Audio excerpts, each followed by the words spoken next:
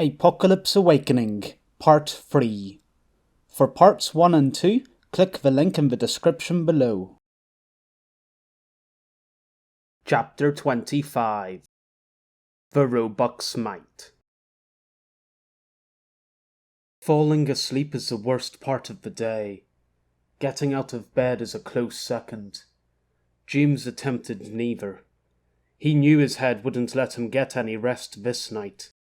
Sitting motionless in the dark, back pressed against the wall, he starkly recalled the drunken evening he and Lisa shared 2 months ago. She'd been upset at her recent breakup, and James, as always, had been the comforting shoulder for her to lean on as they whisked their way through the expensive bars in New Wellington's Te Aro district. Lisa had been growing heavy-lidded and wide-smiled, and James had lent a not-too-steady hand on the walk back to the brothers' empty apartment. There she turned in the doorway, blonde hair fluttering in the wind, as the chill of the night brushed her rosy cheeks a deeper shade of red. He'd made some mediocre remark that she'd find hilarious for whatever reason, and Lisa placed a hand on his chest as she laughed. They both froze. Her smile dropped, but her eyes didn't, and he looked straight into that enchanting mix of green and brown that seemed to blend and grow dark the longer he stared. Then he looked away from the moment he'd been fantasizing about for months. He'd balked. James returned alone to his hotel room, bottle of cheap rum in hand, and as he sank further into his drink and the expanding trench of self-pity, he forged a firm conviction. Next time, he would act. There hadn't been a next time, and during the sleepless night, James had seen the truth. If Conway stayed in the picture, there never would be. The first ebbs of morning light were appropriately glum as James unzipped his pack on the opposite side of the room from Chase and Bayou, sleeping on their fold-out mats. James lifted the first piece of armour from his bag, the section for his left lower leg. The armour's interior magnets latched onto their pairs on the back of James's thermal leggings, the opposing polarizations making certain the piece attached in the right way. James pulled the rest of the leg piece around his calf, wrapping his leg in the steel squares before clipping the piece into its adjoining slot at the back.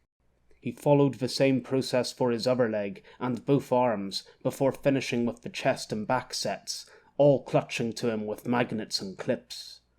After donning the armour, James checked his belt's pouches for ammunition and tools, slipped on his helmet, gloves, and armoured boots, and stomped harder from the room than needed as Chase and Bayou stared. For once, it was the early light and not the clouds that hung grey in the sky as the sun mustered its daily strength. James exited the building's front to see plant-encrusted cars and skyscrapers slide out of their hazy morning hue. An eager chorus of birds chirped from their nestled windowsills and pole wires, and a cat darted across the street, hunting for the source of the bird-song. It was so loud and uninterrupted that James imagined he was standing in a forest rather than a city centre.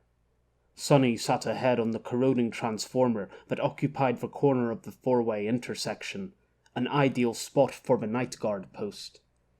Sonny stood when he saw James emerge. "Beautiful, isn't it?" he asked, voice filtered through his helmet. "You don't hear them anymore." "The birds?" James asked. "No, there's not this many in New Wellington." "It's nice, man. Makes me feel better hearing them, you know? I mean, if no one's here, then at least something else will carry on living." "Sure." "Corporal Wainwright's already left. Said he had to get to the lookout before the Roebuck arrived. Crazy, isn't it? They'll be here in a couple hours." "Yep," James said, feeling his lack of sleep catch up with him. "Crazy. But we'll be out of here soon, right?" "He's talking too much." "What do you think?" Sonny asked, coming closer. "We will be all right, won't we?" "Ah, that's why." Sonny was scared. While James had been stewing over his failures with Lisa, Sonny had been left by himself to dread the cruiser's arrival, And for good reason, too. Sonny had finally realized the freelancer in action so far meant they'd been preparing for this day. It wasn't going to be easy getting out of here. Sure, James lied. Even without seeing Sonny's face, James could tell he hadn't been convincing, but there was nothing to be done about it. One thing was certain. If all went well and they left the island unscathed, then he'd lose Lisa. James heard a scratching noise and looked down. His gloves' armor had scraped against the rifle in his hands when he'd tightened them just thinking about what was at stake. The squad. Sergeant Black. Conway. Did he really want every one of them to be on the Roebuck by the end of the day? Did he really want to have a disgusting coffee at the start of the day? What else could he do? Gigor Manio's was the only coffee stand open this early in the morning, and his unadjusted body struggled to stay awake without caffeine, although the chill and his thin excuse for a jacket were helping push sleep far away. Fenn took a sip of burnt coffee and surveyed his surroundings as he crossed the wooden boardwalk. The low clouds were quickly dissipating to reveal more of the ship he walked across. So, this was what the upper deck of an Alliance cruiser looked like. Wide and long, featuring more artificial palm trees and a smaller pool area than he'd been expecting. He groggily shambled along the railing-clad deck, towards a raised platform where a group of men and women milled above the empty pastel-blue pool. "Fen!" Parker waved from the midst of high-visibility shirted workers and proffered a hand up the three-runged ladder and through the railing's gate onto the platform.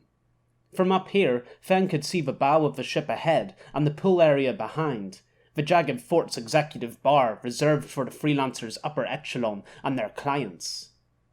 A quick scan of the closed bar's drink menu confirmed that the exclusivity of the place had gone to the collective prices' heads. "What do you think?" Parker asked. "The view's a damn sight higher than the laundry level, wouldn't you say?" It was as high as you could go, in fact, standing atop the boat-shaped cruiser, joining the three skyscrapers together at the roof. Fen had always thought it an odd design, like Noah's Ark had been parked wrong as the floods retreated, leaving the boat stranded atop three giant stilts, hundreds of meters above sea level. "It's not very lively," Fen said, looking at the dead city and sleepy fort below. The only thing taller was the black volcanic slope to their left, and the fake cruiser's bridge looming behind, dominating the view to the whatever compass point it happened to be on. "I will admit, I've always been curious to come up here. A cruiser sitting on top of three skyscrapers is quite intriguing." "That was part of the architect's plan," Parker said, looking over Fenn's shoulder at the elevator. "When the Alliance moved to prosperity, she decided to build a replica of the Alliance's first ever cruiser to capture the spirit of unity, or some bollocks. Properly pissed off the resort chain with the same sort of building in Singapore. People tend to get annoyed when you steal their gimmick." Fenn's words fell on uncaring ears as Parker strode to the platform's edge. "Mornin', gentlemen," he hollered. "My thanks for joining us so early, although I'm afraid you'll have to stay down there. For your own health and safety." "Health and safety? Am I so expendable it doesn't matter if I'm in harm's way?" "I can't come up there! Bullshit!" Fen groaned as he recognized the bark. "This area is reserved for clan chiefs, isn't it?" Says the guy who doesn't even qualify. Fen turned to see Tonkai glaring at Parker from between two plastic sun loungers on the deck below, his teeth gritted and eye twitching in indignation. Wit stood next to him, arms, both whole and clamped, crossed together. "Ayo, Wit!" Fen shouted, raising a hand as he joined Parker at the railing. Wit's scarred face did little more than nod. "You know the broken hand?" Parker asked in a leaned whisper. "I do, although he prefers broken boy, I think."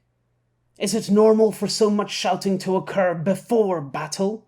Yuna asked, none too quietly herself, as she joined Wit and Tonki, closely trailed by Marie, fussing over her shock of silver hair. "I've heard enough out of you, Baldy!" Tonkai yelled. "You're 2 millimeters away from bald yourself." You say I can't come to you, so why is he there? Tonkai pointed an irate, pudgy finger towards Fen. You know I looked into this fearsome hero everyone's been talking about. Want to know what his job usually is? Guarding shipping containers at the docks, where there hasn't been an attempted robbery in years. It's the easiest job there is. It wasn't that easy. It had taken Fen ages to memorize the supervisor's patrol times, so he could catch naps without being caught. And you're going to let him up there, but not me? I don't think so. Don't you tell me what to do. I'll tell you what to do. Fen, Parker said, a wicked grin forming on his face. Does your broken mate down there have battle experience? What? Fen asked as he rotated his torso from side to side to try crack his back. His aching abs made him stop. Plenty. He was a frontliner. Just look at that scar and hand of his. That'll do. Parker cleared his throat and shouted. I've consulted with Fearsome, and he says we need Broken to advise us. And only him. Fen covered his laugh with an unconvincing cough as Whit gave his furious boss a worried look. He probably should have told Parker to stop antagonizing the twitching heart attack waiting to happen, but damn, it was funny. I don't, Whit started. This is an outrage, came the inevitable outburst. If you think my employee is going to follow your pipe down, Tonkai, Marie said with a venomous hiss, having finished perfecting the spacing between each strand of hair. If the defense manager says he needs him, then don't argue. Now get up there and get this show on the road, she said, turning and jabbing a finger in Whit's face. Or you can both explain to Arminius why you're distracting the gunners. Tonkai stormed off to the side, fists clenching and unclenching in a silent toddler-like tantrum, and Whit wore a frown less pleased than his boss's as he climbed the ladder, clamp clanging against the rungs. What's the matter with you two? Tonkai was annoyed enough with me before that stunt. Now he's going to be even worse. Maybe. I'd say it was worth it. Parker turned back to his group of yellow shirts. Now let's get ready, people. Our guests should be arriving at any moment. What a terrible start this has turned out to be, Whit grumbled. Agreed, Fen said, taking a step back from two men wheeling a large portable console towards the poolside, trailed by a thick snake of cable. Hopefully the Alliance didn't catch any of that mess. Daniel could hardly believe the mess he'd just witnessed. The battle hadn't even started, and already the growing group of freelancers atop the three skyscrapers had started to argue and shout at one another. Daniel had been told of the freelancers' solid reputation, and there was always a clan available for missions too understaffed or too logistically difficult for the Alliance to handle. That reputation had suffered in recent years, and Daniel could see why, after that display on the replica Nimbus-class cruiser's deck. The black hull number beneath, 1, had faded to grey, blending with the rest of the aging cruiser's underbelly. Why were there so many people up there? Bayou's drone photographed the single-hulled ship yesterday, and there had been no weapons of any kind. Daniel adjusted his hands, and the world jumped as he swiveled the binos towards the fort's red walls. He was lying prone on the same rooftop he and Kai had scouted from yesterday. One of the tallest buildings in the city, and highest on the southern end of the island, it provided the ideal point to observe the keep and the walls fencing it in. Smaller groups of gunners were assembling around the cannon dotted atop the walls, and the keep's battlements, readying to fire. Daniel supposed he shouldn't have been surprised by the large crowd at the top of the three skyscrapers, where the best view of the widely anticipated cruiser would be. So much for a discreet early morning approach from the Roebuck. It seemed the fort's residents took the upcoming battle as seriously as their bickering leaders. That was, not at all. Sheer recklessness, throwing themselves into harm's way for the sake of a fiery spectacle. Looking through the binos, Daniel turned his attention back to a blaster cannon on the wall. He zoomed in, turning the wheel jutting from the bino's right with his thumb. The binos automatically focused as he did so, scratches and bumps in the metal of the cannon's barrel over a kilometre away becoming clear. While Daniel's eyes were pressed against individual eyepieces, the viewing lens 2 hand lengths away formed a single rectangle. That was the unique design of the tactical terrain scanners, differentiating them from normal binoculars. All the soldiers he knew preferred the much catchier name of binos, which was fine by him. Since the name was shorter, less time was consumed talking about them. Less time, less risk, less death. The main thing they should all be aiming for. Daniel pressed the button atop the bino's left-hand side, and his view through the binos of the cannon and the men flashed light blue. Most of the sudden colour faded instantly, except for the cannon, the outlines remaining the same blue shade. Daniel clicked the button again, and a box of text appeared next to the cannon, linked to its outline by a blue arrow. A 250 kilowatt Mark 13. It was the strongest blaster cannon of the freelancers Daniel had seen, and even this model was outdated. Sustained cannon fire from this wattage would take down a Stratus-class cruiser, but the Roebuck had circled around the island and was coming in from the north, over Prosperity's volcanic mountain. There were a few patrol boats there, equipped with Legionnaire charger cannons too weak to penetrate the cruiser's armour in a short time. Everything should be all right. Then why this doubt in his chest? Daniel felt himself frown as he squinted through the binos. He lowered them and massaged the lines on top of his forehead. They were getting deeper each year, far broader than they should be at a man his age. Maybe he was worrying too much. That's what his ex-girlfriends all agreed on. Paranoid, they'd called him. He never had been one for switching off his brain. Relationships, aging, politics, bills, his diet, and of course, his state of happiness all made persistent appearances in the daily press of concerns grating through his head. That's where joining the military had come in handy. An environment where a consistent focus and re-evaluation of tactics, terrain, supplies, morale, weather conditions, camp locations, and every little thing in between had proved time and time again to contribute to the survival of his squad rather than hinder it. All that seemed unnecessary today. He just couldn't see a way for the freelancers to bring down the Roebuck. However, his mind being what it was, concerns still weighed him down. Conway was one. He hadn't trusted him from the moment he'd been spotted on Bayou's drone. Daniel had insisted the man was an imposter, bait to lure them in, but Noah had gone ahead with the captain's orders, plunging them all into this mayhem. And now Jeff and Oben were dead. Unacceptable. Thankfully, Private Lockhart would be keeping an eye on Conway today. It was clear James didn't quite fit in with the rest of the squad, which was why Daniel had tried to include him in the strategy discussion yesterday. Unfortunately, Noah seemed to harbour a dislike towards James, which he'd always been quick to do towards soldiers unwilling to contribute their all. That wasn't necessarily a bad thing. James being maligned by Noah, Conway's biggest advocate, would ensure James took his surveillance of the newcomer seriously. And then there was something else that bothered Daniel. He looked to the sky above the Black Mountain, laden with a tarp of grey clouds.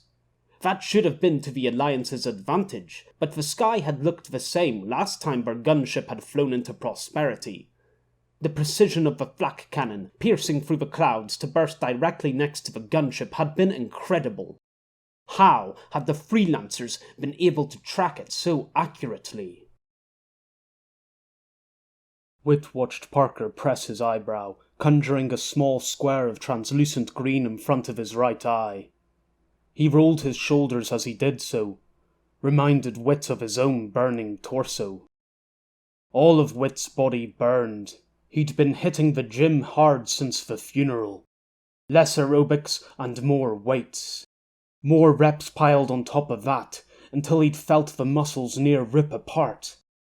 He'd long stopped doing it for results. There were some looks couldn't be fixed. Instead, he craved the distraction. Like other men's need for drink, food or sex, exercise was his comfort zone. Helped stave off the dread that had been pressing in Strong's absence. And besides, there existed worse distractions than working out. Shame the pool here was empty. Swimming was one of the healthiest routines out there. Wit wondered why no one had ever bothered to fill it in. He'd certainly be willing to pay for entry. "What do you think?" asked Parker as he looked to the skies with that green square of his. He stood with Wit and Fen, noticeably distant from his team of gunners. Wit sighed when he saw Fen's shirt beneath his unzipped jacket, with "Weo Salvajeo" plastered across it. Fen, predictably, didn't seem to think much. "It looks like you're wearing half a traffic light on your face." "Not of this!" Parker's scowl only reached his mouth, eyes twinkling. "I mean of the upcoming battle! How do you think we're going to take down the Roebuck?" "How do you know its name?" asked Wit, filling in the obvious question when it became clear Fen was more interested in yawning than talking. "It was spotted flying above the Lugo apartments a few days ago. The AMF Roebuck."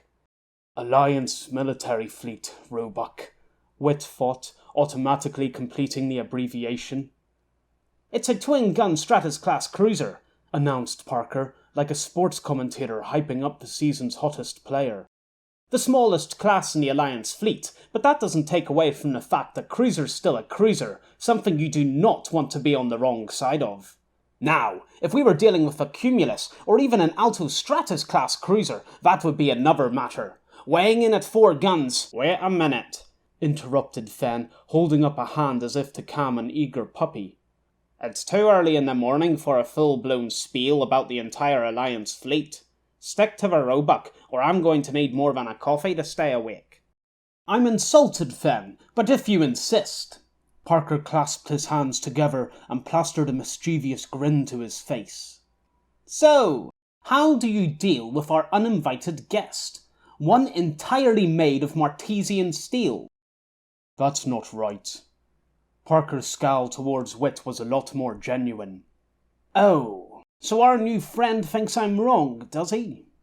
"You are about the steel." "I didn't realize we had an expert with us." Wit didn't know about expert, but one of his summers had been spent repairing an Alliance cruiser. He used to work in construction, back when it paid more to build things rather than tear them apart. Exposed to the sun's rays and the rain's mercy, the long, grinding hours used to bore him. How he longed for boredom to be his biggest problem again. "It's only the outside of the cruiser, the armour, that's made from steel. The inside framework and rooms are made from aluminium." Parker rolled his eyes. "On normal boats, sure, but we're talking about military vessels here.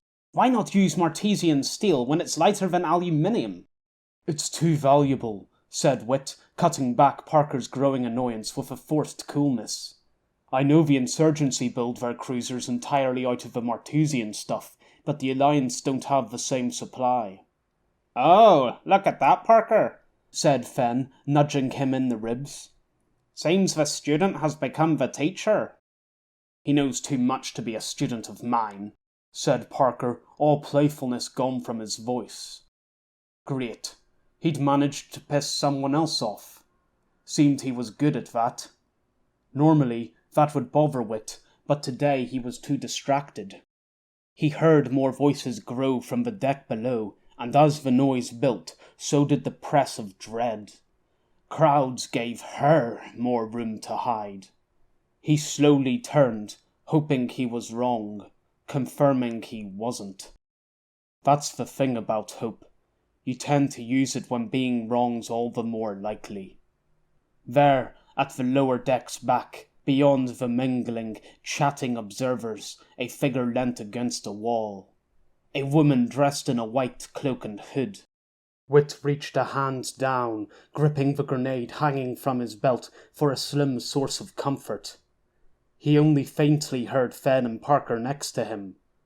"You want the rest of this coffee?" "Sorry, mate, I can't stand that Gigor Manio's crap." "Oh, go on. I promise it's not that bad."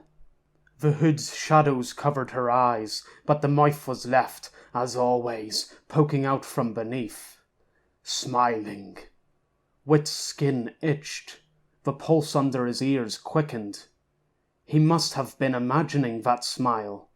There was no way he could make out that much detail from so far. She was here to see the cruiser. Surely it wasn't to follow him. Surely it wasn't like every other day since the battle of the spy droid. The lurking, the constant silence, the never-ending smile waiting to strike whenever he turned his head. An enthusiastic cheer ensued from the crowd as bodies were turned and faces tilted upwards. Wit turned with them, eager for something to distract, and saw that the freelancers were applauding the arrival of their enemy from the distant clouds. Cruisers had been around for decades, flying in the skies above Wit for all his life, though it still felt surreal on the rare occasions when he saw one in action. Alliance cruisers were designed to fly into the skies and beyond, although the fuel costs of constant flight were enormous, so they spent most of their time sailing atop the ocean's waves. So it didn't seem to be a spacecraft approaching from above, but a flying boat. It was designed like a catamaran, with two hulls running parallel to one another, connected in the middle by the main body of the ship, where the two main blaster cannons sat atop the deck, one at either end, separated by the raised bridge in the middle. He could see the forward cannon now, twinkling directly above the centre of the two hulls as the cruiser poked itself out of the clouds. A flying beacon of might and destruction, one of a fleet that he had helped build. It seemed small now, but that's the benefit of distance. Even death looks small when it's far away. "So, Fen," said Parker, the cheer back in his voice. "What's your second name?" "It's just Fen." "Very well, Mr. Fen. Tell me, why do you think our lovely pool down there is empty?" "To save on water rates." "Right attitude, although fortunately for us, that's the wrong answer." Parker flipped open his gauntlet. "Copy, Veer?" "Copy! This is Bruce. Enough of that. It's time. Bring her up." A groaning rumble shook the floor, making Fen jump and Parker laugh at the startled movement. "What nonsense is this?" asked Fen, lifting 1 foot at a time to look underneath them. "He was talking about the pool, genius," said Wit as he turned towards the pool lying to the right of the puzzled crowd on the lower deck. He grasped the railing, leant forward to get a better look. So that was why he'd never heard of anyone filling the pool. Wasn't so empty now. Paranoid. That was it. How many times had he been told he was worrying over nothing? The cruiser was well in range of the Keep's charger weapons, and a few of the blaster cannon could make a far-fetched attempt at firing, but nothing had moved. Not even as the cruiser began to descend, the last clumps of cloud slipping away to reveal the Roebuck's light grey body, its twin-hull undersides painted light blue beneath their black waterlines. Daniel thought of all the crew contained in that flying metal box. Captain Davidson and her team on the bridge, constantly fussing Kirkwood and her crew of engineers, and then the remaining 8 soldiers, all of them younger than himself. Looked like they would have a chance to outlive him yet. Daniel swiveled the binos towards the walls. Double, triple checked that the guns weren't being readied to fire. He twisted where he lay, grasping his helmet and lifting it over the 40-kilowatt Amaco sniper rifle. He wouldn't be needing it after all. The long-barreled sniper had been a pain to carry up here too. "Sergeant Black?" Daniel asked, his voice muffled and echoey in the helmet. "Corporal Wainwright, report." "No activity, sir. A crowd is gathered to watch, but none of the guns have been touched. It looks like they're shying from this fight." Even through the helmet's scratchy comms channel, Noah's sigh of relief was audible. "Great work, Daniel. We've nearly reached the stadium. Get over here ASAP, unless you want to stay for an extended vacation on this island." Daniel chuckled. "You know what, sir? I think it's about time we all went home." There was a pause, and Daniel knew the sergeant was smiling on the other end of the line. "See you soon, Daniel." Daniel felt a swelling in his chest as he released the comms button. Sure, there were still problems to deal with, like the whole Conway situation. There'd always be more obstacles down the road, and it had taken most of Daniel's 20s to realize one thing. When you're feeling good, even for the smallest of moments, you let that mood last for as long as possible. Then it ended. A glint caught Daniel's eye, to his right, not from the walls, but from the top of the 3 skyscrapers and the cruiser on their heads.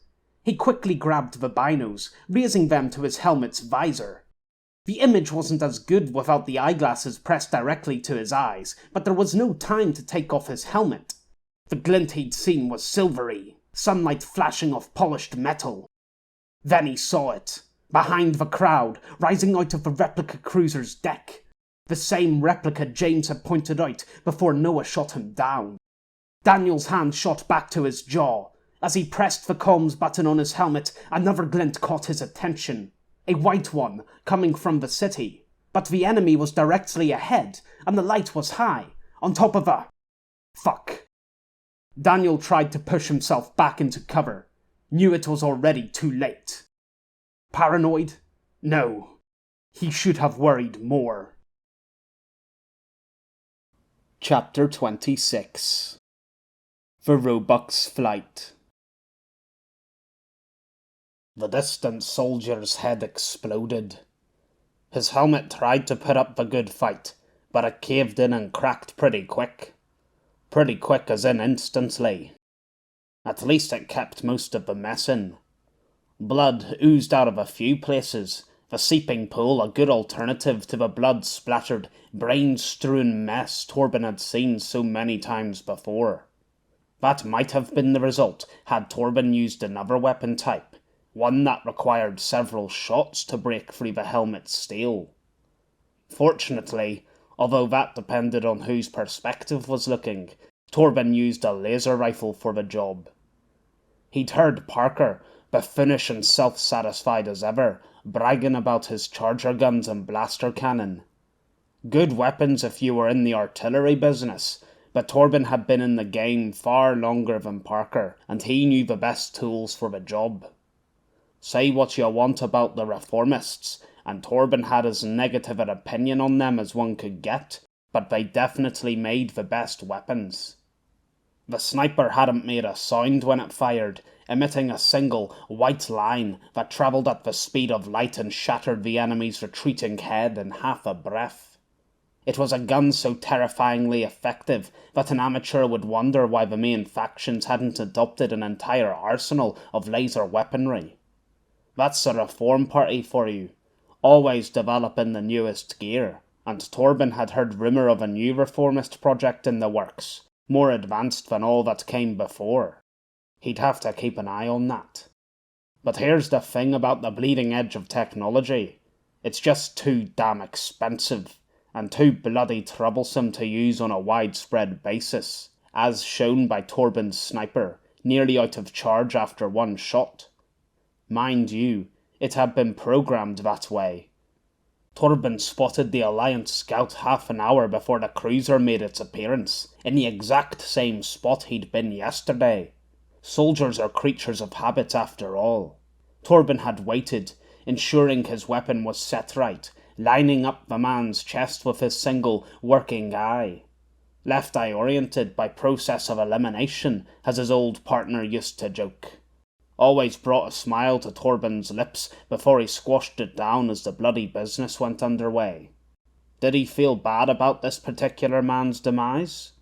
Not really. Torben glanced to the cairn of stones where his favourite compass used to sit. Someone had stolen it. Superglue didn't come undone with a light breeze, and why not blame that man? Even if he wasn't responsible, the whole petty chapter could now be closed in his mind. Torben pulled the flaps of his Ushanka further over his ears. Slowly stood, his cold, old bones clicking, lifting the resting sniper by its elongated scope. The weapon transformed as he did so, snapping and folding closed, metal parts sliding and shifting into one another, until the scope Torben held had become a handle for a white metal briefcase. So easy to carry this way. Torben was of an age where taking the hard way in life for the hard way's sake had long lost its appeal. Torben spat a black gob of snooze on the floor, glanced at the approaching cruiser, getting bigger and lower with each minute. The battle was far from over, but his work was done. He'd been told to keep Parker's fancy new gun a secret for as long as possible, to pick the optimum moment. Torben looked to the top of the three skyscrapers with their ridiculous cruiser-shaped roof before grunting and starting the long walk down. He'd picked well. This couldn't have happened at a worse moment. The cruiser was nearly at the city, so near Michael heard the soft rumble of the engines overhead, and Daniel had suddenly gone silent. Sergeant Black talked into his helmet, trying to keep the desperation out of his voice as his pleas for a response went unanswered. Noah didn't need telling what it meant when the steadfast scout suddenly went quiet. Michael understood they'd been close, but Sergeant Black couldn't let his composure break now, not in front of the squad. He could see the panic spreading in the 6 armoured soldiers stood in the middle of the street, the stadium and its broken white wall waiting 100 metres ahead of them. He didn't need to see their faces. Bayou and Kai's tense movements, Lisa, Sonny, and James's unnatural stillness told it all. Chase didn't seem concerned, but overconfidence can be its own shield. This moment was crucial. The pressure had increased, and the squad's mettle was being tested. Would they stand the heat, or break and run to where the fighting wasn't? Michael felt more annoyed than anything else. He'd gotten carried away with the early good news, had let himself look forward to getting out of here. This wasn't his fight. These small-time bandits, the freelancers, weren't responsible for killing his brother. They weren't behind any of it. The insurgency, led by this whatever, were his true enemy. Out here, every life spent, every cell fired, was another asset spent on the wrong cause. Michael couldn't get angry. Let yourself obsess on the lives and resources wasted in war, and you'll never get past the first day of combat. It was time to act, to get off this island, and on to the real fight. Sergeant, Michael said, walking to Noah, using a respectfully firm tone. We have to stay strong. He swung the arm 9 from his shoulder, holding it to reinforce his words. This wasn't only for the sergeant, it was for the whole squad to hear. The corporal might have gone dark, but we can't let that stop us. It would be a betrayal to him if we did. Conway, the sergeant said, making himself stand a little taller. What can we do? If they take down our cruiser, then we think of another way to come out on top, Michael said, cutting off the sergeant before he started listing negatives. Voicing the what-ifs in life only give you more hurdles to overcome. Don't worry, sir. We're in a stronger position than you think. I have the ability to... Michael's tongue burned. Not a lot, but it felt like a hot serving of soup had been applied to its surface. Just hot enough to make his face sweat and his teeth clench. Enough for him to get the message. Conway? Noah asked. Michael had to think quick, before his distress became obvious. The best way to deal with stumbled words is to pick them up again with a plan. The stadium, Michael said, turning to the towering walls. That's where our best position still lies. We need to stick to the plan and secure the area. Better than standing out here in the open, waiting for the freelancers to decide the day for us. You're right, Noah said, turning and lifting his chest high. Everyone, advance on the stadium. We don't know what happened to Corporal Wainwright, but we can't let that stop us. A few relieved nods came from the squad as they began to move, Michael right in their midst. He needed to get away from the others. Then he'd talk to the meddling voice in his head and figure out a way to save the ship. There was no way to save the ship now. Parker saw that as clearly as the cruiser's mast atop the bridge, its shadow passing from Black Mountain to Grey City. The Roebuck wasn't very large. It was a Stratus class after all, less than half the length of the replica Nimbus they stood on. An older model too. They had a side-on view of the cruiser, and the two rotatable guns on top stood out for their shininess, newer than the rest of the Roebuck's worn facade. The engines were another tell. The two visible to Parker, main at the back, and smaller spurt of blue flame from the bow thruster at the front, weren't as big as the newer versions of the Stratus class. Oh well, incremental details. The ship would go down all the same. Oh great, this guy. Parker turned to see who Fem was complaining about. Out of the whole crowd, Fem was the only one showing no interest in the spectacle rising from the pool. A man clambered his way onto the higher deck. One Parker couldn't kick out due to health and safety reasons because of the full-length trousers and high-visibility shirt he wore, same as Parker's, except for the bright red colour.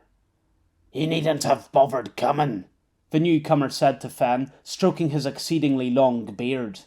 "There's no seats here for you to steal." "That's a shame. Looks like you'll have to stand with us little people for once." "Gentlemen," Parker said, plastering on an oh-so-pleasant smile for the squabbling kids. "It's far too early to bicker, wouldn't you agree? You were at this morning's meeting, I believe." "Aye," the man said, sounding like a proper pirate with that gravelly voice. "I'm Rick, second in charge of the Wielders." So, the Wielders' chief wouldn't be turning up then. Shame. Even Sadie, massive as she was, would have made some welcome female company. There were a lot of blokes around today. Rick and Fen continued to glower at each other in some old grumpy man ritual, and the gloomy bugger with the clamp hand, Wit, wasn't helping things, looking more put out than a eunuch at a brothel. Why couldn't there be more pretty ladies like Charlene about? Probably because he kept pissing them off. Although Parker found that pissing off women and keeping them interested were remarkably similar achievements. "You look at ease," Rick said, stuffing his hands into his pockets in that old geezer fashion of trying to hide as much from the chill as possible. "You not worried about them sending gunships?" "Not at all," Parker said. He turned towards the Roebuck. "They only have one more gunship tucked away in that cruiser, and they're not going to launch it unless we send one of our own. You'll find this battle very tit-for-tat in that way. Happens when the other side doesn't really want to fight." Back in my day, when an enemy didn't want to fight, we often kept it that way." Parker gave Rick a sidelong glance. "Your point being?" "Notice our many a saint here.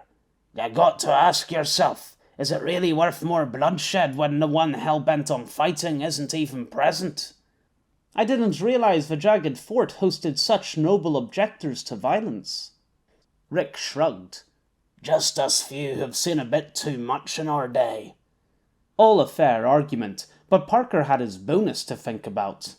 There's being moral, and then there's being self-sacrificing to the point of stupidity. "Sorry, pal. We'll have to save the soul-searching questions for after the money's been counted." "Now, Fen," Parker said, turning towards more exciting conversation. He enjoyed these interactions with Fen. You never knew what the collection of wispy white hair and sardonic quibbles would say next. "What do you think of our new cannon?" Fen casted a skeptical eye. "I've seen smaller ones." A deliberate understatement if Parker had ever heard one. Where the empty pool once sat, there was now a long, track-wheeled truck, and even longer than that was the monstrous blaster cannon on top that came level with the crowd. The enormous 10-metre barrel towered high over their heads. It was comparable to an industrial chimney angled into the sky, complete with a hydraulic arm at its base to crane in the huge blaster cells. Veer sat inside the truck's cab, his apprentice-pink shirt visible through the thick glass. "You see, Fen, despite what I tell the ladies, size does matter. In this case, all 2,200 kilowatts of it. 10 times bigger than a normal 250 kilowatt blaster cannon." "It's actually 8.8 times bigger." "Don't you get smart with me too. Parker said, feeling his mood sour. He hated being upstaged in the middle of a speech. Get your mavs right and I won't have to.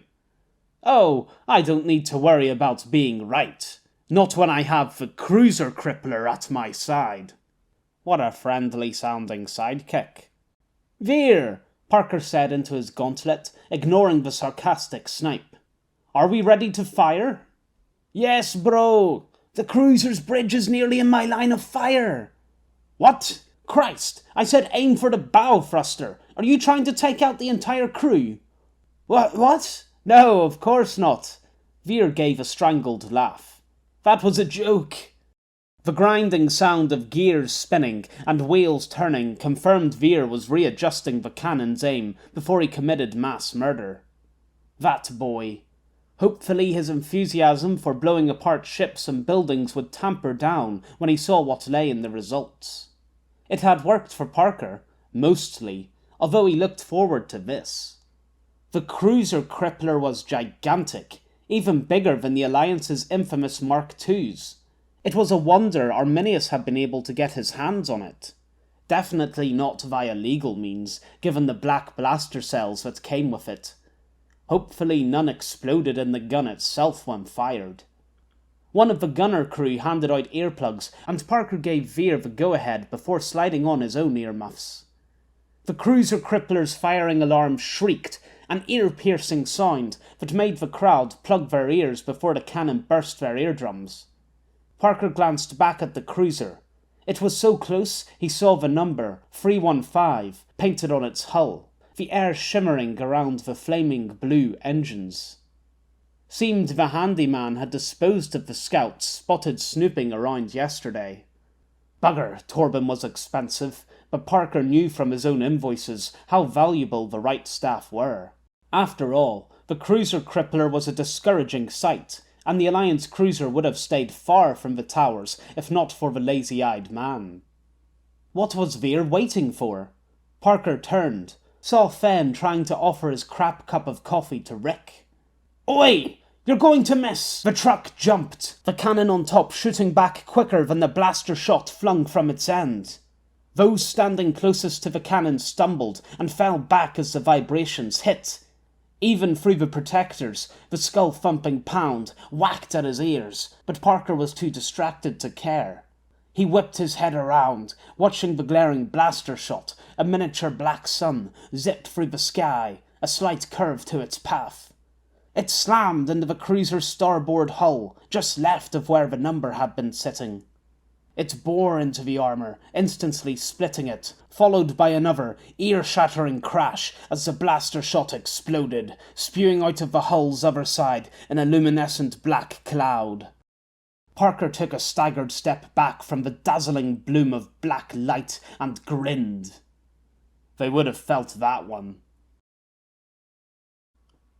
Goodness gracious me, that felt awful.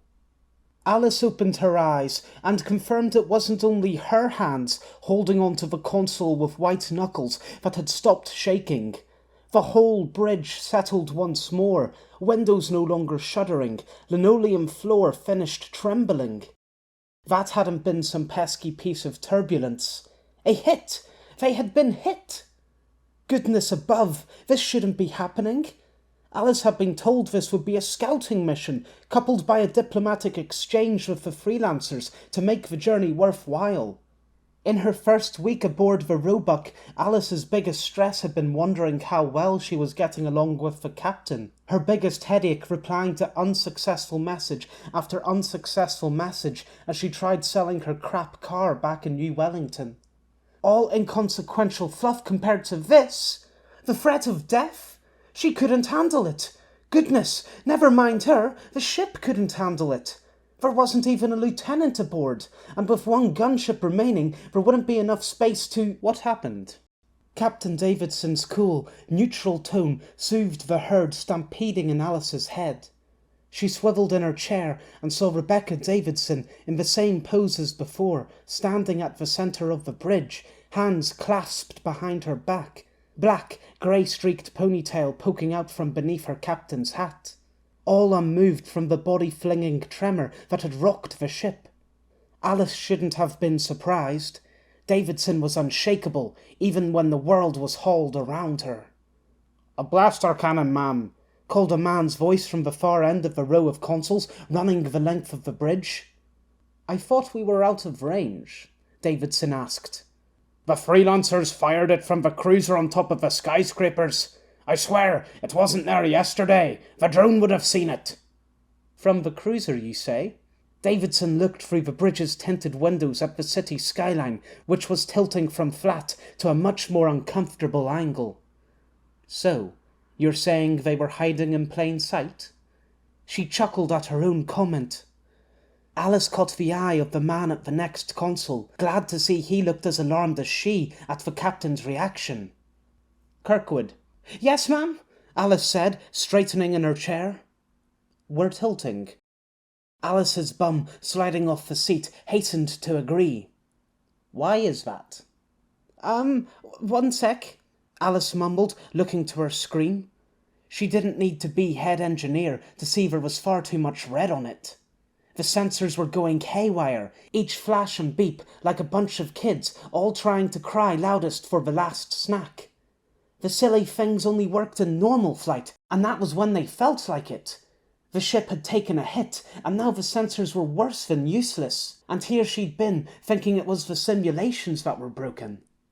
A computerized voice spoke calmly over the wailing bleeps for all the bridge to hear. "Starboard bow thruster compromised." The captain turned her head to Alice, eyebrow raised. "Yes, ma'am," Alice said, unsure what she was saying yes to. She hurried out of the bridge and down the stairs, nearly tripping on the third step as she went.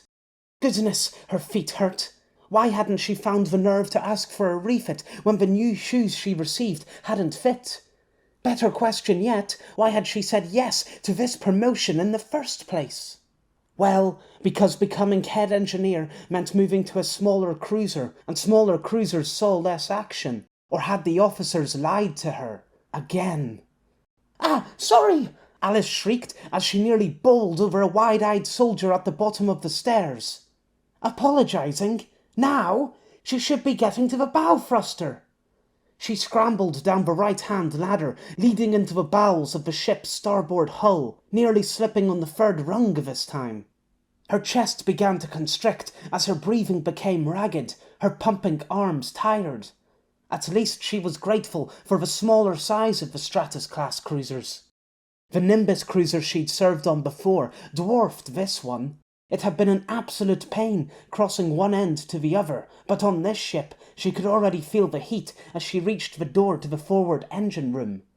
Feel the heat? That wasn't something to be grateful for. She shouldn't be feeling any heat from here. Alice grabbed the door handle, yelped and let go when the metal burned her hands. She whipped off her jacket uniform, exposing her bare, regrettably flabby arms to the radiating warmth, and used the jacket as a flappy oven mitt to turn the handle. She yelped again as a tongue of flame leapt through the doorway, licking up the new oxygen source. "Get back!" A stream of white, frothy foam gushed past, leaving streaks on Alice's arms as Gary edged forward, beating back the fire with the extinguisher's spray. He rested the blue-banded extinguisher on the raised doorway, sweeping the angrily hissing nozzle at the base of the flames. There was foam everywhere. Why couldn't he have used the dry powder extinguisher and save on the cleaning later? Goodness sake, why was she worrying about the mess? "Good job, Gary, good job," Alice stammered, flapping her burnt hands in a vain attempt to cool them. She didn't have time today to worry about why Gary had such a dubious look on his face. She had to take the initiative. That was what good team leaders did, wasn't it? "Follow me," Alice said, trying to stuff some authority into her voice. "And bring that extinguisher." "It's empty." "Oh, never mind, just come on." Alice climbed through the door, stumbling and cursing, as she always did, at the ludicrously high bottom of the doorframe. Gary came in behind her, muttered, "We're so screwed." Whether he was talking about the hole in the side of the ship or the woman in charge of patching it, he didn't say.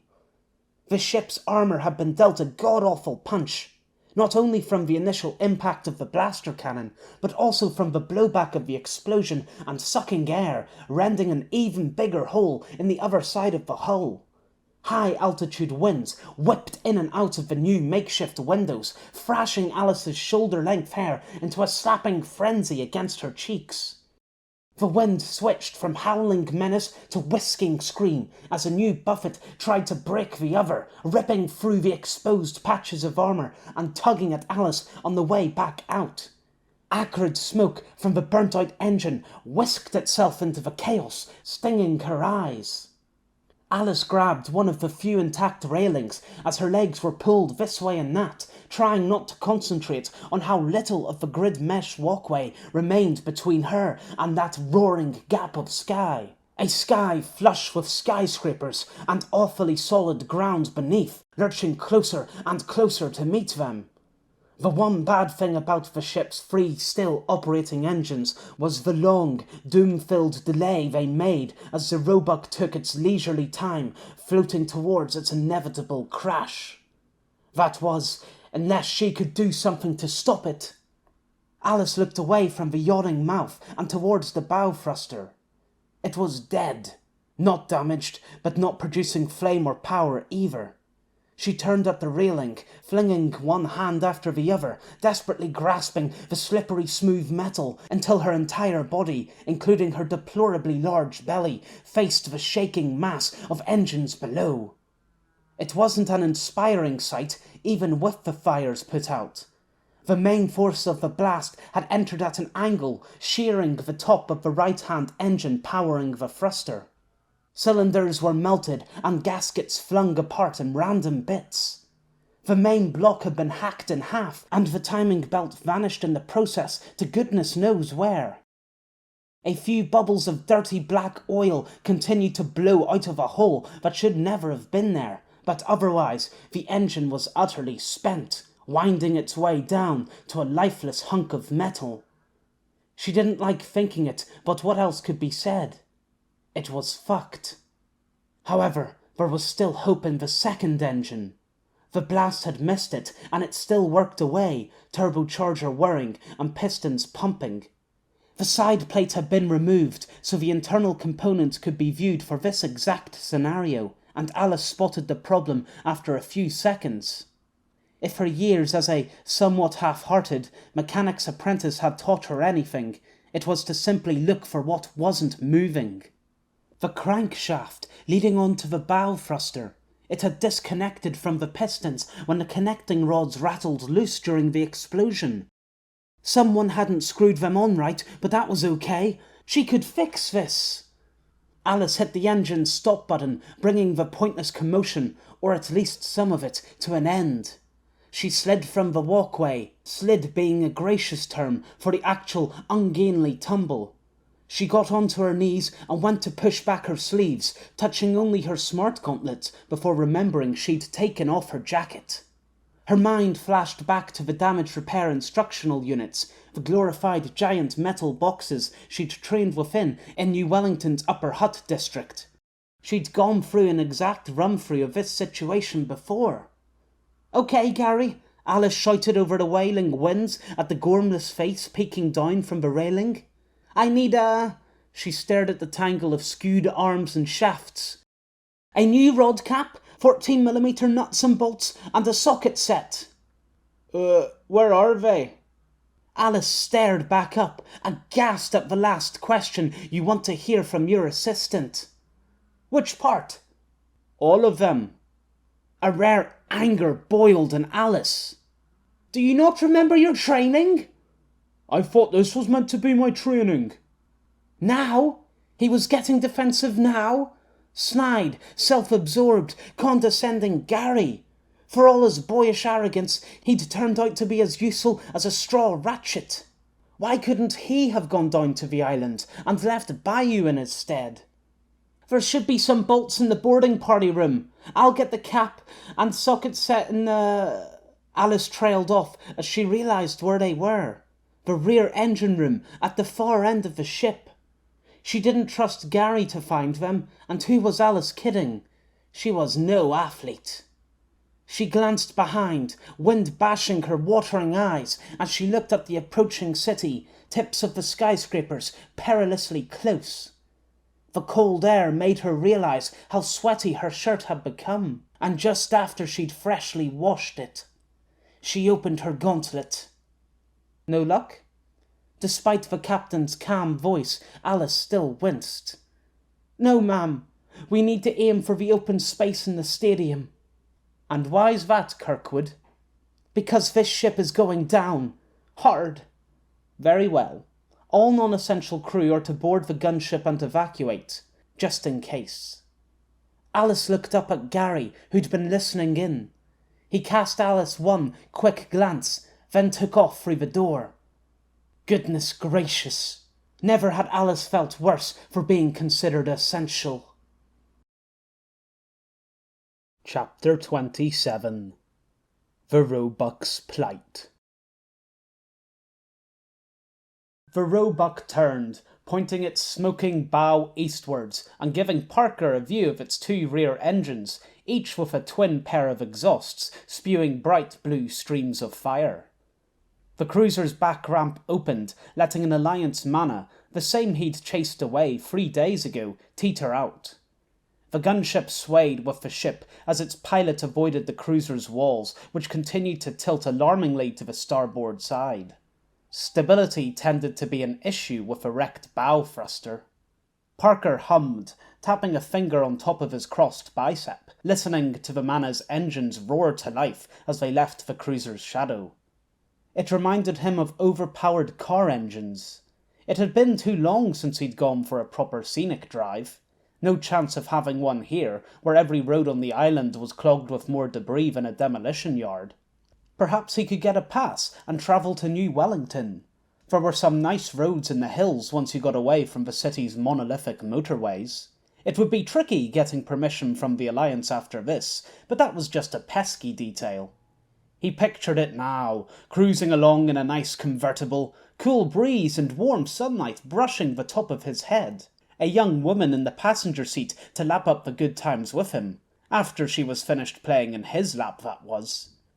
Should we do something about that gunship? Wit, with the broken hand and broken name to boot, asked from the little entourage. The Mana? Parker asked, stifling a yawn nearly as wide as one of Fenn's. Daydreaming about girls was much more fun than focusing on this war stuff. No need to worry. Our cannons will keep them at bay. The crisp smell of the cruiser crippler's blaster discharge continued to linger, a veritable improvement on the stench of roasted gunpowder that charger guns liked to leave behind. We'll be saving our own gunship for the upcoming ground battle. Ground battle? For a man making a living off fighting, Whit didn't look very pleased to hear about extra work coming his way. Of course! We can't scoop up Conway until we fight our way through a couple dozen of his Alliance pals. Whit looked positively sick now. You don't seem too concerned. Why do you think I work in artillery? Parker winked. I'm a much smaller target sitting back here. That's good news, Fenn said, slapping the muscly back, oblivious to the pain-stricken woe written on Whit's face. You love getting stuck into battles, like at the spy droid. Shame I won't be there to see you in action. What are you talking about? You'll be there too. Me? I'm not a frontliner. No, but Bingo told us he wants you fighting on the battlefield to make up for recent hostilities. Fenn snorted, as if Billy would agree to that. He did. Good one, pal. I'm not joking. For once, Parker honestly meant it. Fenn looked from him to Whit, ghost of a smile frozen on his face. Then he dropped his coffee, splashing the last dribbles onto the deck. You spilt your coffee, Whit said solemnly. Fuck the coffee, Fenn muttered, face paler than Whit's. The hydraulic arm behind them whirred as it hoisted the next blaster cell into place. Loading again? Rick asked, a fresh breeze playing with the many loose strands in his beard. You got a mind to blow that ship completely out of the sky? Parker eyed the invitingly slow cruiser heading ever closer to the ground, gunship trailing after it like a cub pining for its mother. If that had been an insurgency ship, he would have given Veer the go-ahead. Clones and droids weren't worth the cells and bolts they came from, but this was different. He had instructions from Arminius to use extreme force, but that mad bastard wasn't here, and he was somewhat sympathetic towards the Alliance. He'd served with them before, and besides, he wanted that visitor's pass for New Wellington. Blowing up a ship filled with its citizens might get in the way of that.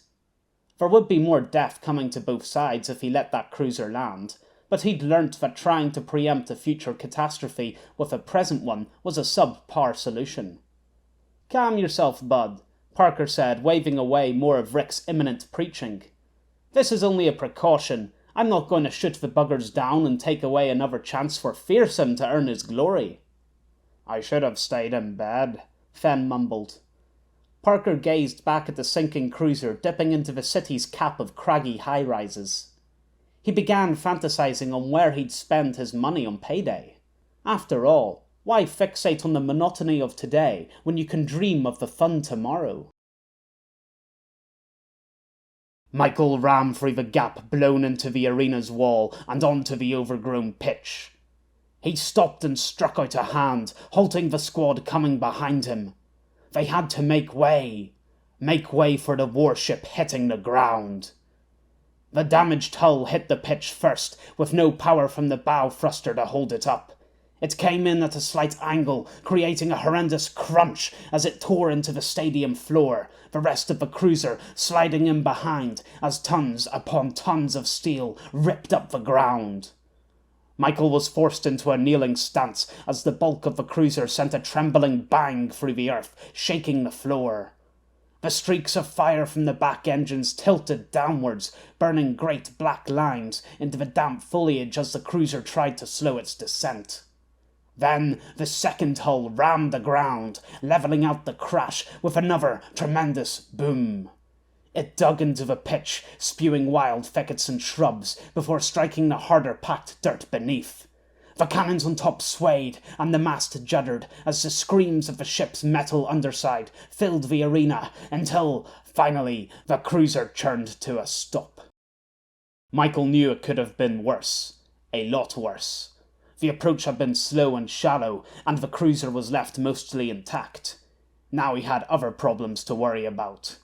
Michael began moving before the high-pitched whine faded from his ears. First power walking, then running, while the squad stared in stunned silence at the wreckage. He skirted into the stands at the side, stopping in the dark corridor that once led into the team's changing rooms. He heard a gunship approaching from above. The Roebuck's backup.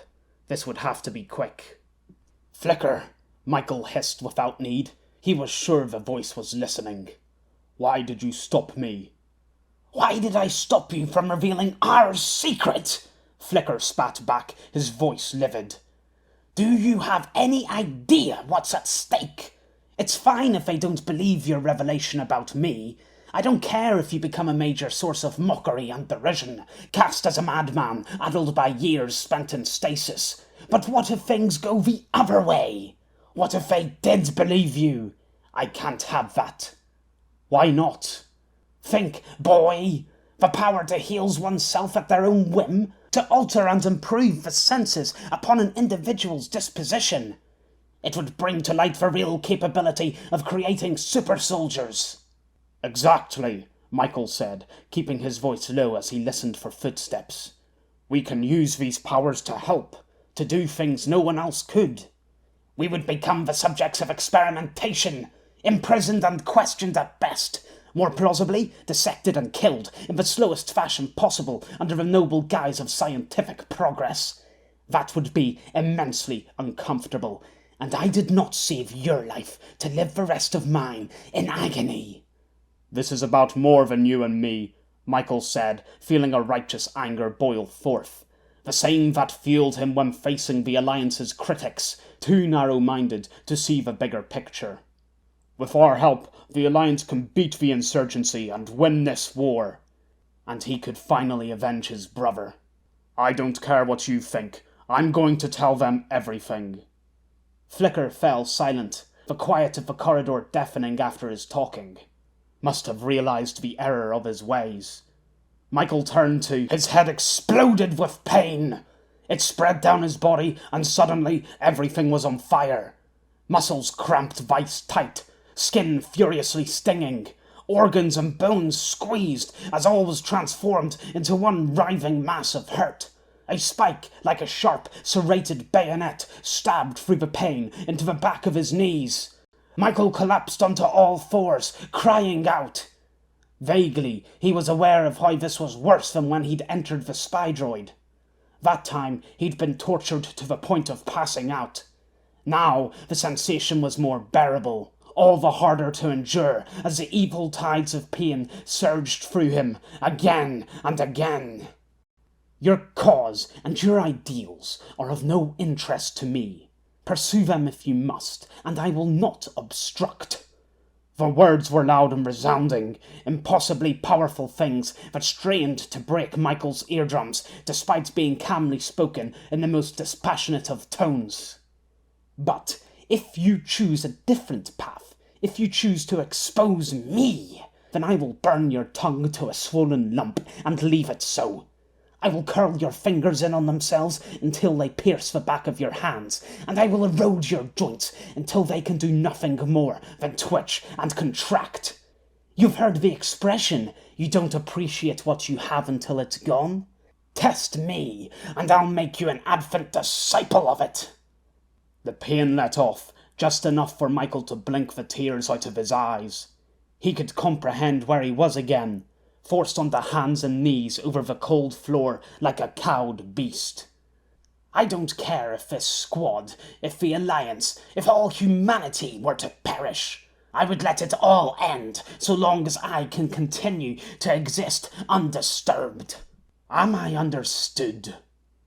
Michael realized he was gasping, flecks of drool spitting from his mouth onto the concrete below. What the fuck lived inside his head? The grip of pain loosened before he could answer. A second later, a noise told him why. Michael lifted his head. The corridor leading into the daylight of the arena was empty, but Michael was certain he'd heard it. An armoured boot clacking against a slab of exposed concrete. Who was that? Don't know, Michael said between laboured breaths. I was distracted. We need to find out who saw us. Are you joking? Help you? Help us. Find out who it was and keep me a secret. In return, I'll do everything I can to improve your body and get all of your new friends off this island. Subtly. Michael saw what was happening. Flicker had tried the stick, and now he threw in a carrot for good measure. He didn't like how obvious the method was. Didn't like how well he felt it working. What the fuck was that? He'd been acting normal enough that day, marching proudly alongside the squad, taking command when the predictably cowardly sergeant panicked, getting all the adoring glances from Lisa without even realizing it. Michael had been living up to the Conway legend all right, so James suspected he was up to something when he suddenly snuck off during the cruiser crash. But this? There was no way he could have predicted this. We can use these powers. Powers? With our help. Our? Talking to oneself was strange enough. James had done it often in the orphanage until the other kids bullied him into compliant, normal silence. James's half-spoken motivational speeches and badly hidden angry mutterings were a world apart from the ramblings coming out of Michael's mouth. It was as if he'd been talking to someone else entirely. There was only one way to explain it. Michael was psychotic. Fuck, you only needed to look at the way he'd been on all fours, gutturally growling at the dirt, to work that much out. Daniel was right to be suspicious, for all the wrong reasons. The front of the crashed cruiser, the decaled hull number 315 towering above, came closer. He was faintly aware of that. James was more focused on his legs, putting as much distance between him and the maniac in the corridor as possible. He took off his helmet, cold sweat trickling down his neck. Breathing too fast, too shallow, needed to do something quick. James? James! Lisa. She had taken her helmet off and shouted his name, some space between them and the rest of the squad. A rope ladder hung from the Roebuck's deck, and its crew were climbing down to the pitch. That didn't matter, not when Lisa was over here, right in front of him. Lisa, James said, stopping as he tried to compose himself. Are you okay? Me? She seemed confused. Of course. You? She does care about me. Before he could answer, she asked, Have you seen Michael? And like that, the excitement was gone, the building panic back. Michael, he's... Lisa had already lost interest. A smile lit her face, the one James had been missing, meant for someone else. James turned and saw Michael, seemingly back to normal, as he walked towards them with a slight frown that would have bothered him a lot less 10 minutes ago. Michael, Lisa said, the relief in her voice painful to hear. Where did you go? I thought I saw someone approaching, and I went to investigate. Michael looked from Lisa to James. Back again. Was he suspicious? James was sure he hadn't been seen. Captain Davidson's here. She'll want to meet you. Michael nodded, giving James one last look before he went. Why was he so much more intimidating now? Surely the discovery of Michael being mad was better than one of treachery. James had to tell Wainwright what he'd found. Talk with the sergeant or expose Conway himself. Whatever it was, Wainwright would handle it. The crew were gathered in the Roebuck's weak shadow, paler than the feeble autumn sun causing it, giving everything a drab look to accompany the chill. The Manna descended, its 4 engines emitting small, sad whines as they wound down, as if the quelling flames were aware of the failure they were joining. Despite this, James was optimistic. He wasn't going to let Lisa's affections for Michael get him down. Not this time. He walked by the head engineer, whose flabby face looked more flustered and redder than usual, and past the group disembarking from the gunship. Even the sight of that idiot, Gary, who James knew talked shit about him behind his back, couldn't ruin his spirit. He skipped them all, making straight for Sergeant Black, who'd taken his helmet off to talk to the captain. Sir, James said, surprising himself as he came to a smart, marching halt in front of the pair. I need to talk to Corporal Wainwright. His tone was unwavering, adopting a timbre he'd never used with the sergeant before. Just try shoot me down, once I and the corporal reveal you for the blind, idolizing Conway worshipper you are. James, the sergeant's eyes were rimmed with red, a whitish complexion to his skin. The last readings from Corporal Wainwright's gauntlet came in. There was no heartbeat. Wait, Daniel, he's dead. An enemy. The sergeant stopped short and firmly shut his trembling mouth, looking away from James and the group behind who'd fallen silent. James stared. No. The corporal's gauntlet had only lost signal. He couldn't be. Not the firm, patient man who'd guided them through so much of their training. He couldn't be. Captain Davidson stepped forward. He was killed by the enemy. Her words were clean and precise, loud and unemotional. He was lost in the line of duty, and for that, we all appreciate his actions dearly. He will be sorely missed. Don't act like you knew him. For the first time in years, James felt he'd lost a friend. True, they hadn't talked much, but you take what you can get. Worse than that, he'd lost his one confidant. He looked over at Michael, who seemed unaffected by the news. All the bravado that filled James a few seconds ago vanished. His loss is a great one, the captain continued. We cannot dwell on it.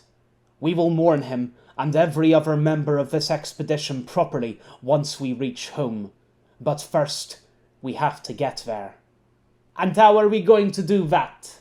Of course, Chase was the one to interrupt the captain, shouting from the back of the group and yanking a few angry glares his way. We don't have a cruiser anymore! Or am I expected to fly us all home in one tiny gunship? The captain responded with her signature small quirk of the lips. It's time for another plan. The clouds had shifted, allowing speckles of sunlight to shine through and wanly warm Fenn's back. Despite that, he was deflated. Gods, I'm deflated. About the battle we'll have to fight in? Wit asked. It must have been the fresh pair of sunglasses he'd put on that made him seem so despondent. That too, but I'm talking about these, Fenn said, looking down and wiggling the toes in his grey loafers. I spilt coffee all over my shoes. Were they worth much? In price? No, but sentimentally... Would you stop your groaning? Beardy Rick asked, never far from a groan himself. You could have lost a lot more today than the shine on a pair of shoes. We should all be happy with this outcome. I don't say you jumping for joy. Rick's old legs probably wouldn't have let him jump under any emotion-filled circumstances. Besides, what's the point in celebrating when they're doing the job for us? Parker's crew of brightly coloured gunners were having quite the self-congratulatory party, handing out backslaps and cheers amongst Parker's shouts. You get a bonus, and you get a bonus, and of course, yours faithfully gets an extra big Fenn. I thought there'd be more shouting during the fight, not after. Fenn turned and felt his already dipping mood plummet when he saw Billy on the deck below, beckoning with a single gesture of his furrowed head. Duty calls, Fenn mumbled to Wit. Tends to find us all in the end. At least he would be escaping the moody quotes up here. Fenn climbed down the ladder and threaded his way through the crowd, reminiscent of friendly neighbours chatting after a park recital rather than a bunch of war-spectating sadists.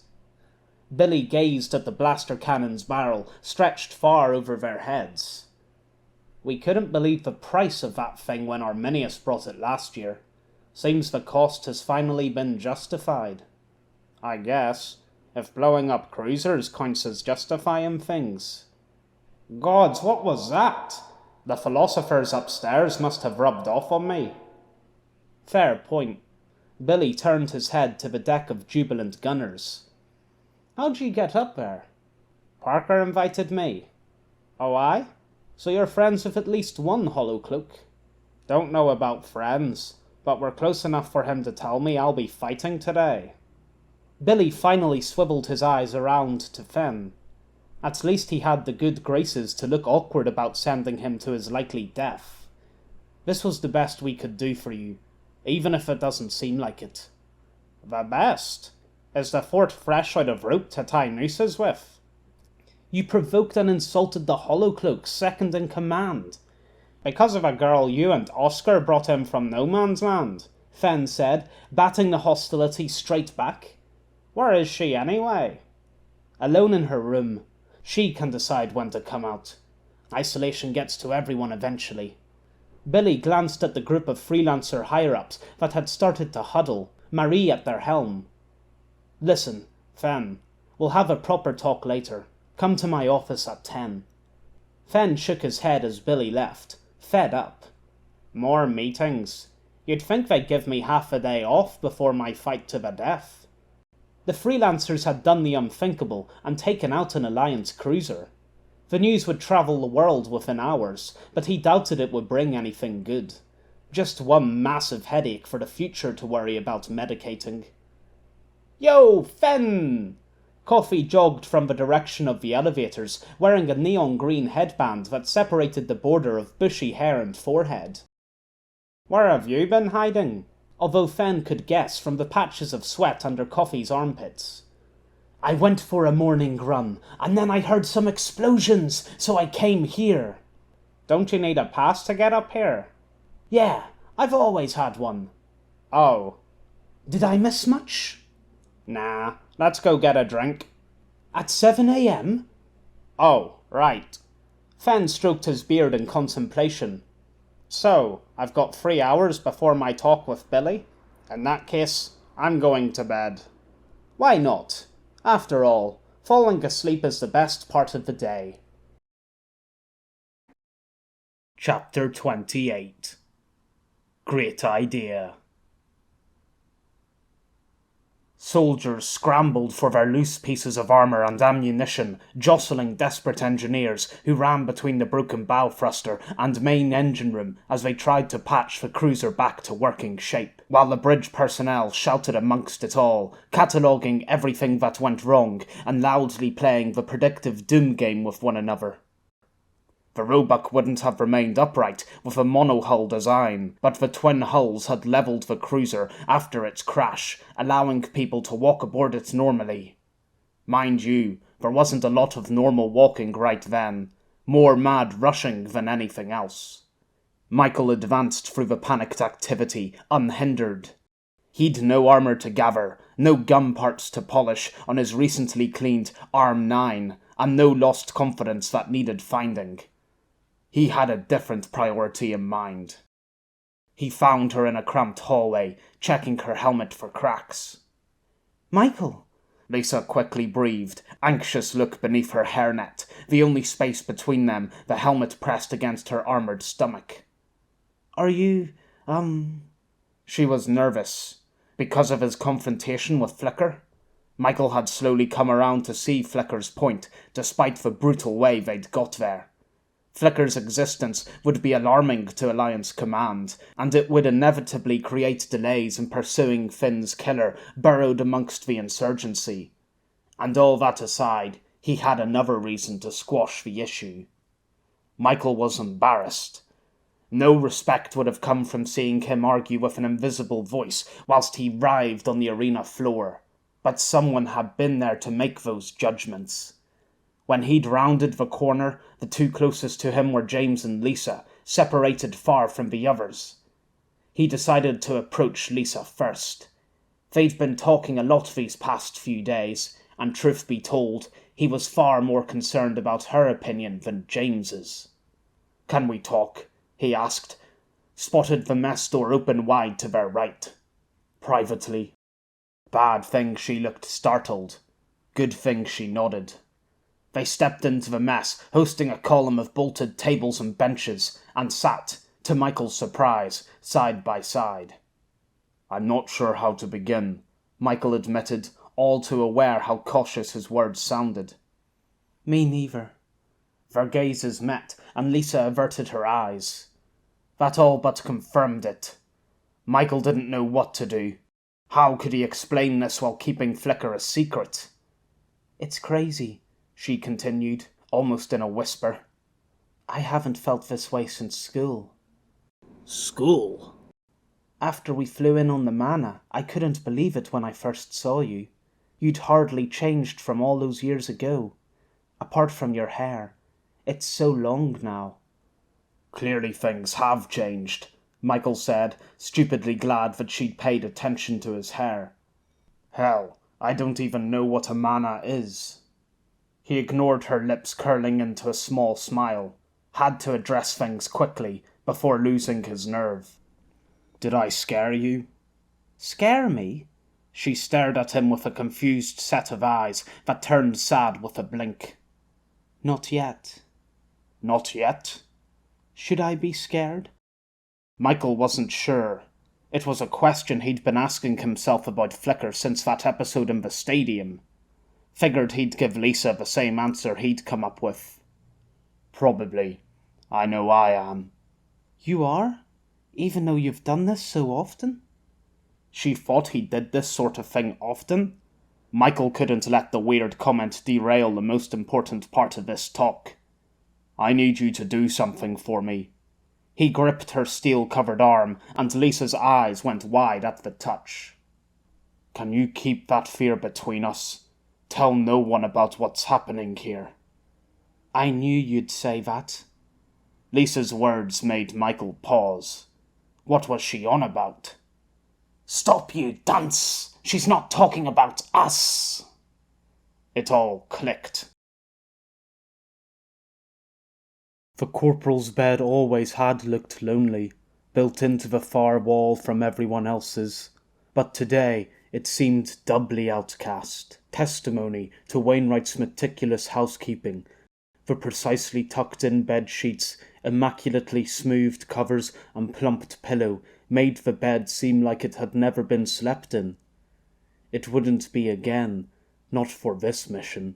Not until they got back to New Wellington, where the bed would be filled anew, housing its next victim on the ticking course of war. James gave it one final look before wiping his greasy shoulders with a towel and putting on his thermals and armour. He didn't feel like getting dressed, didn't feel like doing anything right then, but he had to, or else the corporal would have died for nothing. It's my fault he's dead, James thought as he climbed the short set of steps towards the noisy upper decks. If I'd been more insistent about those towers, then we could have planned better. He slumped down the empty hallway towards the exit. Wainwright would have been prepared. Right now, he'd be. An image in his periphery made him pause. The mess. He traced his last steps and froze at the porthole window. It was as if a cruel and vindictive artist, angry at his miserable life, had decided to spread his pain to others, breaking into James's mind and stealing the worst illustration imaginable to paint before him. Lisa sat at the far table, her arm in Michael's grip. James got the immediate sense he was witnessing something irreversible. Suddenly, he was back on the doorway, in the middle of a chilled night, looking into an enchanting mix of green and brown that grew darker the longer he stared, until it slipped away, and he was left abandoned in the cold. It was about to happen again, and this time forever, unless he did something. This is a good idea. No, it's a great idea. The logical part of his brain was screaming how wrong he was, but his heart spoke of the opposite, and if movies and TV taught him anything, it was always to follow your heart. Right? This is a great idea. You might have guessed that I watched all your interviews from before the epoch. No matter how bad things got, you were always there, ready to tell me everything would be okay in the long run. And you're right. She placed her hand on top of his. Michael had put his hand there as a gesture of trust, but it became clear how different the signal, this entire conversation, had been for Lisa. Her felted fingers were smooth above his, made him notice how close they were. Her smell, that same wonderful scent from yesterday, threatened to overwhelm him. I do need to hide my fear, Lisa whispered, eyes darting to his mouth, her own lips slightly parted. To help everyone else. Might be that same fear making her cling to him, that recklessness before battle that made people give in to their desire with no thought for the future. Could be a lot of things making this happen, but one thing was certain. He'd be a damned fool to let this opportunity slip by. He closed his eyes and leant his face to hers. Stop! Michael pulled away from Lisa, the hand reaching for her face startled frozen in mid-air. Lisa looked over at James with wide, staring eyes and quickly reddening cheeks. This was a great idea. James tried to ignore the acid bubbling in his belly, making every part of his body want to recoil in on itself. He probably shouldn't have shouted, but seeing Michael lean in towards Lisa made him barge into the room and say the first thing he thought of. And it worked. They had broken apart. This was a great idea. He should have said something to explain why he'd just done that, but the expression surfacing on Michael's face caused his words to bury themselves from his fury. Lisa suddenly stood. She crossed the room and stormed past James, literally pushing him. Lisa, She flashed him a look of barely contained rage behind her gritted teeth and teary eyes, and James finally stopped lying to himself. He'd fucked up. James turned after her, scrambling for something to say. "James, come back here. We need to talk." Lisa paused in the open door, and James stared at the back of her head, wishing she'd intervene and tell Michael to leave him alone. She closed the door firmly behind her. Now it was only James and the towering man he'd just interrupted left in the room. Michael took a deep breath and let it out. He'd be lying if he said James's interruption hadn't annoyed him, but it was only a brief irritation. Women came and went, and Michael knew energy spent worrying about what could have been was energy wasted. Besides, here lay the perfect opportunity to confront the other suspect on his list. "We need to talk about what you saw." "It's all right," James said. The man so rarely spoke that his slightly too high-pitched voice surprised Michael. Or, no, he couldn't be on the verge of tears. "You win. I always knew you would." Like with Lisa, Michael sensed they weren't on the same page. "Just promise you'll treat her right," James said, still fixating on the woman. "She's been through a lot, so make sure to—" "I'm not talking about Lisa," Michael said, probably too harsh, but James's whining pleas aggravated him. "I don't care about that." "You don't?" James asked, finally looking up at Michael. "What did you see? In the arena's hallway when the cruiser landed?" James's eyes widened. "He's the one." Michael didn't need Flicker to tell him that. This man was no actor. Michael took a step, thinking of what to say next, and James unexpectedly stumbled back. That wasn't a bad thing. If he handled this right, he could use that fear to keep James quiet. The door suddenly burst open, and Chase waltzed into the small room. "Oi, squabbling men! We came here to tell you the captain's strategy meeting is about to start, and then what do we find but a distressed Lisa running past?" There was a shit-eating grin on his face. "Why do I sense there's a good story here?" Michael clenched his jaw. This interruption was much more annoying than James's. "Chase, now's not the time for this," Sonny, the man with the ridiculous hair, said as he followed Chase in, a large smile of his own betraying the sentiment. Michael should have known there'd be rumours floating around of him and Lisa. Such things spread like napalm amongst tight-knit squads. Kai came in last, the only one of the three with a look of concern about her. "What happened?" James sidestepped the trio as they entered, using the confusion to slip between the group and out the door before anyone could stop him. Coward. Lisa had more stomach for confrontation.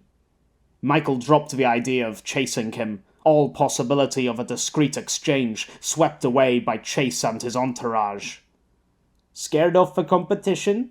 Chase asked, smirking. "Something like that," Michael said, picking up his rifle, ignoring Sonny's giggle and Kai's glare.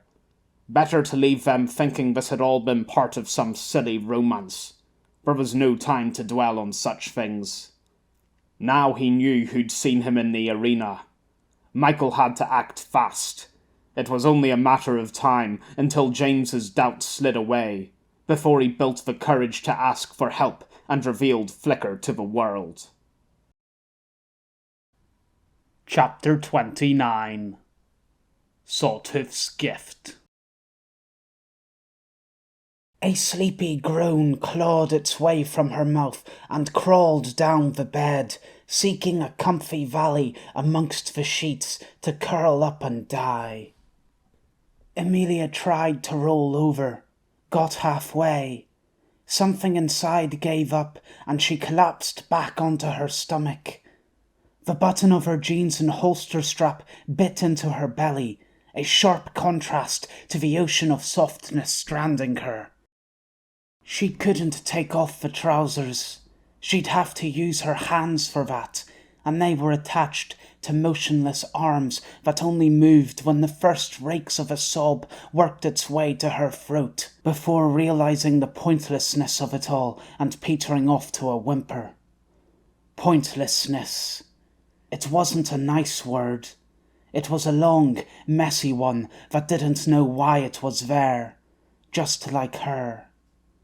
She turned her head, dragging her face across the mattress and resting her cheek on more damp sheets to gaze at the tube-shaped speaker on the desk, its sides angrily shaking with the brittle tunes it pounded out. She couldn't understand the singer's words. Universal translators didn't work on musical lyrics. That was okay. She'd turned up the music until her ears hurt, the base of her skull numb. She only needed it to drown out the outside world. Oscar had brought the speaker, along with stiff words that clattered to the floor. She'd buried her head in the pillow when he came in. Looking at him made her think of Firecrotch, and Firecrotch made her think of his violent end, and Green's, and the man in Shankmora, Spencer, and the more to come. She'd really meant it. The APOC had killed 90% of people in the world, and here she was, making it worse, making everything worse. Emilia tried ignoring Oscar so he'd stop wasting time on her, but he returned with plates of food left untouched. There'd been 2 in the corner when the explosions came. She had bolted upright when the sky fractured above, rattling the walls and her bed. The quaking had settled, and Emilia lay down with it, back to staring at the grey room and white sheets. She moaned as the sun sliced through the clouds and stabbed the window, dashing her face with light. A rumbling, stronger than the explosions, rattled the floor-to-ceiling window in its frame. Emilia hauled herself from the bed, the seemingly impossible task achieved in one heart-breakingly dull moment, and lurched to the window, shoes padding across the carpeted floor.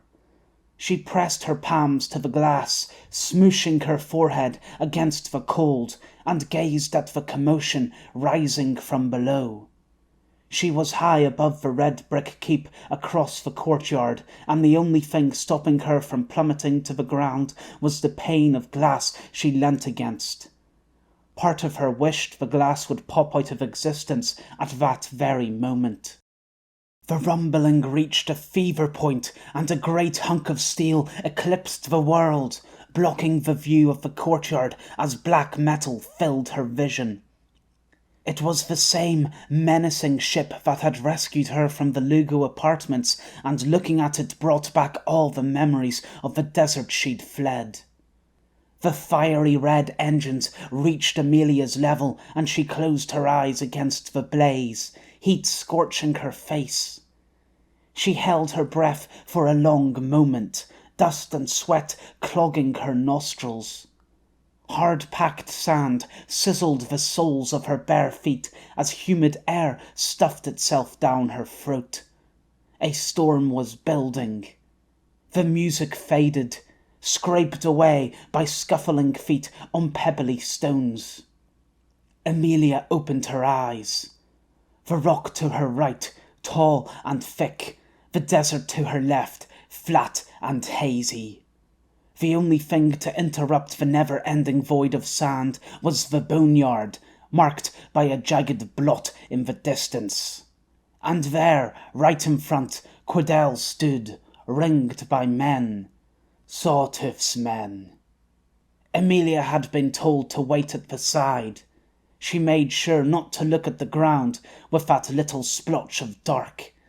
She'd buried the rabbit's bones a few days after Quiddell's demonstration, the only thing left after the desert animal stripped away the flesh. She looked for something else to distract from the sight of blood that still unnerved her.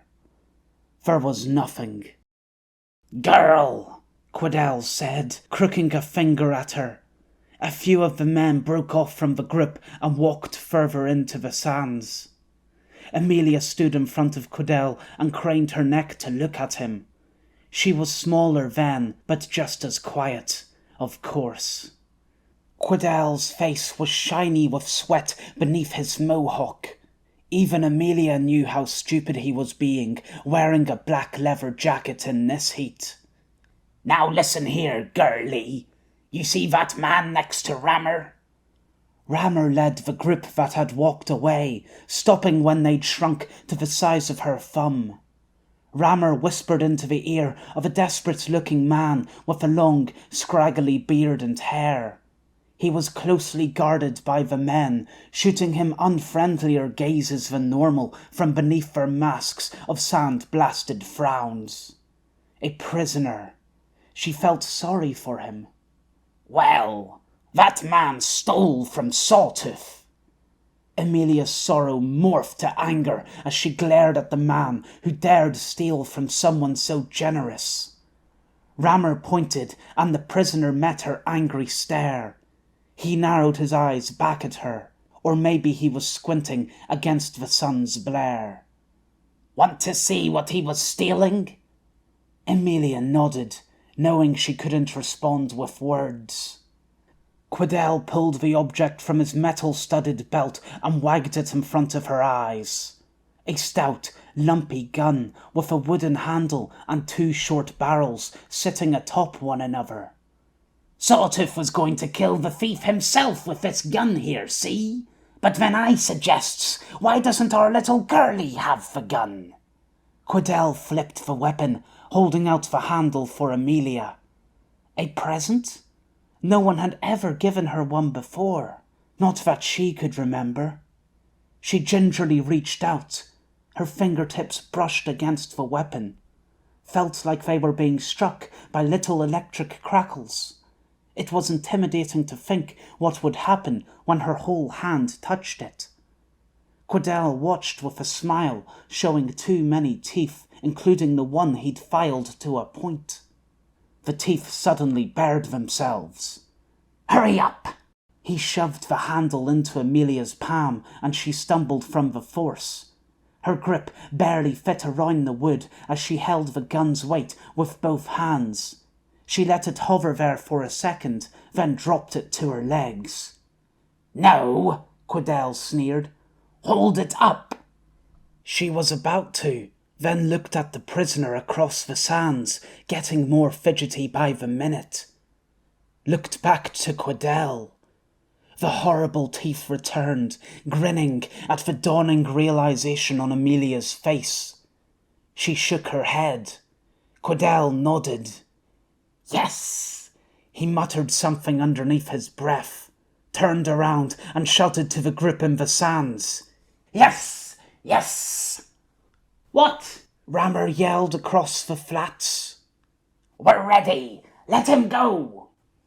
She wanted to tell them no, to say she wasn't ready, but of course she couldn't, not without permission. Amelia tried to step towards the shadow of the rock. Quidel's hand pressed against her back, blocking the retreat. He leant close and whispered, breath as sour as his words. Kill him, or he'll kill you. Got it?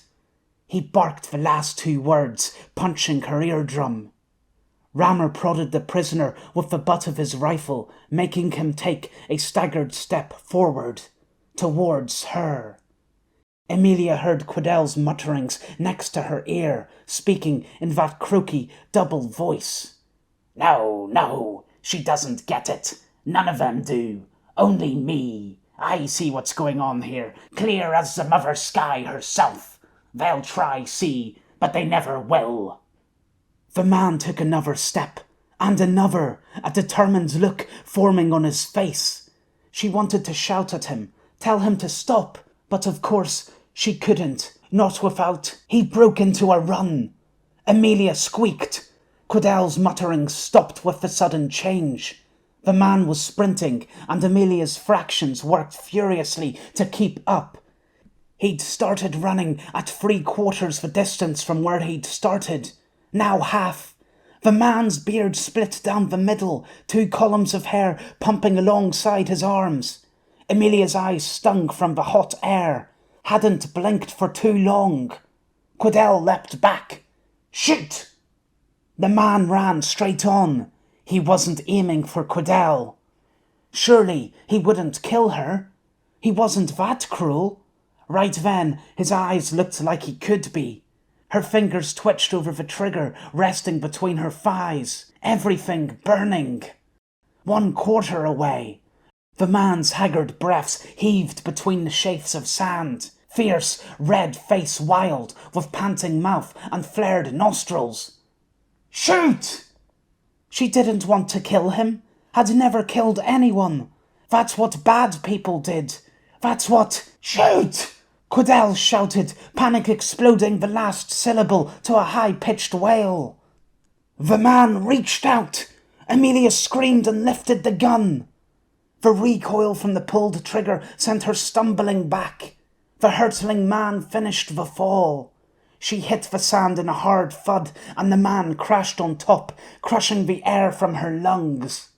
Amelia was stuck, pinned between the sand and the man's body. Her ears rang from the blaster shot, left hand numb where she'd gripped the barrel. Couldn't see, the pistol had spun away, lost amongst the dark, leaking noises all around. Like being locked in the rocks, black, dripping basement. She couldn't panic. It would end eventually. The smell of the man's fresh body odour was quickly replaced by a metallic smell. Her nose was trapped in the scratchy, sticky beard. She tried turning her head, opened her mouth to catch a breath amongst the stink. The smell jumped into her mouth. The metal taste, which she knew wasn't metal, covered her tongue and filled her throat. Why was he still on top of her? Where were the men?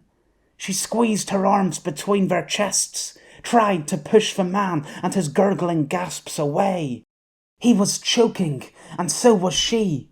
Couldn't use the shell to hide this time. Had to act. But the man was heavy. She shifted her hands and heaved. Her left slipped, and it suddenly went inside, plunging through the hole in the man's chest. She'd only glimpsed the quivering guts for a second before he was on her. Now she felt them, squirming and pulsing against her fingers, swallowing and sucking the skin. She tried to pull her arm out, but the angle against the ground wouldn't let her. The scraping of splintered rib cage, like the exposed bones of a fish, scratched her forearm. Her hand, it felt better inside the hole. She realized it had been burnt against the gun, and the warm blood soothed the skin. Her hand subconsciously groped further amongst the gore to find more relief. No, it was too disgusting. She tried to twist away from the cavity, battling her slithering hand. The man stopped breathing. Dead. His corpse slid. She couldn't stop it as her entire shoulder became lodged inside his chest. A gap opened on the floor, letting a dim gleam of sunlight shine through the film coating her eyes. She jerked her head towards the light and tried to scream, then discovered she already had been. Her latest effort turned the sound into a broken, see-sawing sob as tears poured from her eyes, mixing the blood and mucus on her face. Her arm suddenly came out of the man's body with a great, squelching pop. She rolled on the floor, startled at the new space. Screamed and thrashed, trying to get out, sand sticking to all the wet parts of her body. A pair of rough hands pulled her upright. She cried out, tried to lash and kick them away, but they were too strong. Next thing Amelia knew, her cheek was stinging, and her face had twisted to the side. She blinked at the ground, a strange hue of red floating over everything. "Calm down!" So loud. Amelia slowly turned her head to Quidel. He held her at arm's length, eyes wide and teeth clenched. He actually looked scared, covered in glistening patches of blood from where he'd touched her. He let go and stepped away, leaving her kneeling in the dirt. Quidel stared at his palms where he'd been holding her. "Oh, fire!"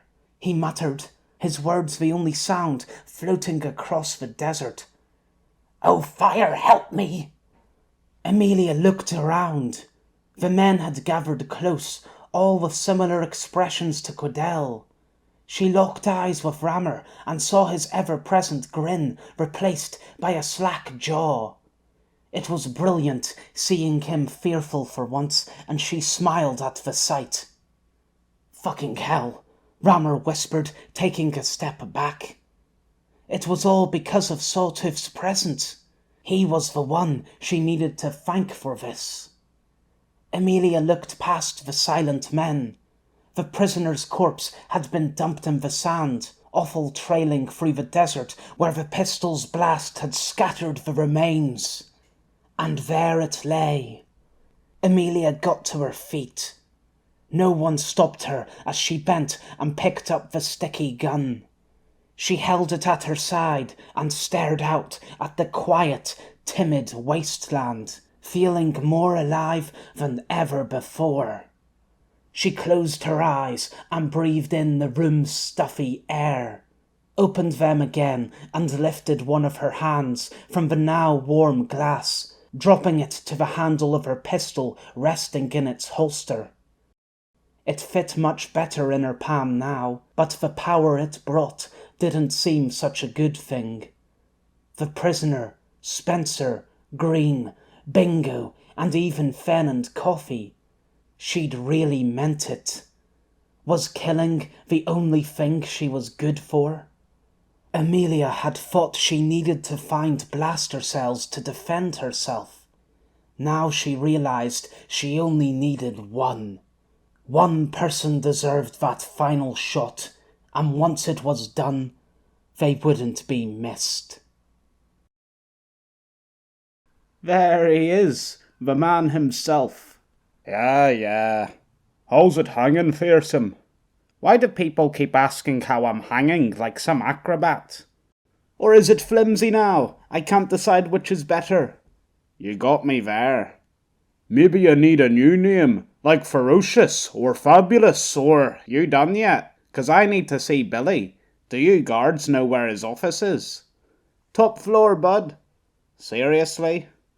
Don't worry, there's an elevator over there. Although real men take the stairs. I'll keep that in mind. Fen stepped out of the elevator doors and stared about him, unsure why he'd been expecting the top floor of the cruiser's tower to be any different. It looked like every other hotel in the world, with beige carpets lining the corridor and embedded lights running along the wooden walls.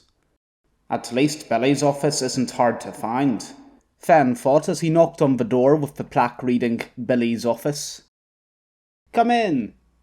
He opened the door. How are you keeping, Fen? For an absurd moment, Fen thought the words came from the giant reptile plodding across the floor.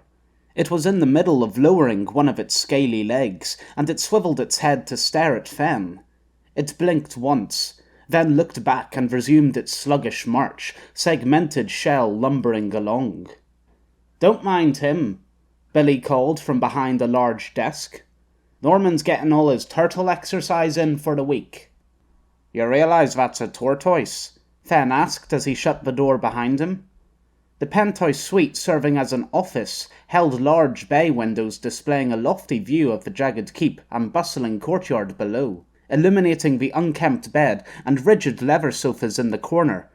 Billy's pink Hawaiian shirt didn't help the lack of a professional atmosphere. Aye, I know he's a tortoise, Billy said, laughter lines on his face lighting up. But I can't say such a complicated word, so I call him a turtle instead. Even though you just pronounced it perfectly. Must be some sort of inside joke. Hello, Fen. He winced at the shout. Hello, Charlene. I see your concept of an inside voice has been suffering recently. Well, you didn't say anything to me, dear, and I was worried about being left out. Charlene leant back in her chair on the near side of Billy's desk and crossed her arms in an air of injured courtesy. Fen was relieved to see her fully dressed today in a denim jacket and jeans. You want to feel included? Then you can start by paying me back for that tuna you ordered, Amelia. Fen skirted around Norman and sank into the seat next to Charlene, nursing the bandages on his abdomen. Do you really have to order the most expensive thing on the menu? You can't put a price on quality. The tavern certainly tried. That microwaved fish cost me 32 Toscoin. All right, Fen, Billy said. The clan will pay for Barros's tuna. Who? Amelia Barros. Didn't you know that was her second name? I don't think even she knows that. Where is that girl anyway? Still in her room. We thought she'd have come out by now, but she hasn't budged. What? Charlene asked, in real irritation this time. And you've left the poor fang in there, after everything that happened? What else could we do? Makes sense to me. I wish people would leave me alone more often. Charlene rolled her eyes and stood with a sigh. You lot really know naffin. Apart from you, Norman. She patted the tortoise's shell on the way past, prompting him to swing his befuddled head to either side. You're the only sensible man in here. Where are you going? To fix your mess. Charlene turned her head in the doorway and smirked at them. Obviously. The door swung closed behind her. Does she know where Amelia's room is? Billy shook his head with a faint smile. Don't believe so. Fen had no idea why Charlene had been here, but he suddenly wished she would come back. Now there was nothing to stop them talking of the business at hand. Billy put his hands behind his head and leant back, gaps in his arms framing the sky while he studied the ceiling. Fen didn't know what to say. Should he mention the real possibility of dying this afternoon because of the mission Billy was sending him on, or just talk about the weather? Fen was recalling past years and whether it had been unseasonably rainy or not for November when Billy spoke. Arminius sent the Alliance a message. They have until midday to surrender Michael Conway to us. And when it becomes clear they're not doing that? Billy grimaced. The earlier lines on his face made it look more haggard now. You don't seem any happier about Arminius's decision than me. Billy chewed his lip for a moment, then leant forward and turned the picture frame on his desk to face Fen. Spot the difference? There were 7 people in the photo, stood in front of a line of coconut trees on a sandy beach, arms linked around each other's shoulders and waists. Hilda's actually smiling. Billy grinned. What else? You and Marie look a lot younger. Thanks for that. When was this taken? 9 years ago, in Shankmora, when it was only a collection of refugee huts. Before any of this was here, Billy said, gesturing to the keep behind him. And who are those two to the right of Marie? The smaller one's Sadie. Sadie? The lithe blonde lady looked nothing like her modern-day counterpart. And as for the other woman, well, we don't talk about her anymore. Where would you say the biggest contrast lies? They had all changed so much, apart from Kenji Saburo, the only noticeable difference being his darker hair. Then Fen noticed Arminius in the dead centre, between Billy and Marie. The immaculate white suit and healthy body radiated every bit of strength absent in the ghost haunting the fort today. Fen pointed and Billy nodded. He used to be quite the character, our Arminius. Just listen to that name of his. The only reason the jagged fort is built from red bricks is because Arminius offered rate discounts to anyone who brought them to the island during construction. Billy chuckled at the memory.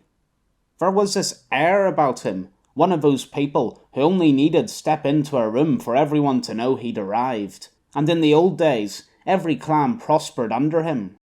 As Billy spoke, the Kruger's mascot began tugging at Fen's trouser leg. What happened? Fen asked as he discreetly reached down, trying to pull his trousers from Norman's beak. Billy was ceiling-gazing again. Time changes people, but this much? No, I smell something foul here. Anyone can see he's not of sound mind.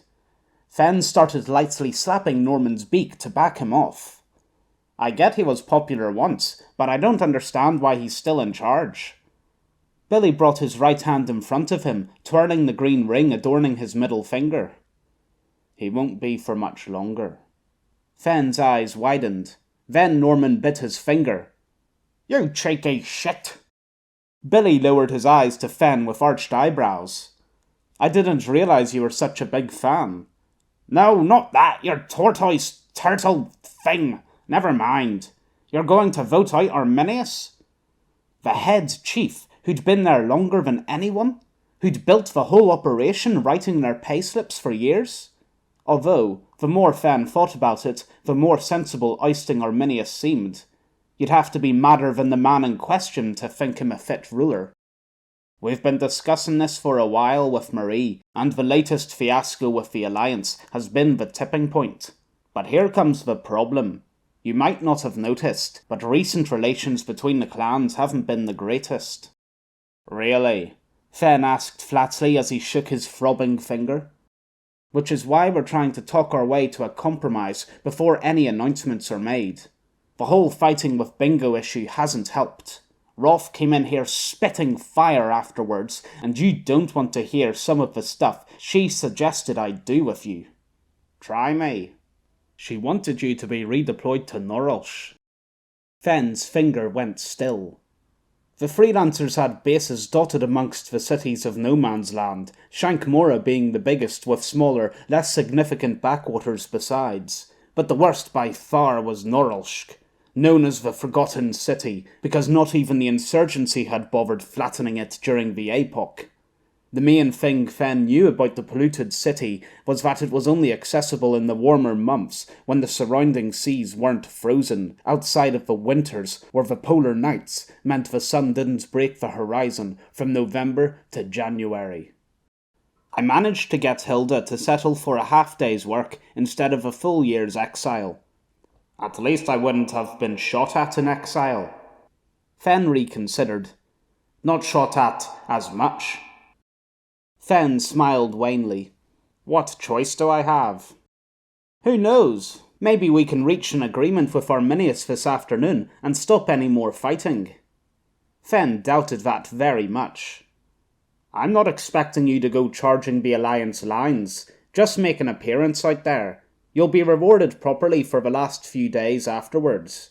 I realise Amelia's been quite the handful to manage.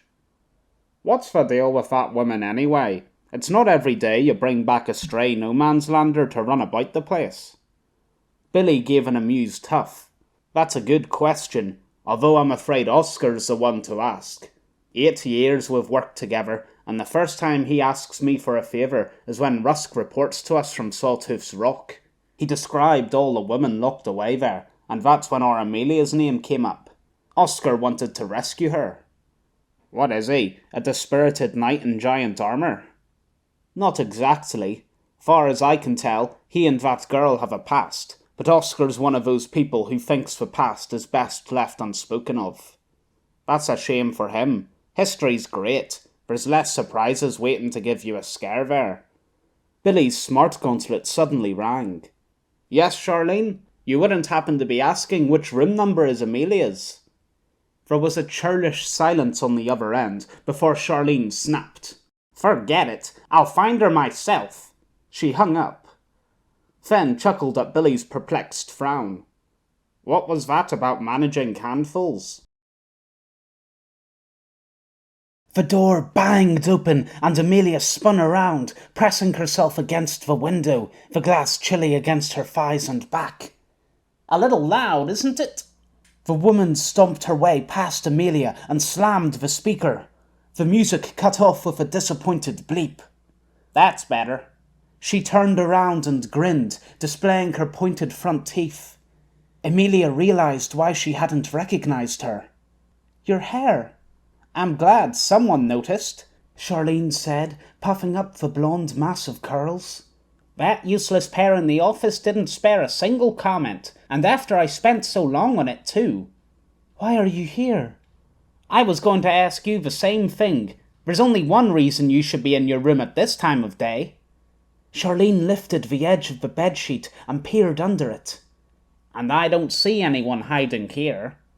Amelia felt the blushing in her cheeks. I wouldn't do. Charlene laughed. Only messing, hun. Come on. She grabbed Amelia's wrist and towed her towards the door. Where are we going? Amelia asked, suspecting she had little choice either way. There's only one surefire way to pull a fine lady like yourself out of the dumps. Charlene smiled over her shoulder. We're going to revamp your style. Chapter 30. Pre-game talk. This is the cannon that took down the Roebuck. Captain Davidson tapped a button on the holomap's projector, and an image of the guilty weapon appeared. It took up the width of the room, stretching to the lockers on either wall. Michael disliked the look of it immediately. It was clearly an illegal piece, the unpolished steel gun crudely attached to a large rundown truck beneath, stapled together at random by cranes, outriggers, and winches, with no protective armour to speak of. Messy and unprofessional, just like its buyers. As you can see, Davidson continued, hands behind her back, nose slightly raised to the air. This is not a typical blaster cannon design. It's cheaply made, cumbersome, and impractical in terms of battlefield longevity. However, the weapon is ideal in a fortified position, as we've seen firsthand. The engineers have carried out an assessment on the point of impact on the Roebuck and estimate the cannon's payload to be over 2,000 kilowatts. Someone whistled behind Michael. There were a lot of people standing in the arena's old locker room.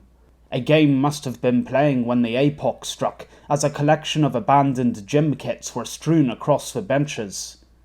The collection of armoured soldiers in grey, black and white camouflage, plus crew members in dark navy uniforms, only added confusion to the mess. There were no spare sets of armour in Michael's size aboard the cruiser, and he felt out of place, still dressed in his khaki jacket and jeans, a bright spot amongst all the dim. The cannon atop the towers leaves us with two options. The first was sent through by the Freelancer's head chief an hour ago. If we lay down our arms and hand over Michael Conway, everyone can go home. Everyone but him. A cold prickle ran along Michael's spine. He had become the enemy's primary focus. Whatever deaths happened now would be because of him. This isn't the insurgency we're dealing with, Davidson said, locking eyes from one audience member to the next. Surrendering is an option. Bubbles of angry muttering surfaced as soldiers and crew alike growled their discontent. Sergeant Black, facing them from the same side of the holomap as Davidson, smiled. Michael shared the feeling. One thing sure hadn't changed. The Alliance's commitment to fighting was as strong as ever. It was the sort of uplifting display that Flicker usually shot down, but the voice stayed silent. He'd been unusually quiet since the Roebuck's crash. It really did seem Flicker was worried about being discovered. Michael had been glad to find Lisa wasn't the one at risk of exposing him, even happier with where things went after, but he made sure to ignore her and the other curious glances coming his way. No more distractions. Michael cast a furtive glance behind. James hid against the back wall, eyes darting from beneath his large brow. Somehow, Michael would have to confront him before he slipped away again amongst the safety of Alliance territory. "I'm pleased to see we're all agreed," Sergeant Black said, "because we have some good news. Engineer Kirkwood?" All eyes shifted to the flabby head engineer. "Goodness, yes." Kirkwood swept the loose fringe out of her eyes, her swallow for air audible to the whole room. "The cruiser's ready to fly again." There were collective gasps around the room, Michael as astonished as everyone else. "It should have been an easy fix," Kirkwood hastily explained, as if the group's surprise was something that needed fending off. "But we didn't have the right personnel aboard. Once on ground, Specialist Bayou Alatas and I repaired the bow thruster's connection to the engine." "Then we can go home?" someone asked to much excited murmuring. "Not so fast. You're forgetting about this." Davidson said, pointing to the monstrous freelancer cannon. As soon as the Roebuck launches above the arena's roofline, we'll be back in the line of fire. We need to take it out before we can fly anywhere. And then what? Asked another voice. Chases. They have a lot of other guns, no? They're going to let us stroll out the door after we punch Daddy in the nose? That's exactly right, Noah said confidently, having regained his composure since Corporal Wainwright's death. The freelancers are after Conway, not a fight. Right now, all they have to do is fire their cannon to stop us leaving, but when their main weapon is destroyed, they'll have to take the Roebuck head-on with smaller guns. It would turn into a fair match, and we're assured the freelancers aren't interested in one of those. Come on, Sergeant, Sonny said from the front of the room. Tell us how we're going to beat these mercenary punks. The room broke into cheers. Noah unsuccessfully tried making his voice heard again, and a few men whooped as Davidson struggled to hide her smile at the commotion. Michael laughed alongside the others, returning a slap to the shoulder of the man next to him. All right, listen up, Noah finally managed to shout over the racket. We have 15 soldiers present, including myself, who are ready for combat. If we all attack the cannon at once, then it'll be suicide. That hushed things quick. I'm sure you've heard of the frontliners working in the fort. Some of you might have even fought alongside them. If you have, then you know as well as me how unhinged they can be. There aren't many of them, but enough to stop a direct assault. That's why we need to separate and confuse them. As he spoke, Noah tapped on the holomap's projector, replacing the image of the cannon with a bird's-eye view of the island. A circle appeared around their current position in the arena, 3 arrows spreading off in different directions. We'll form 3 squads of 5. The western squad will make directly for the fort, while the southern will head for the downed spy droid in the city centre. They will distract the freelancers, while the 3rd squad goes north, scaling the mountain and attacking the cannon atop the 3 towers. Attack from the mountain, sir? What about the anti-missile system? Noah gave the question a wry smile. He reached behind the bench the holomap sat on, his arm slicing through the projection. When searching the cruiser's pyro lockers for weapons, we came across this, tucked in the back. It's old school, but if we can get close enough, it can sneak under their defense systems where our missiles can't. He straightened, holding a black, telescope-sized tube attached to a tripod. The soldier next to Michael whispered, I knew we were desperate, but this takes the cake. He was right. It was desperate, although the picture of the cannon showed Michael that while the gun itself would survive a blast from the weapon, the unarmoured truck underneath would crumple under the force. While the others exchanged good-natured jokes, Michael spotted something terrible. A list of names had appeared next to each arrow, and his was nowhere to be seen. Michael might have been the freelancer's target, but that didn't mean he'd stay back and cower while others risked their lives for his. The very thought disgusted him. Michael nearly let that feeling turn to outrage. Then he found a name amongst the southern squad, and with it, an idea. While the others made predictable jokes, James scanned the floating names. There it was, on the northern squad, nowhere near his. He didn't know why he was so disappointed.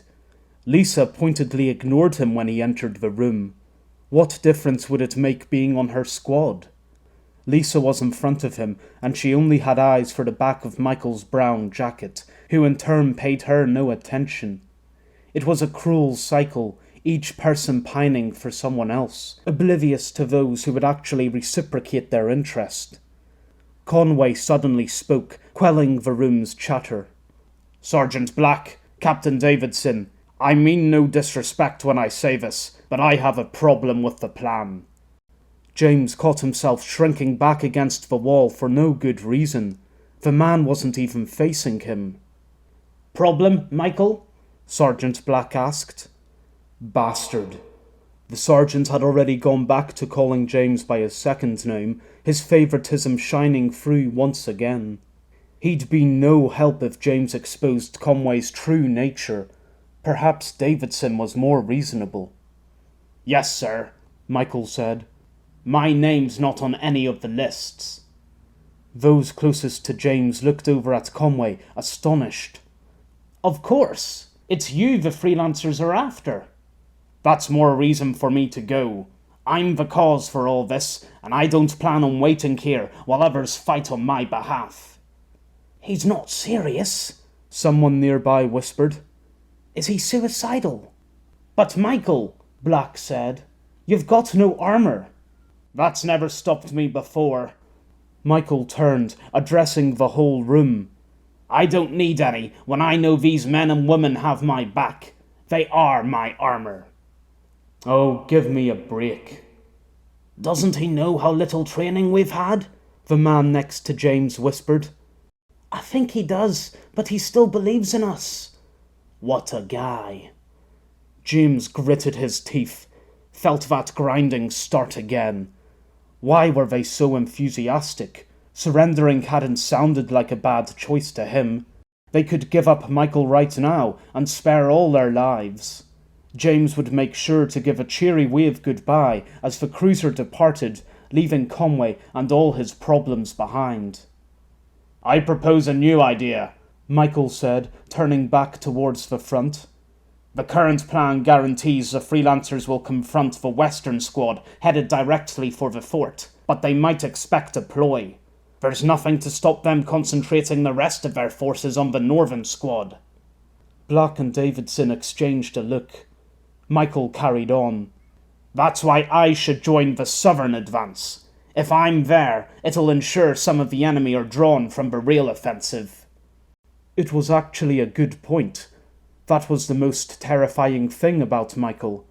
James had seen him writhing and snarling at the ground only a few hours ago, and now here he stood, suggesting perfectly sound military strategies. It made James feel like he was the crazy one. How could he stop this high-functioning psycho from duping everyone? Michael was onto him, and whatever James did, it'd have to be quick. Wait, if Michael joins the Southern squad... James's teeth went still. He looked back at his name, fit snugly on the bottom list. Fucking hell. Black was about to speak when Davidson held up a hand. It was her decision. James's only chance. A lot of us had our doubts when we first heard you were on this island. Some of us still do. I admit, I was sceptical. I couldn't believe Michael Conway had returned after all these years. She paused, and for a moment James felt hopeful. Then the captain smiled. I've never been happier to be proven wrong. Not only will you join the Southern squad, I'm also temporarily reinstating your old rank. Those soldiers need a leader, Sergeant. The room erupted into rousing, foot-thumping applause. James was the only one who didn't join in. He leant back against the wall, letting it carry his weight. His squad mates, the sergeant, and now the captain. There was no one to turn to. His new superior turned his head and gave James a brief glance. They both knew what he'd just done.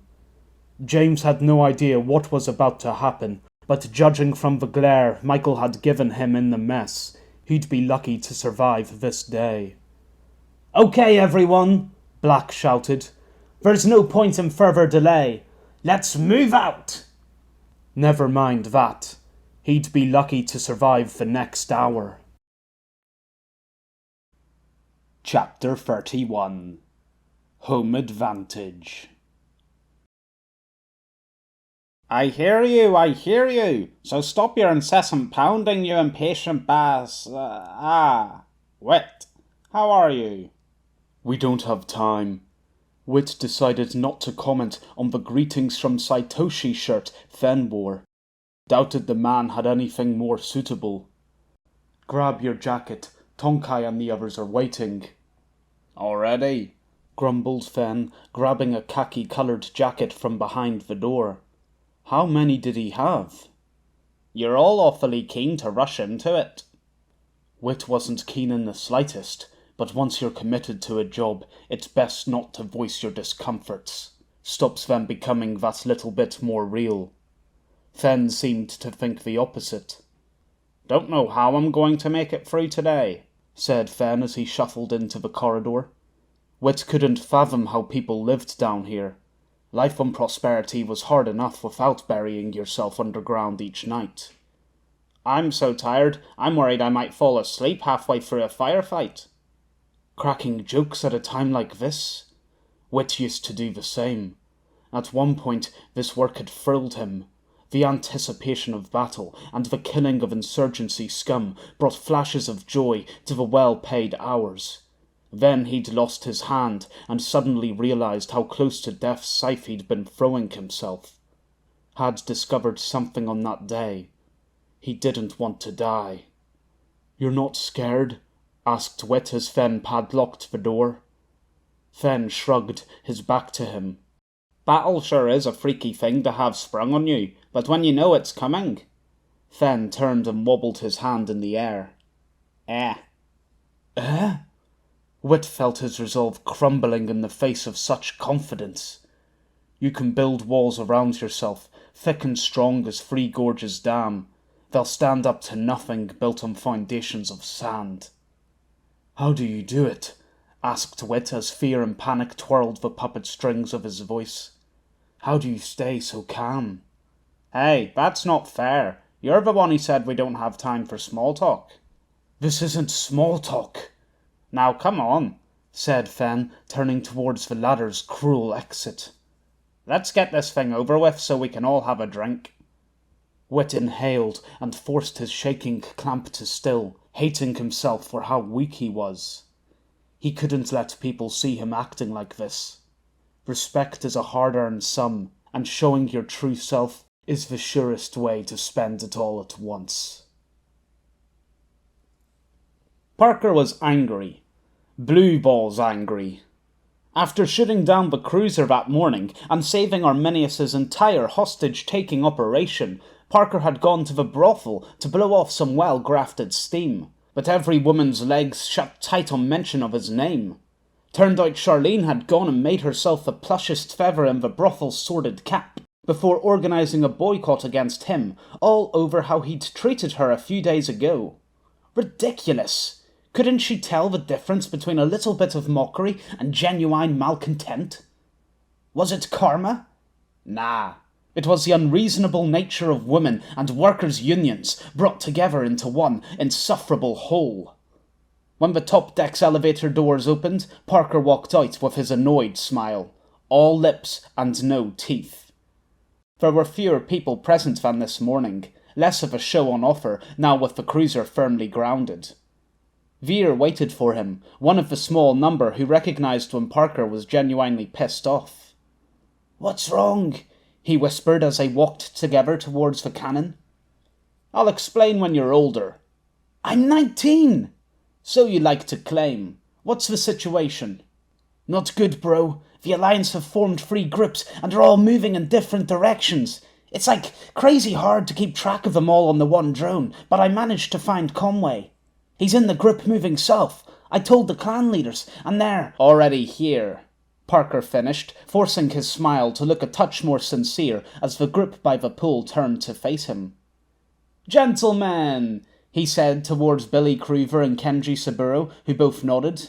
"Ladies," he said, addressing Mary Hales, who rolled her eyes, and Hilda Roth, who narrowed hers. "You're forgetting someone." "Ah, Sadie," Parker said, turning to the portly woman who stood taller than most in the group, resting a balled fist on the pool guards. "How could I forget the wielder's most charming founder?" He cast a quick look, but couldn't see Rick's long beard nearby. Must have been skulking somewhere else to carry out his preaching. "Save the shit, Parker," Sadie said with her all-knowing grin. "I wasn't talking about me." She inclined her bespectacled head, and Parker's smile dropped when he saw the frail, suited man standing further along the deck. "Ah, wonderful." "He's not happy," Marie said. "Is he ever?" He says he wanted the Alliance cruiser destroyed, Kenji replied. He's calling today's earlier effort a wasted opportunity. You're saying you would have given the order to kill everyone on board that ship? Not at all, Billy said. We're pleased with how things were handled. But... He's not, Hilda snapped at him like an irritated chihuahua. Go talk to him so he'll leave us alone. I see. Have any of you considered that it's time for a leadership change? Parker asked innocently. There were no ready responses, just a lot of guilty glances. Parker left them with that as he walked towards the old bugger. Conversing with Arminius was like talking to a crazy homeless man on the street, an exhausting, one-sided lecture you endured until they wandered off again. I don't get it, Veer whispered. Why do they keep him in charge? Office politics, my boy. This is why it's good not to be too close to the top in any organisation. When a vessel's sinking, everyone can jump off, except the captain. They have to go down with the ship. Defence Manager Parker! Arminius turned his milky gaze from the cruiser crippler's barrel stretching above their heads. Parker felt sorry for the man shivering against the wind, cane shaking in his hands. So, here we are. No Conway in our hands, but 3 Alliance squads instead, crawling about our island like lice on the scalp. All of Parker's sorrow vanished. He had no sympathy for men who reduced soldiers to insects. He kept smiling, though.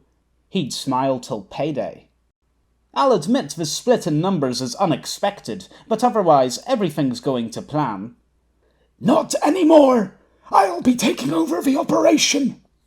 Parker's mouth twitched. Then he noticed the handyman standing behind Arminius, wearing one of those flappy Russian hats. What are you doing here? Torpin's escorting me, Arminius said, swaying on his cane. I need a bodyguard to stop any traitors who should emerge from the mists. Parker resisted the urge to pick up the man and shake him for removing their most valuable fighter from the board. He slowly sucked cool air through his nose. The temptation to jump ship was very tempting right then, but he'd stick it out. Right till payday. All right, boss. What's the new plan? Wait! Veer suddenly shouted, looking at his smart gauntlet. I updated the party leader's group chat about the Alliance squads. Parker wondered if any of the main factions used group chats to coordinate battles. Even the name carried an air of the juvenile about it. And? Tonkai's already left to fight the Southern Group. He says he'll be the one to capture Conway. What? That's good, Arminius said, spittle flying. Passion is what wins battles. Only when common sense tactics are nowhere in sight. Well, here's one for you. Send the rest of the parties to fight the Western Group. The West? Parker asked skeptically. I will not have the enemy attack the jagged fort unopposed. Don't forget that we have the advantage of time here. We'll break their Western Group and concentrate on Conway afterwards. And the Northern Group? Arminius smiled. What lies to the north but the mountain? He turned towards the cannon. We might as well get some target practice on our new investment. You should have seen Parker this morning, wandering from girl to girl, pleading for someone to touch him, like a beggar with his bowl. Charlene laughed to herself. Hands down, dear. Emilia did as she was told. She'd been stroking the loose, freshly washed hair hanging to the side of her forehead, marvelling at the smoothness slipping between her fingertips. There must have been advanced Baltharian technology in Charlene's bottle of conditioner.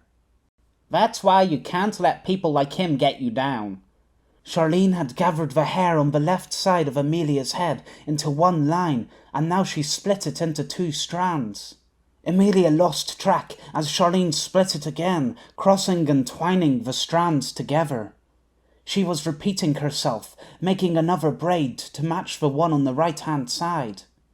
It seemed so complicated, but Charlene continued to idly chat as she worked. If someone acts the jackass, just bide your time. She grinned devilishly in the mirror. You'll find a way to get revenge eventually. Emilia resolved to never piss off a woman tying off her hair with a black elastic band. There, what do you think? Charlene had started the braids at her jawline, leaving the hair above loose and creating a wide flow that narrowed into the intricately woven fishtail braids. Emilia traced them, bumping her fingertips along the furrowed river. Could such beautiful patterns really be attached to her head? It's so pretty. Emilia suddenly remembered her manners. Thank you. Then the man who taught those manners also came to her. She locked eyes with Charlene in the mirror. She'd been trying to look there more and at the floor less. So, you're not scared? Scared of what? The men. Charlene laughed. Oh, hon, believe me when I say they're more scared of you than you are of them. Emilia doubted that. She'd seen men at the Rock act more scared towards a crippled mouse than her. You just gotta know how to deal with them, and it'll be especially easy for such a pretty thing like yourself. Charlene leant forward and straightened the pigtails so they lay atop her chest. What do you mean? Emilia asked, wondering if this was the secret behind the free woman. Think about it. What is every man after? Charlene lifted the braids and slapped them on Emilia's breasts. She laughed at Emilia's flustered face. Charlene was right, though. At the Rock, and here too, every man had been looking at her with that hungry stare. Everyone except... What about Fen? He doesn't seem interested in... that. Charlene suddenly looked embarrassed. It was a weird expression to see on her.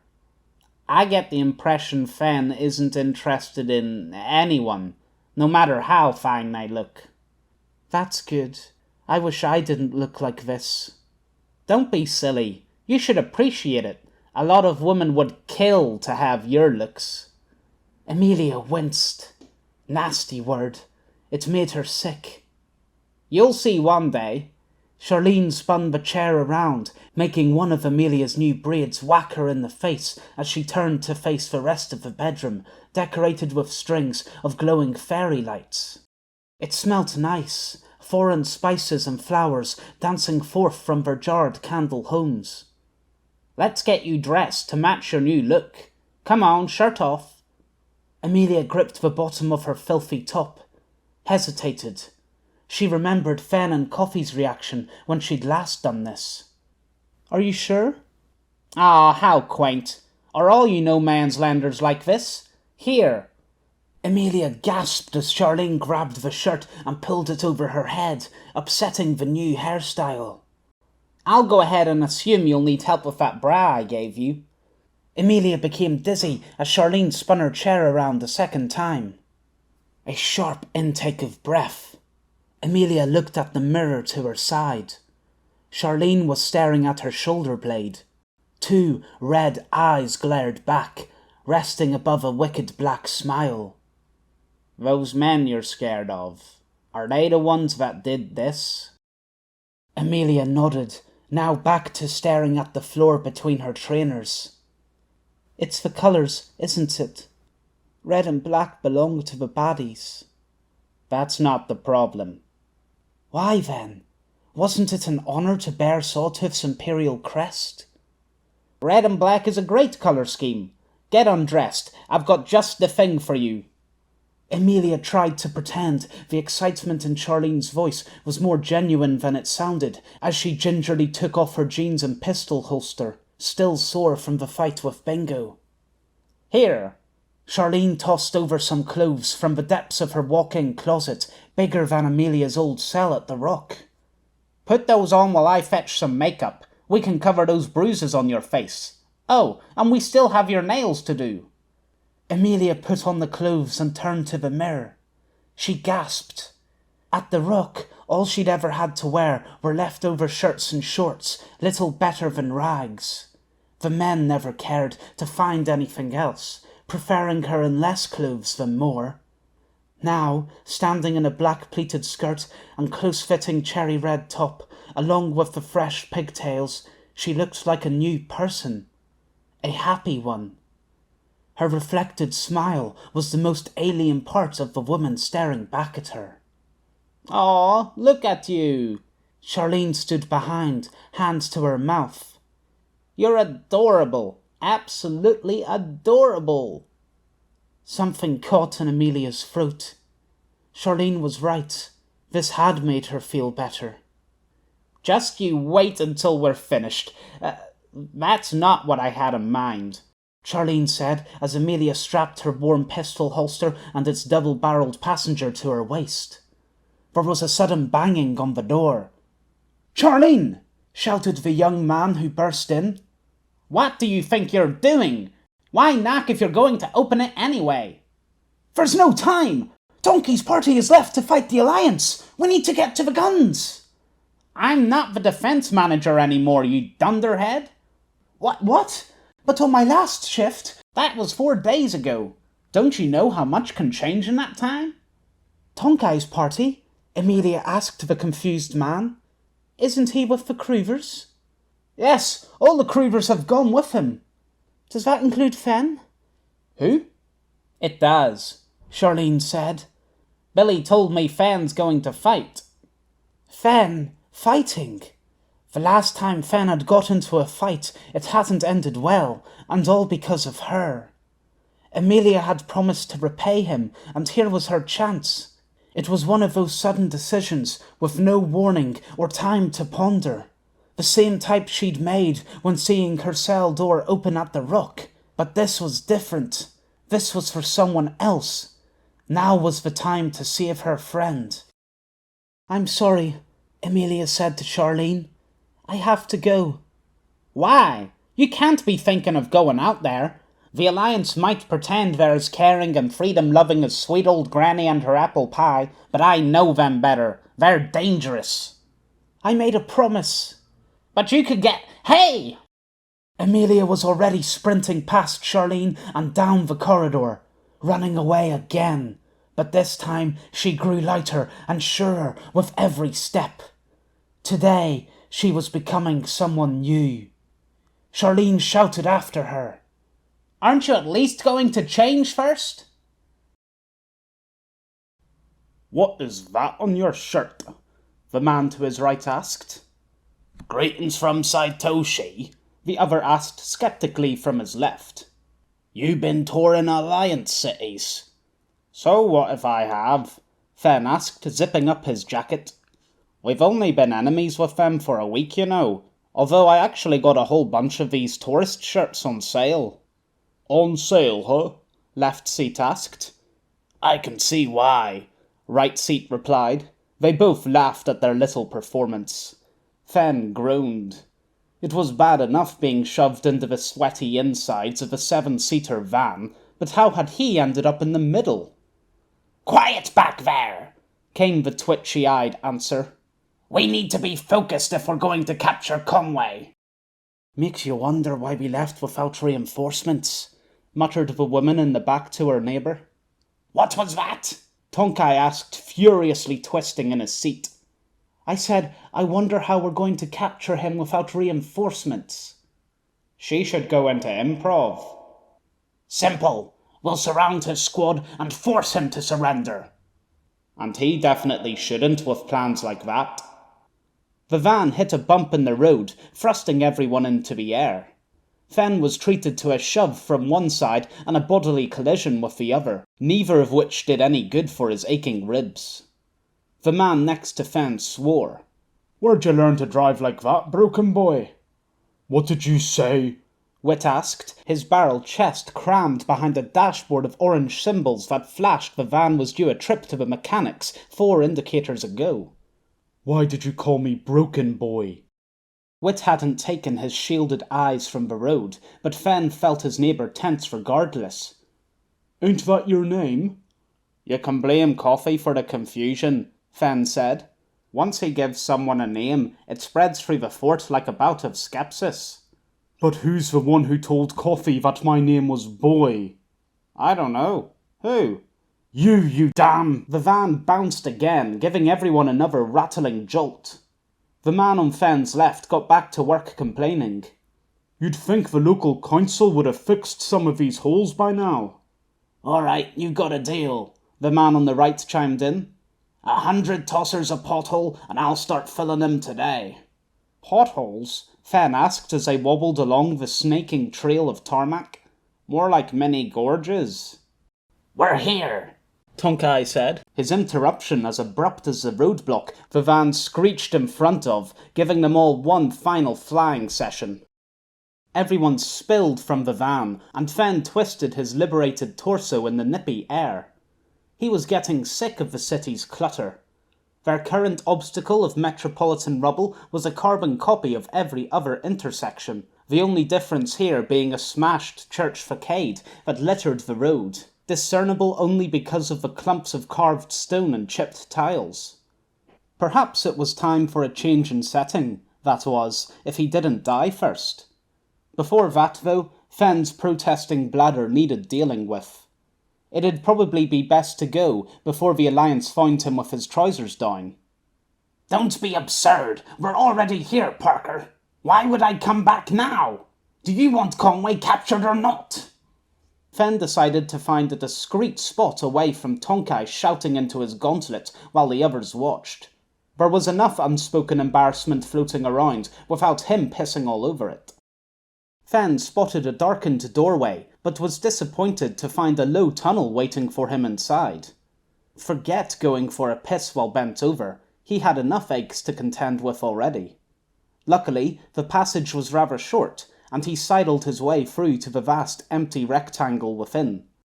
Only the outer walls of this skyscraper remained, the inside smashed to dust and decay by the felled roof, although it wasn't clear what had caused it to collapse. The grey walls stretched to the drab skies above, not much brighter than the tunnel he'd exited. Maybe I ought to go somewhere hot, Fenn reasoned as he climbed down to the carpet of collapsed debris and unzipped his fly.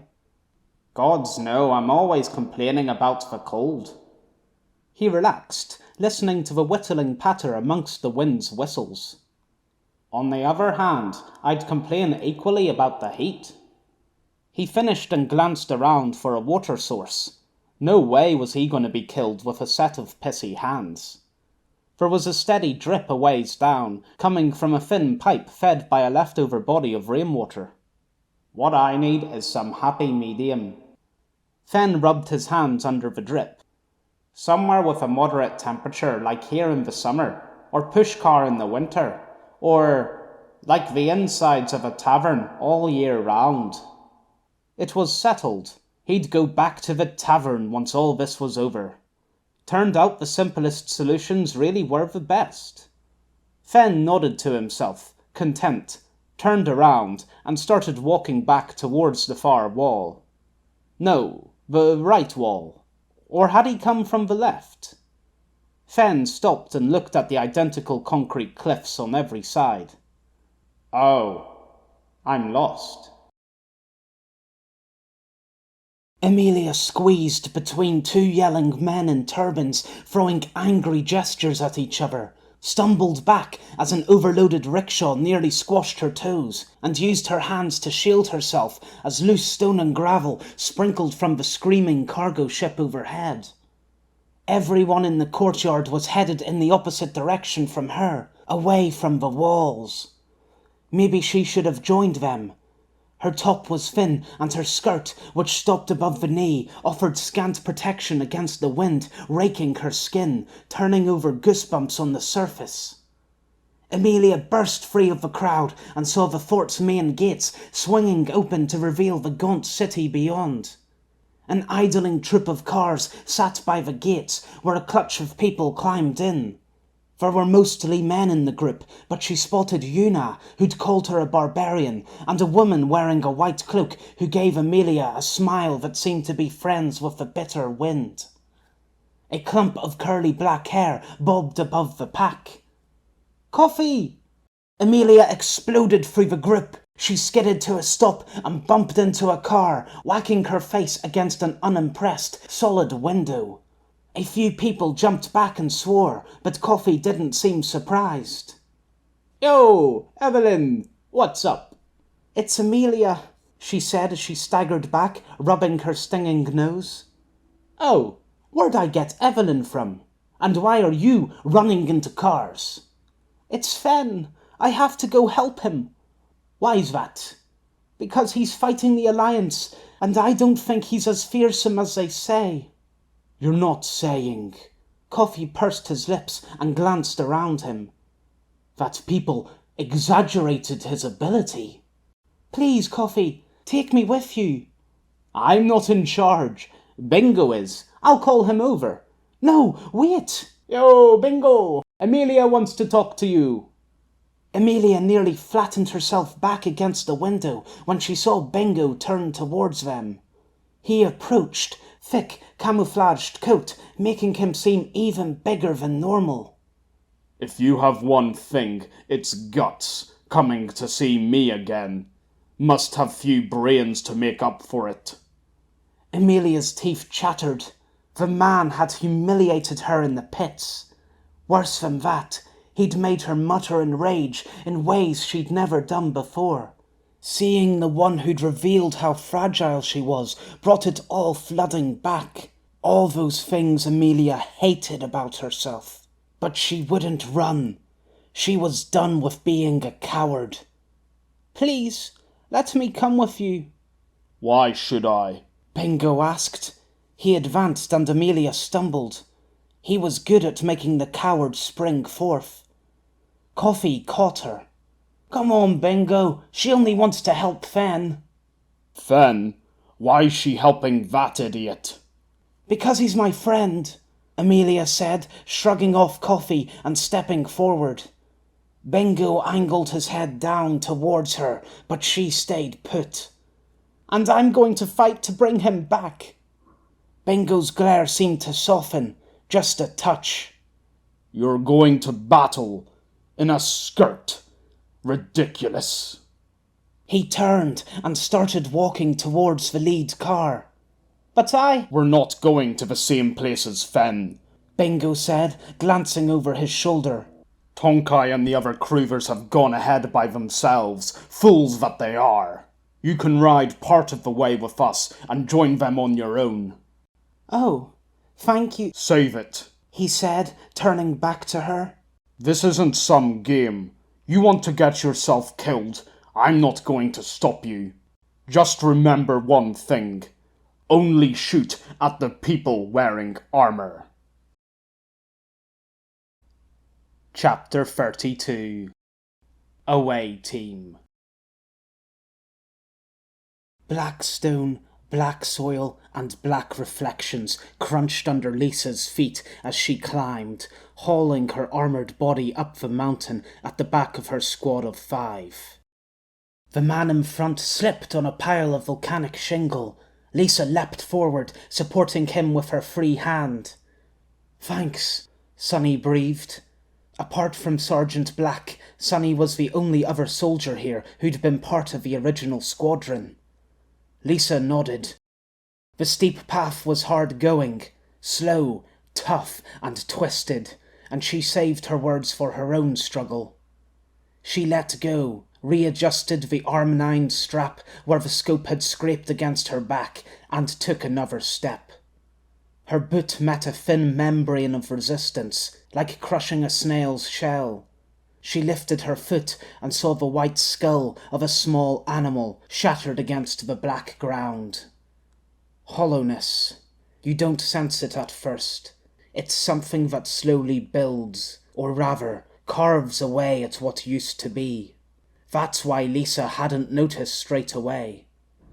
After the APOC, she'd had her brother to think about, blessed with a responsibility bigger than most. As long as he was happy, she would be too. And he had been, as far as one could tell with Jaden. But at some point, that stopped being enough. She reached a stage where her own wants caught up to her, not in a screaming, obvious way, but whispering, ever so quietly, that not everything was there. Something was missing. "Steady now," Sergeant Black said as he turned, the three metallic V-shaped stripes on his arm standing proud above them. "We're leaving the cover of the buildings, and the freelancers will be able to see us from their tower. Keep a low profile for as long as possible. The Western squad can only distract them for so long." The path at this point had eroded, forcing Lisa to hook her hands into the dirt and pull between the columns of dark rock dotting the way. It takes you a while before you realize how hard of a climb ahead is going to be. The first clues are the endless nights, lying awake in bed despite being tired beyond tired.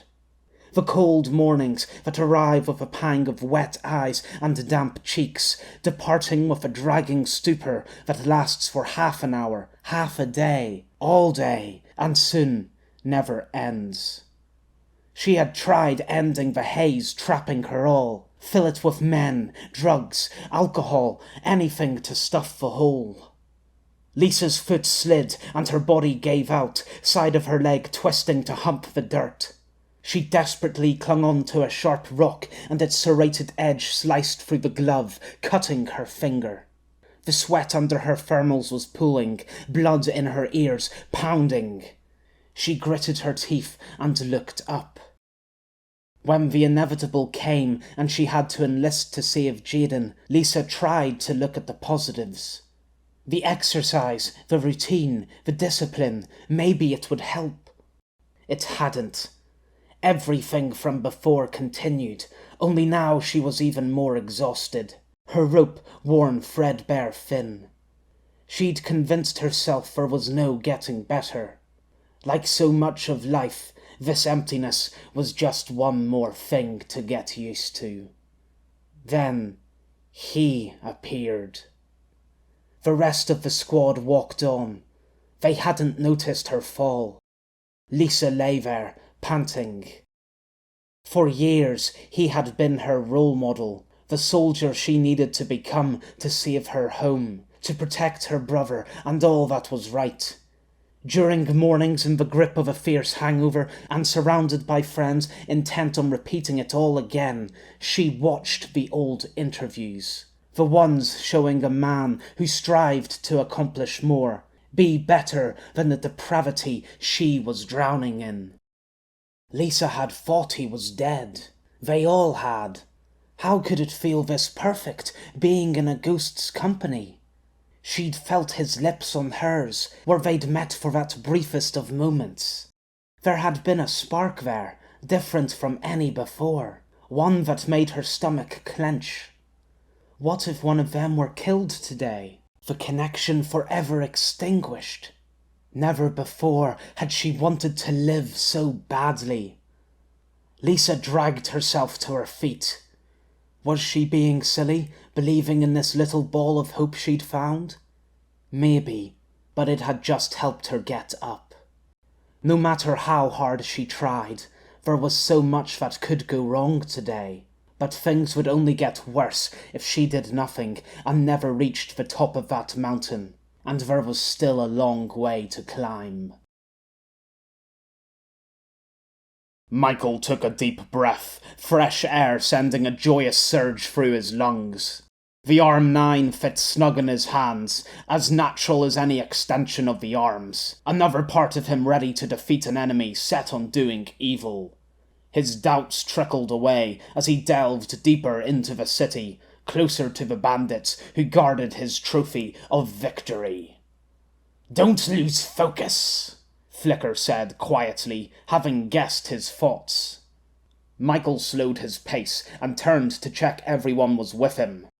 They were close to the city centre and the spot where the Alliance first fought the Freelancers and lost their gunship. He could tell by the decomposing pile of debris they were passing, sat between them and Central Square. The old Alliance headquarters. 4 soldiers followed, the 5th having been sent to reinforce the Western squad when Michael joined. James still shuffled at the rear. Michael had suspected the man wouldn't run, but he'd been listening out, just in case, using Flicker's enhanced hearing.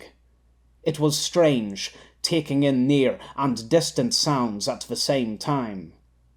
Michael crouched at a sudden crack of rifle fire before he realized the blast was several blocks away. The soldiers stiffened. "The Western squad," one of the soldiers said through the helmet's filter. More shots fired, and soon a rolling thunder filled the sky. "What should we do, Sergeant?" They had quickly taken to calling him by his reinstated rank, but Michael didn't think much of it. Promotions in themselves only brought bigger badges and prettier labels. It's what you do with them that matters. "We'll split up," Michael replied. Why? Our unit is already small as is. Michael didn't think James would have had it in him to object. He'd probably anticipated the order. "True," Michael said, "but that makes it easier for the enemy to surround us.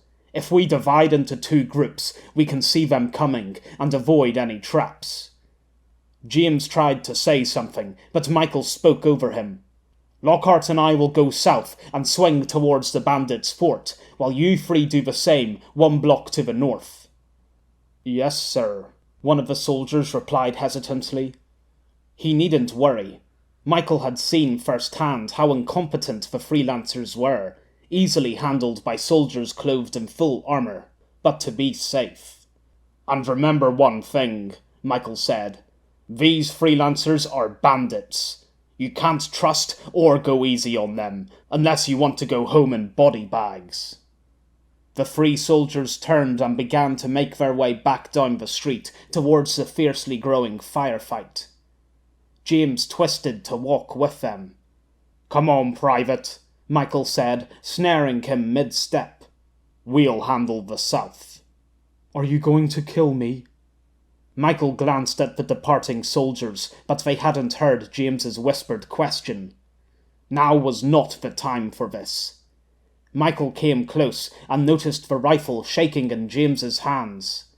He needed the man to calm down before he broke into hysterics. "I'm not going to kill you," Michael whispered. "I only kill those who deserve it." The darkened eyes under James's visor told Michael the words brought little comfort. If anything, they looked even more terrified. The Roebuck's Martesian steel blast shields were shut over the bridge windows, meaning that Alice wasn't looking directly outside, but rather at a live feed of the camera footage on the bridge's exterior. It was being projected inside to create a full-scale version of what the windows would have otherwise shown. Yet, despite the extra layer of metal on top of toughened glass, Alice still heard the blaster shot screams. Goodness, they were so close! This hadn't been part of the deal when she'd become an engineer.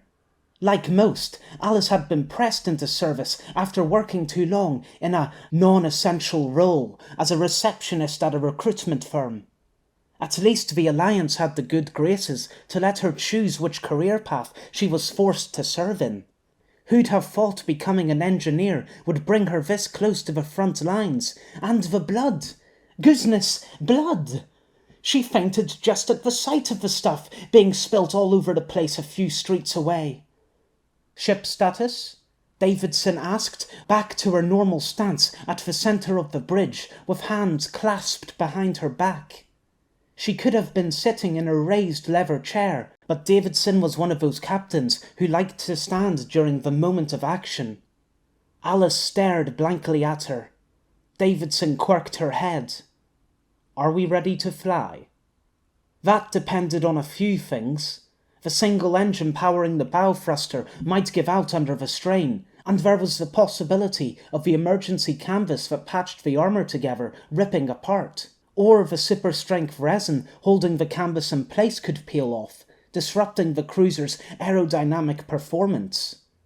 Now she thought about it, the cruiser's readiness to fly depended on a lot of things, although Davidson didn't like wishy-washy answers, so Alice replied, rather optimistically, "Yes, Captain." "Incoming transmission from the Western Squad," the communications officer said. "Patch him through." "Captain!" a man's voice shouted. "We've engaged the enemy!" The synthetic barks of blaster shots accompanied his words, making Alice flinch as they burst through the bridge's surround sound speakers. "We can hear that, Corporal," Davidson replied with stubborn calmness. "How many hostiles are there?" "A lot. More than 10 at least. We encountered the freelancers' convoy and were taking cover by the cars. There—" A new set of bangs interrupted the corporal. Everyone on the consoles shifted anxiously as concern flashed across the captain's face. "Corporal?" "I'm all right, Captain. A few people tried pushing forward, but we stopped them." "Where are they now?" "The enemy's been repelled, but they'll try again soon." "Roger. Fall back when you must, and we'll send help. Be wary of the side streets. They'll try flanking you." "Yes, Captain." The corporal hung up. "Call the man as pilot," Davidson instructed. "Tell him to launch the ship, but wait here." "We're not reinforcing?" "Not yet. We'll save the gunship attack for as long as possible. The longer we escalate things on the Western Front, the more time we buy the Northern squad." The Mana's free engines started from the stadium floor outside, a constant hum underlining the frantic gunfire in the distance. Things were going to get a lot worse before they got better. Alice closed her eyes and took a deep breath. At least from here, she wouldn't see any blood. Hopefully. Chapter 33. Kick-Off. Soon as Tonky announced they're heading off early from the other parties, Whit expected things to go wrong. Eventually. Hadn't thought they'd start falling apart the instant they left the van. "Where did he go?" frothed Tonkai, as angry as Whit had ever seen. His boss was irritable at the best of times, and this last week had seen him turn from grumpy employer to temperamental dictator. "I didn't see nothing," said the man with a crusting of white stubble who'd been sitting next to Fen. "Here, one sec. Gone the next." "I knew he'd try this. Fen's trying to hunt for more glory to spite me." Whit wasn't convinced by that. Fen had most likely wandered off and gotten himself lost. The old man was better suited to roaming the halls of a retirement home than the fields of battle. Whit knew those points would fall on deaf ears where Tonkai was concerned, so he stared instead at the strip of translucent plastic caught in a tree's branches above, fluttering with the wind's passing. How long had it been there? Useful at one stage of life, but now completely alone and forgotten. How close a fate did they share? This avenue of thought wasn't the cheeriest to stroll, but Whit needed something to distract from the blaster fire ringing clear through the streets, uncaring of the earplugs he had stuffed in. The calls of energy weapons carried tremendously far, especially in a city as empty as this one. Even so, those shots weren't far enough for Whit's liking. "Maybe he went back to the fort?" the woman of the grip ventured. "How do you know that?" Tonkai asked, voice thick with accusation. I only meant..." Tonkai cut her off. "You two!" He pointed to the men who'd been sitting either side of Fen. "Go look for that moron." "Why us?" complained the bald man of the pair with a thick red moustache. "You were the last ones with him." "We were all the last people with him." "Quickly! I've had enough of you lot wasting my time while he gets away." The men's faces hardened, but they left without further complaint. Doubtless they suddenly appreciated the opportunity to get away. Tonkai fell into that category of supervisor who could fill a book with the amount of shit talked behind their back. Whit had joined Tonkai's hands for the cushy frontliner role on Prosperity, far from the factions' clashes in the south. Now he'd been thrust back onto the receiving end of an enemy's bite, left with little patience for the boss who'd promised to get him away from it. Tonkai must have read that frustration on his face. "What are you scowling at?" "You." A steady pounding filled Whit's ears, hands sweaty and shaking. Even standing became difficult as his feet numbed. You're out of line. The remaining man and woman exchanged worried looks. Was it Tonkai that had them so spooked? No, not Tonkai. Himself.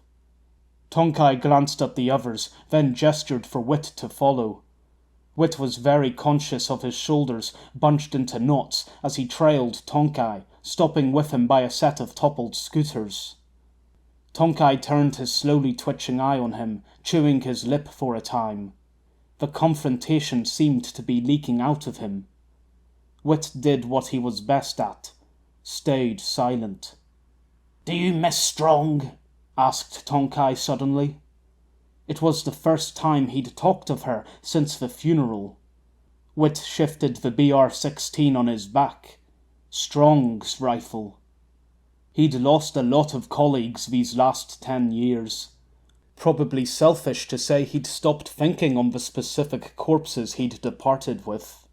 Their smiles and jokes, hopes and dreams, only the positives lived on in his memories, keen to show all the good that had been lost. He let the dead pile there, at the back of his mind, an unspeakable misery he carried silently rather than burden upon others' shoulders. "Reckon you miss her," said Wit evasively. "I make a poor substitute." "You're not the problem," said Tonkai.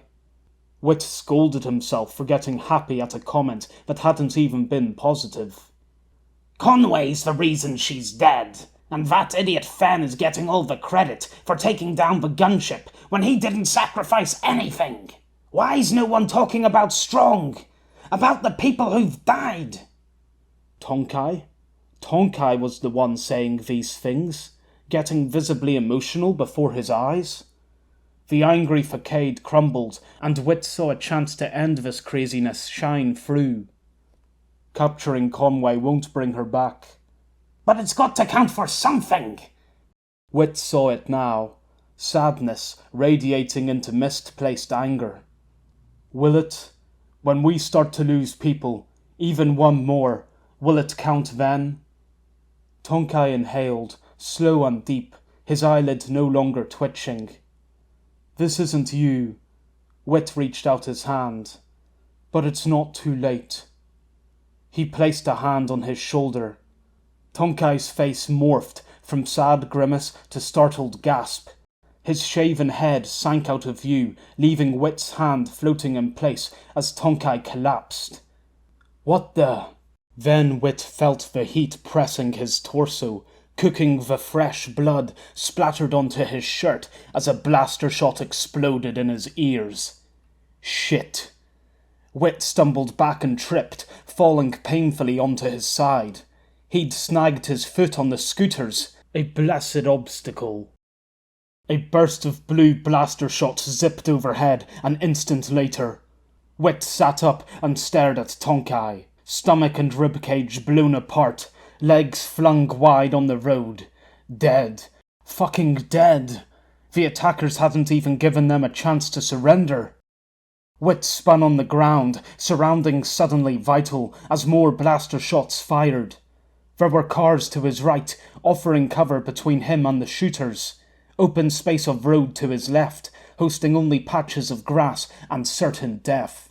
And then there were the buildings closest to him, fronted by slopes of rubble.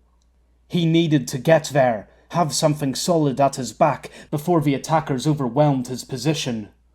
Wit crawled while keeping prone to the ground, clamp scraping the tarmac, rifle on his back, waddling to either side. The other two party members sprinted ahead of him towards the buildings, making for a hollow in the debris amongst the blocks of concrete and shafts of beam. The man running behind was hit in the chest by a blaster shot. It came out the other side, carrying punctured organs and pink, sizzling mist. The woman was luckier. She reached the spot and vaulted, legs barely skimming a beam, before vanishing into the pit. Wit didn't fancy his odds in that final sprint between the last car and the pit, but he heard footsteps closing between the gunfire. He was going to be overrun any second. Wit unclipped the blaster grenade from his belt, the one he'd been carrying since Strong's death. He pulled the pin, pressed down the primer, and counted. It was a long, long few seconds in his head, the enclosing soldiers not helping, but he knew the risks of panicking and throwing too early. At 3, he threw. The grenade bounced askew over the car roof, not surprising, seeing as a clamp handled the toss, but that was all right. He pushed himself into a crouch as one of the soldiers shouted. They probably expected a longer delay to the explosion than the one they got a second later. A synthy boom filled the air, light casting everything in a black flash as its shockwaves shattered the remnants of the car windows. Whit ran. He crossed the pavement and pointed up the wreckage, bounding above the loose rubble crumbling beneath his feet. He flung himself into the air as the first blaster shots resumed their killing flight. Felt the heat as they whisked by their target. He crashed into the pit, knocking his head and chest against the knobbly floor. Whit quickly patted himself over for injuries, no longer trusting his senses, but he could find no gaping holes. He looked up and saw the woman. She stared at him, arms and legs splayed wide and wedged into the crevices of their new foxhole. She looked terrified, eyes startled and breathing frantic. Whit realized he was the same. His earplugs had been knocked out, buzzing ears making themselves known. The tinnitus would have to wait. Whit pivoted his cracked sunglasses to the top of his head and squinted as a blaster shot roared above, illuminating a twisted signpost, the words "City of Prosperity" glowing in its light. Here he was, stuck in another hole, with the enemy closing in. He was always forgetting. "We have to do something!" The woman suddenly lurched forth, raising her rifle. "They're going to kill us!" "No, don't!" A shot punched through the highest layer of stone at the lip of the hole as the woman stood. She'd likely been planning to blind fire over the top, but the stone splintered and flew back with the blaster's force. The shrapnel impaled the woman's head, snapping it back and cracking her neck. She collapsed on the spot, her punctured face and contorted throat coming to rest next to Whit. He shuddered and looked away. More blaster shots followed, spitting through the top layers and working their way down. This was it. He was always forgetting how quick everything could turn to fucking shit. Fen leapt back, jamming his shoulder against a loose set of porcelain tiles that shattered to the floor. He held a hand to his rapidly beating chest, pupils dilating as the reptilian part of his brain raced to assess the threat. The sudden intruder whipped its head towards him, its slit-dashed eyes focused on his. Then it meowed and sprang back into the ruins. Fen lowered his hand with a sigh. The short nerves he'd adopted from his father were getting worse each year.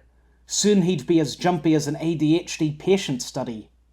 Maybe he wasn't as battle-ready as everyone else.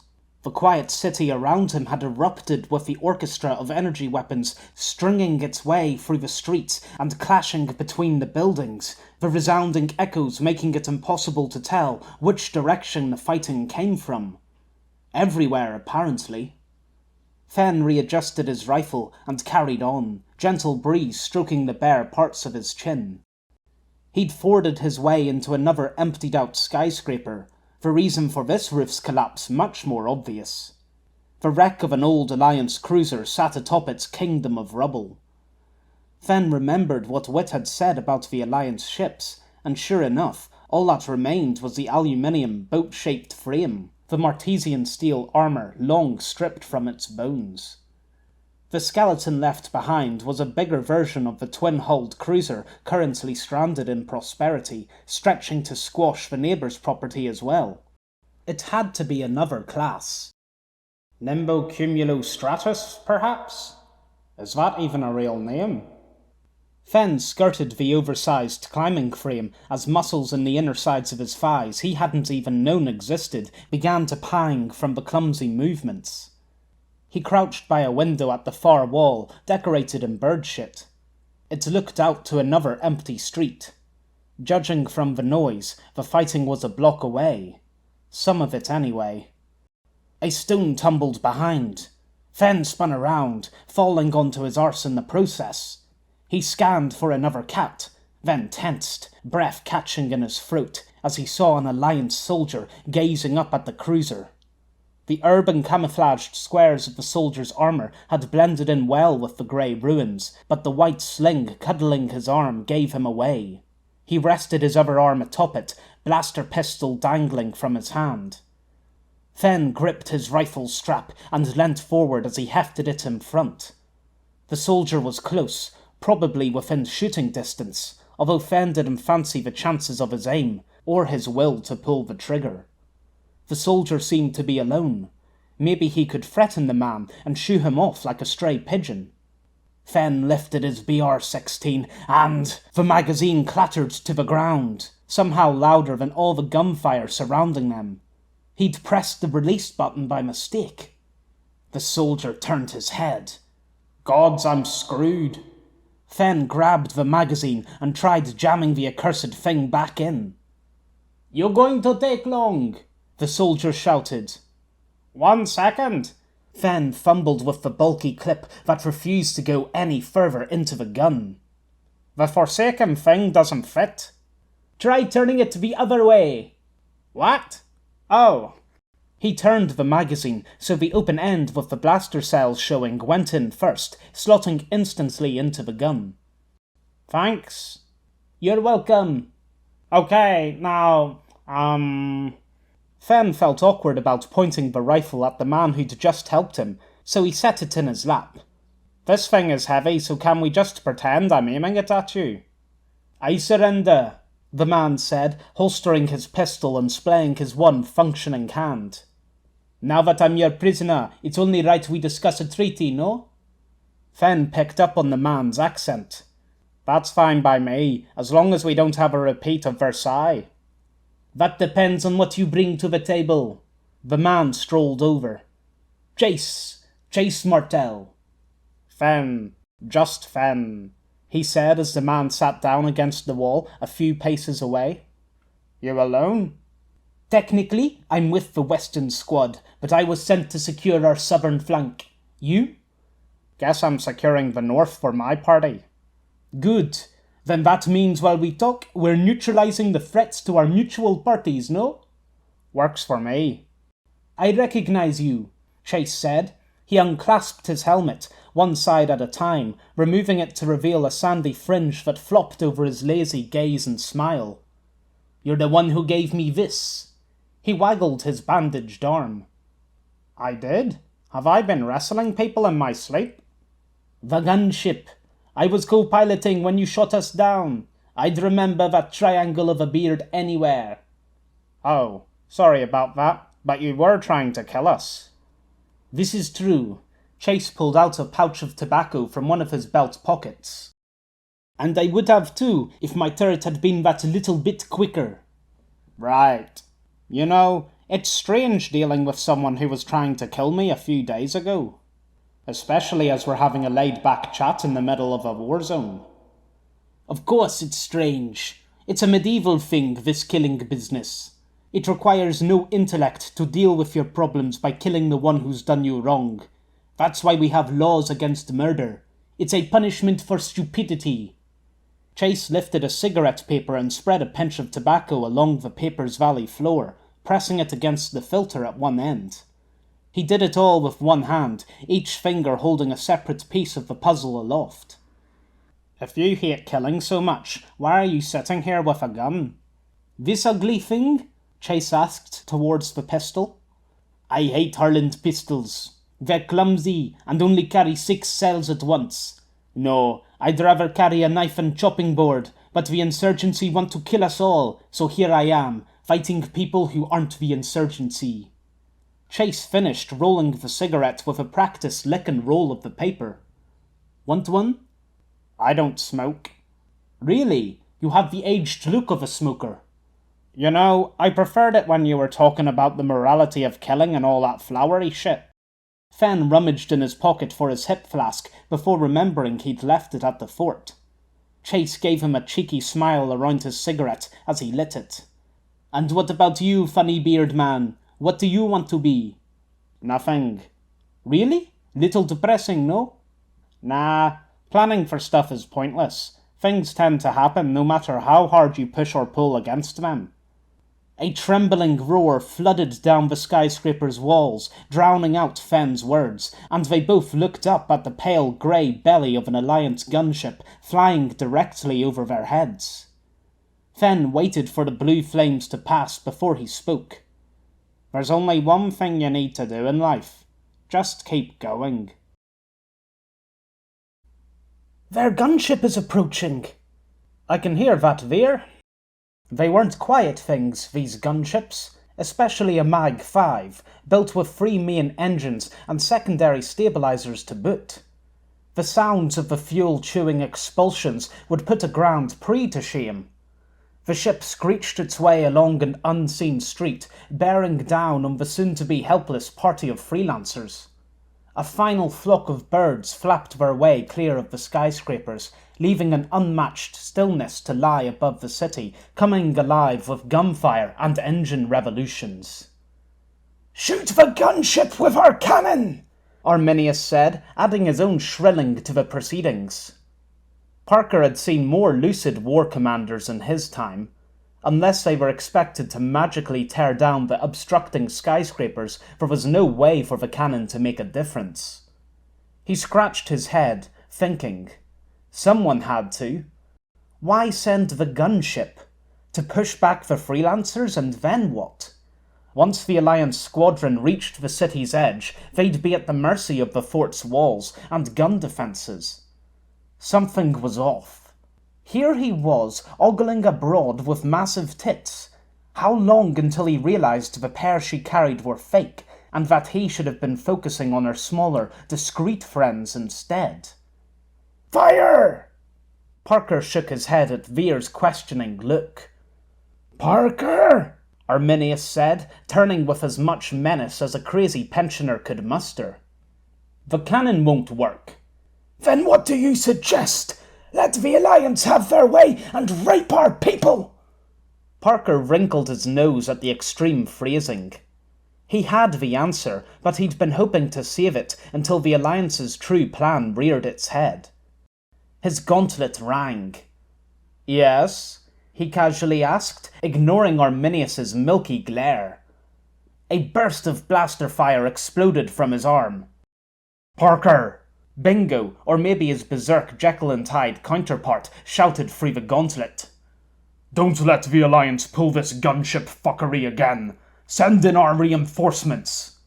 A stray charger round banged over his words. "Any chance you can hold—" A fresh burst of gunfire interrupted Parker's question. Fusion bolts from Bingo's own weapon. There must have been a veritable rainbow of colours going off in that street. "Now, Parker, or I'll come back there and strangle you with your little buddy's intestines." Veer gaped. "Why me?" All right. Parker hung up and looked to Veer. "Send in. Already doing it, bro. I want to keep my insides where they are." A terrific rumbling rose beneath them, and everyone on the deck, including the clan leaders at the far end, looked towards the courtyard. The freelancers' gunship, on loan from the Cruvers, thundered past, the 4 engines tilting and waving to one another as they adjusted to the new altitude. The ship ought to give the Alliance a fright. It was the first time Parker had an insurgency gunship on his side, sometimes called a grabber because of the legs tucked to its bottom. The gunship cleared the fort's walls and sped towards the city, its roar surging across the flattened rubble field. "Now retribution can be served," Arminius said with a manic grin. That, or a serious set of broken limbs and bloody corpses.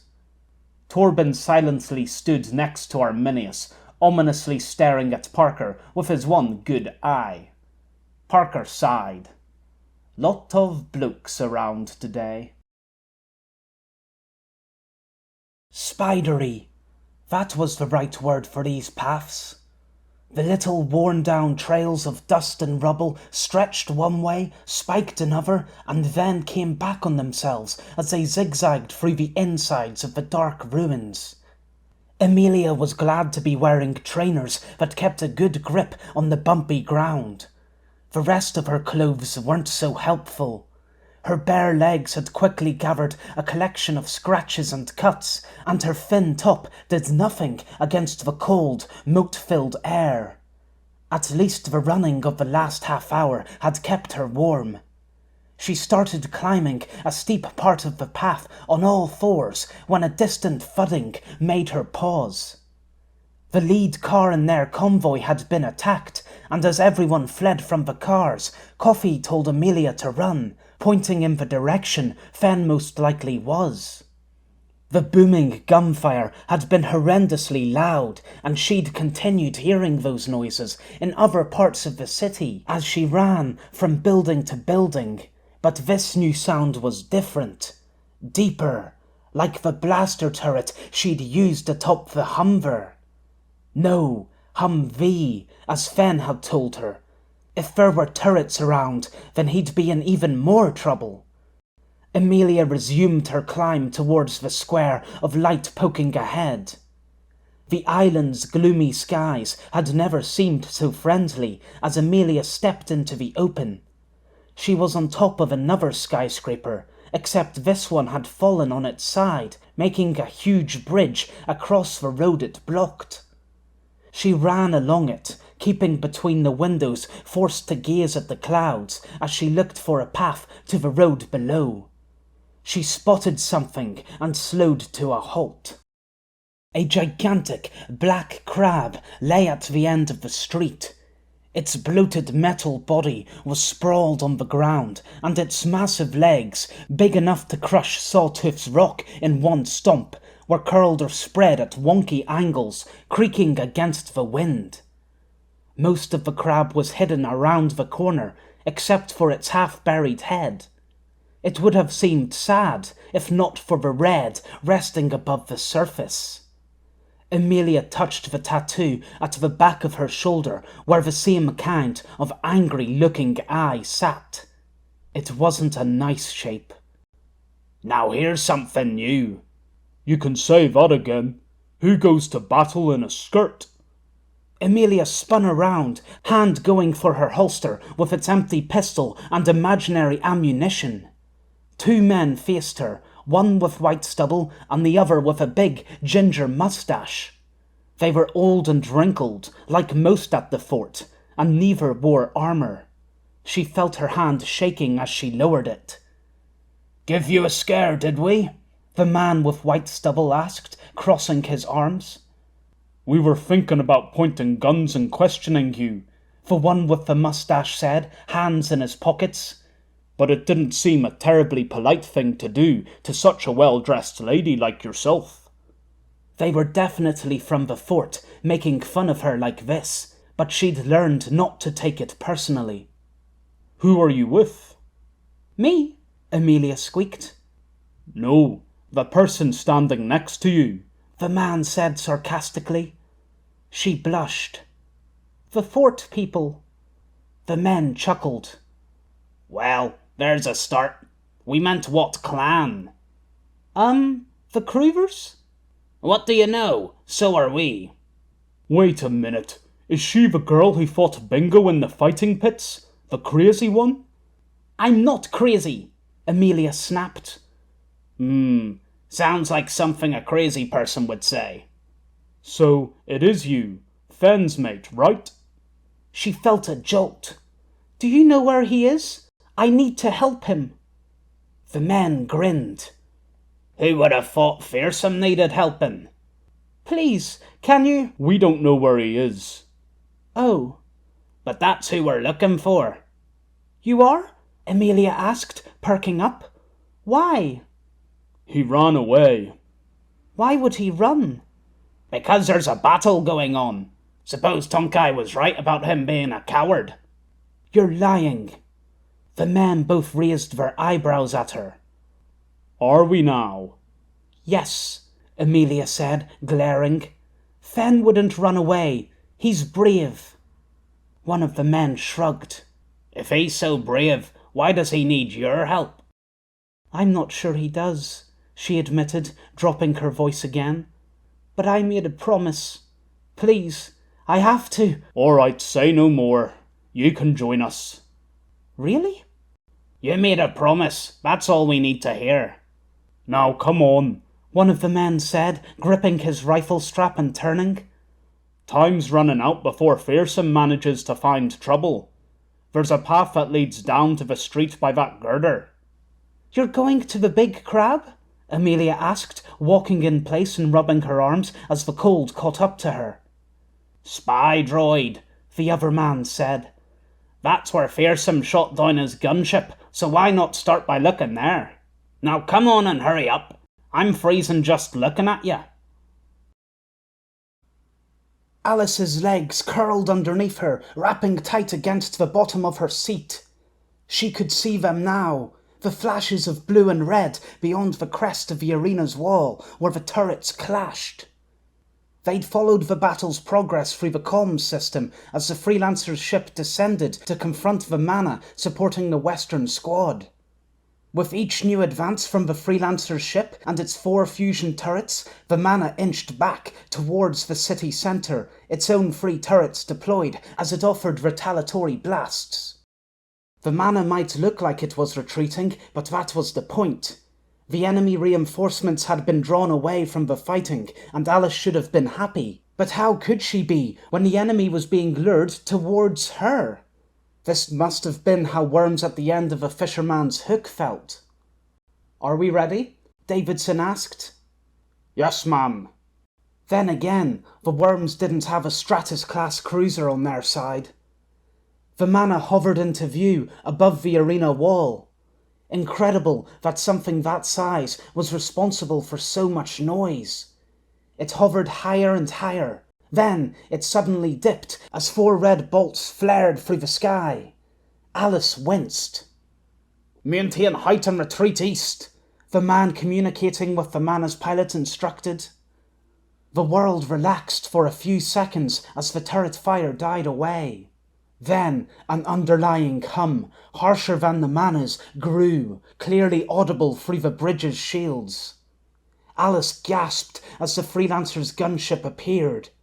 She hadn't seen an insurgency ship since the APOC, and that twisted combination of black metal and red engine chilled her spine. The gunship stopped descending, hesitating as the Roebuck came into view. Now! Davidson barked. The Roebuck's front cannon fired. The Mark 14's boom was much louder than the turret shots before, creating a thundering flash that splashed the grey skies with a vibrant blue. The blaster shot stung Alice's eyes as it zipped towards the gunship that started plummeting when it saw the trap. It veered wildly, the 4 engines flinging it just low of the shot. It disappeared behind the wall it had come from, followed a moment later by a loud bang. Did it crash? Alice asked. She blushed as the captain looked at her. Davidson didn't say anything, tapping a finger to her ear instead. Alice concentrated. The enemy's engines were still there, purring beyond the arena's walls. So, it didn't work? Let's not be so pessimistic, Davidson said.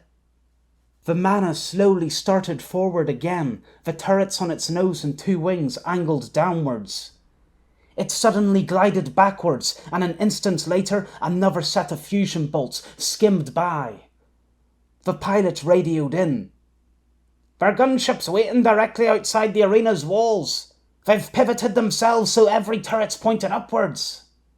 Davidson spoke, bypassing the man on the console. Let them stay there.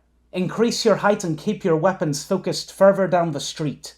Fire everything you've got if they try to retreat. Alice's legs loosened their grip on her seat, dropping as she realized what they'd done. Davidson looked over with an amused smirk. See, we've just trapped their queen. There's a noise a steamroller makes as it crushes rocks beneath its drum. like a jet engine's rumble directly above, a submarine's groan as it strains under the pressure of millions of tons of seawater.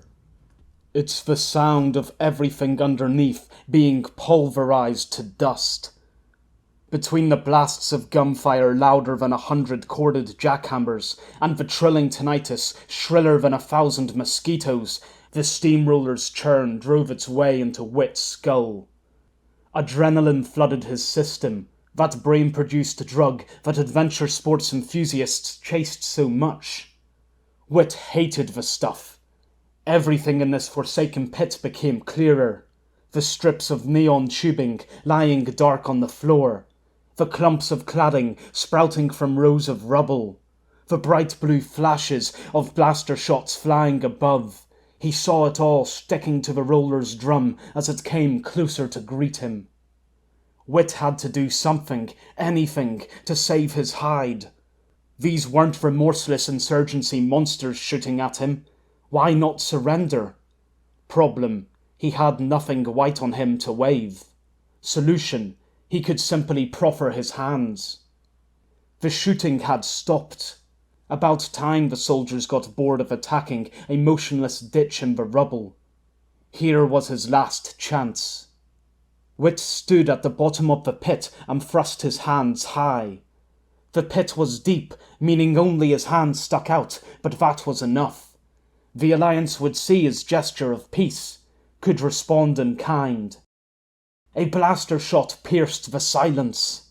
Whit fell back between the neon tubes, softening his fall on the woman's bloodied corpse. The gunfire resumed, even more furious than before. He started shaking, shock setting in as the second stage of this well-trod process got underway. His arm throbbed from where it had been blown back by the blaster's force. Why? Whit raised his arm and saw his clamp.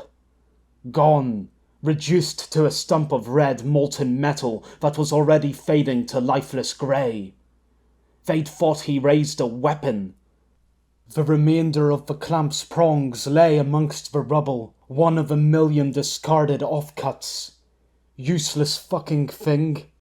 It attracted funny looks at the best of times. Now look what it had brought at the worst.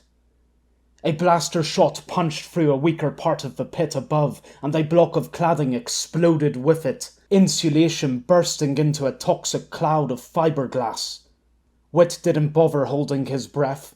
He'd worry about the cancer later. The opening the shot had made was, truly, his last chance. He picked up his rifle, nestled next to the woman's body, a grim reminder of what would happen if he messed this up. He stuck his eye to the newly opened shaft of light, blinking away the dust. Finally, Whit saw his assailants. Armoured soldiers, 3 of them, fanned out and making their way down the street. He only needed a second to work out their strategy. They were leapfrogging. 2 soldiers sheltered behind cover while aiming at Whit's position, while the 3rd darted to the next car before aiming again, allowing a companion to take their turn. A slow, effective strategy, but with every plan there were holes, like the one he now shoved the muzzle of Strong's rifle through. Using the sliver of daylight above the BR-16's iron sights, Whit lined the gun on the soldier behind a car bonnet, waiting his turn to run. Still waiting. The soldier swiveled from shelter, revealing his torso. Whit gritted his teeth and fired, a jolt of satisfaction accompanying the recoil as he finally retaliated to his would-be killers. The blaster shot blazed from the hole, striking the soldier dead center. Black light and sparks exploded against his chest, followed by a loud crack as several metal squares buckled. But none broke. The soldier slammed onto his back, groggily grasping at his chest. It wasn't the death keel Whit had been after. First conventional bullets, and now these cheap knock-off blaster cells. Was the world conspiring against him? Whit swore and took aim again, but his makeshift arrow slit was narrow, and adjusting the gun at such an angle with one hand proved a wall of heat slapped Wit's face, and he tumbled from the searing attack, collapsing back into position at the bottom of the pit. He stared, head going muddy, as more blue light shone above. One blast tore through the gap, rupturing the concrete as dust and stones sizzled in the superheated air. Why was his head sore? He touched it with his hand to inspect, but something blocked the way. The fucking sunglasses! He flung the pair away, bouncing the cheap plastic against the wall as he clumsily probed his face. Wet and sticky. Why? Wit held up his hand. 3 of the trembling fingers were smeared dark with reddish muck. Blood. Where from? That too would have to wait. The steamroller was here, its footsteps climbing outside the pit, getting ready to trundle in and squash everything in its way. Mum. He wanted his mum. Or dad. Or brother. He would give the rest of his life, all 30 seconds of it, to be with them again. Such a fool, thinking of these things. He remembered the last time he'd seen his family, all crushed beneath the ceiling that he'd helped build, and that the insurgency helped destroy. A soldier's figure blotted the skyline at the lip of the pit. He pointed his rifle downwards, helmeted head surveying the floor. Wit glanced around. Where was his gun? Ah, he dropped it beyond reach when he fell. Fucking fantastic. Please, Wit began to say. The soldier fired 3 shots in quick succession. The woman's body next to Wit shuddered as the blasts buried into her, flinging more blood and flamed organs about the place. The soldier had thought she was the survivor. What did that say about Wit's own appearance? The soldier realized his mistake, swung the rifle around. The drum had reached full volume. Wit heard nothing else as he stared down the barrel of yet another gun. Where was the fear? Gone. Utterly spent by the course of the day's events. Of the week. Come on then. Time to end this shit show. The blue he'd been expecting never came. Instead, purple suddenly filled the sky. In all his years since the epoch, Wit had never seen that colour on the field, and even more bizarrely, it wasn't coming from the soldier. It was travelling towards him. The purple rocket soared, spewing spirals of copper streams that crackled gold sparks as they fizzled out. The main projectile hit the soldier, and unlike Wit's earlier attempt, smashed straight through his armour with an almighty pop. The weapon continued firing outside, exploding with that strange firework melody. The soldier above remained standing, despite the new cavity in his chest. His rifle dropped from his slack hand into the pit, bashing Wit's thigh. He gripped his aching leg and cursed. The soldier swayed. He better not. He tilted forward, and Wit barely got his hand in front of him before the body's full weight crashed on top. Fucking hell! Wit shoved the body off and punched it in a sudden fit of rage. He sucked in deep and swore as his fist ached from where he'd smacked the metal armour. The shooting outside had stopped, but Wit didn't care. He sat forward amongst the corpses and gripped his knees, concentrating on breathing. He wasn't going to do it, even if he felt his eyes growing wet and his throat constricting. He wasn't going to be a little sissy and actually do it. A rustle made him look up. Of course, it was her, done with another round of slaughter. He looked away as his face continued making all sorts of ugly shapes. He refused to let his tormentor see him in such a state. Why had she saved him again? Just to watch him suffer through each day that got worse and worse? From fight to bloody fight, until he was reduced to a snivelling mess like now.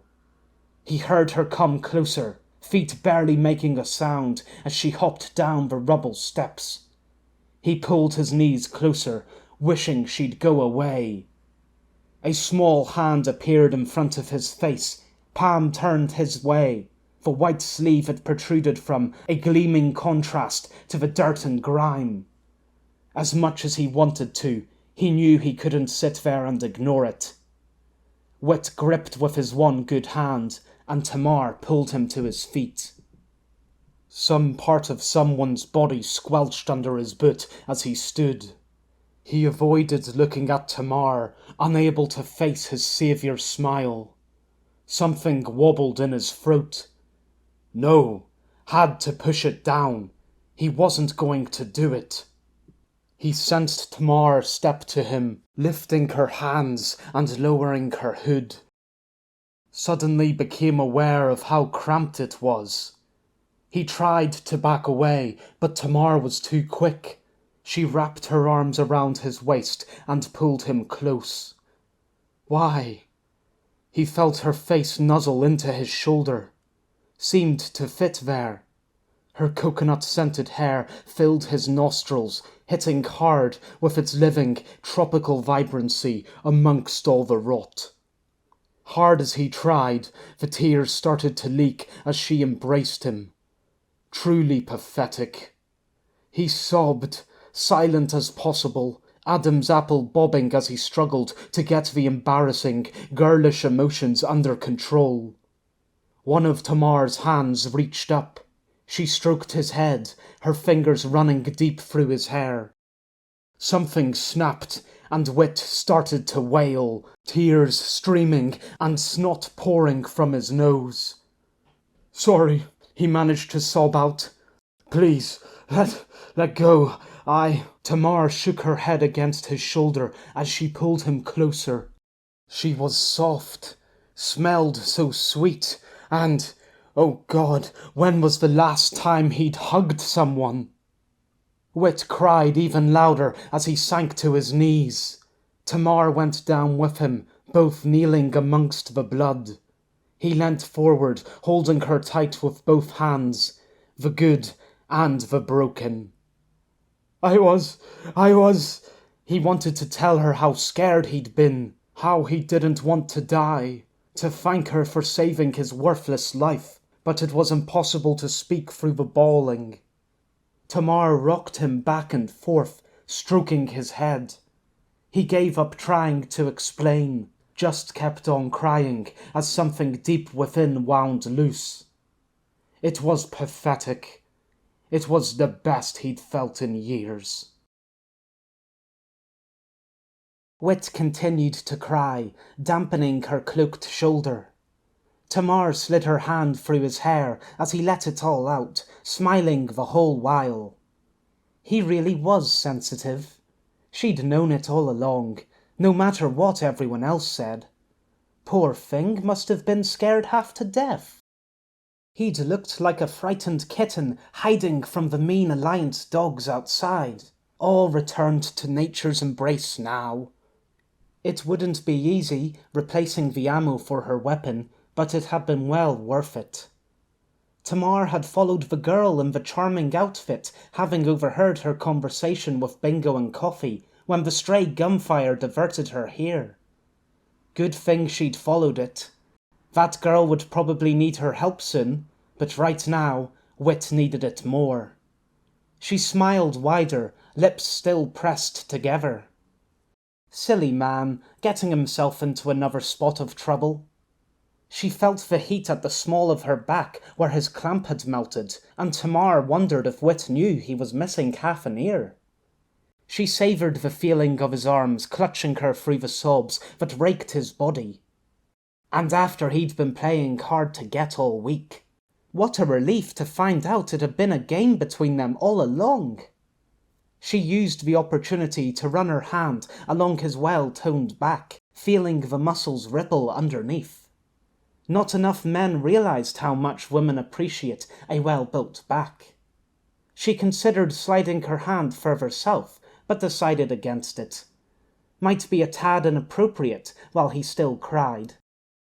Tamar had recognised the distraught look on Whit's face the instant she'd seen him at the pit's bottom. It was the same look her children used to get after falling out with a friend or scraping their knee. She wished she could hum and coo in Whit's ear the way she used to do with them, but of course that was impossible. Instead, all she could do was hold Whit tight, stroke his hair, and smile an unseen smile into his neck. Doesn't it feel great being proven right? No, it bloody doesn't. Not when your boss refuses to admit it. We've chased them off, Arminius proclaimed proudly. Their gunship has been kept at bay due to our brave efforts. And they're doing the same thing to us. It's a stalemate on the aerial front and the middle attack, while the Alliance still have 2 squadrons unopposed on the field. Arminius frowned. Tonkai's party? He asked to the group. No response, Veer said. But what about Conway? Conway is not the issue. Parker turned to the gunner behind him, grabbing his pair of binos and handing them to Arminius. Look at that mountain and tell me what you see. Arminius lifted them to his crinkled face. A grey blur, he said, pointing the binos directly at the wall next to him. Parker would be needing dental fillings if he clenched his teeth any harder. Torben calmly took the binos from Arminius and focused them on the right direction. Alliance soldiers, nearly at the summit. What? How did we let them get so far? That's what I've been trying to say. Do something about it! Parker was painfully aware that they only had one gun capable of pointing directly at the mountain. He glanced at Torben, who still had the binos focused on the mountain, no sniper on him. They're gone. Everyone looked over at Torben's sudden announcement. They've disappeared over the top. Why up there? They're following an old walking trail I sometimes use, the Prosperity Summit Loop. From that point, it splits in 2 to form a ring around the top of the mountain. A ring? Arminius asked. He raised one yellow-nailed hand to stare at the grey ring banding his middle finger. Then that means... They're coming towards us. Arminius turned to Parker, cracking his cane on the cruiser's floor. Blast the mountain! Parker snorted. You want to blow up the island? I'll reduce this whole rock to ash before I let it fall into enemy hands. Parker shrugged and nodded to Veer. He knew it wouldn't matter how many times they fired. The cruiser crippler churned as gears spun and hydraulically pressurized fluids pushed the cannon's barrel upwards. Clear the area! Parker yelled, sweeping his arms and shooing away the clan chiefs with the rest of the crowd as the cannon atop the truck rotated, slewing its back end over the pull guards and bringing its muzzle to stare at the mountain. Doesn't he realize this won't work? Veer whispered to Parker as the complimentary serving of earmuffs were handed out amongst the crew. There's no point in telling him, lad. The head chief is the sort who doesn't believe he's wrong until you prove it so. Parker was surprised to see Arminius had managed to haul his rickety body up the ladder to the viewing platform they'd used that morning. Parker climbed after him, followed by Torben. At this level, clear of the cannon, the whole length of the mountain was visible. Where are they now? Arminius asked, glaring at the black heap. I'll get Veer to use his drone and there. Torben pointed to a protruding cube of slate, centre left of the mountain's ridge. How do you know? Torben glanced Parker's way, but no more words came forth, only an annoyed grunt. Just listen to the man. I want to see a hole in that mountain within a minute. The cruiser crippler finished its final adjustments. The firing alarm blared, and everyone held their breath, letting the sounds of weapon fire float in from the distant city.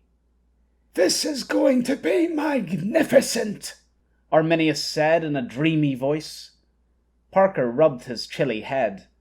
Next time, he'd bring a jacket with a hood. The cannon fired. A plume of dust kicked around the truck as the deck trembled with a resounding peal.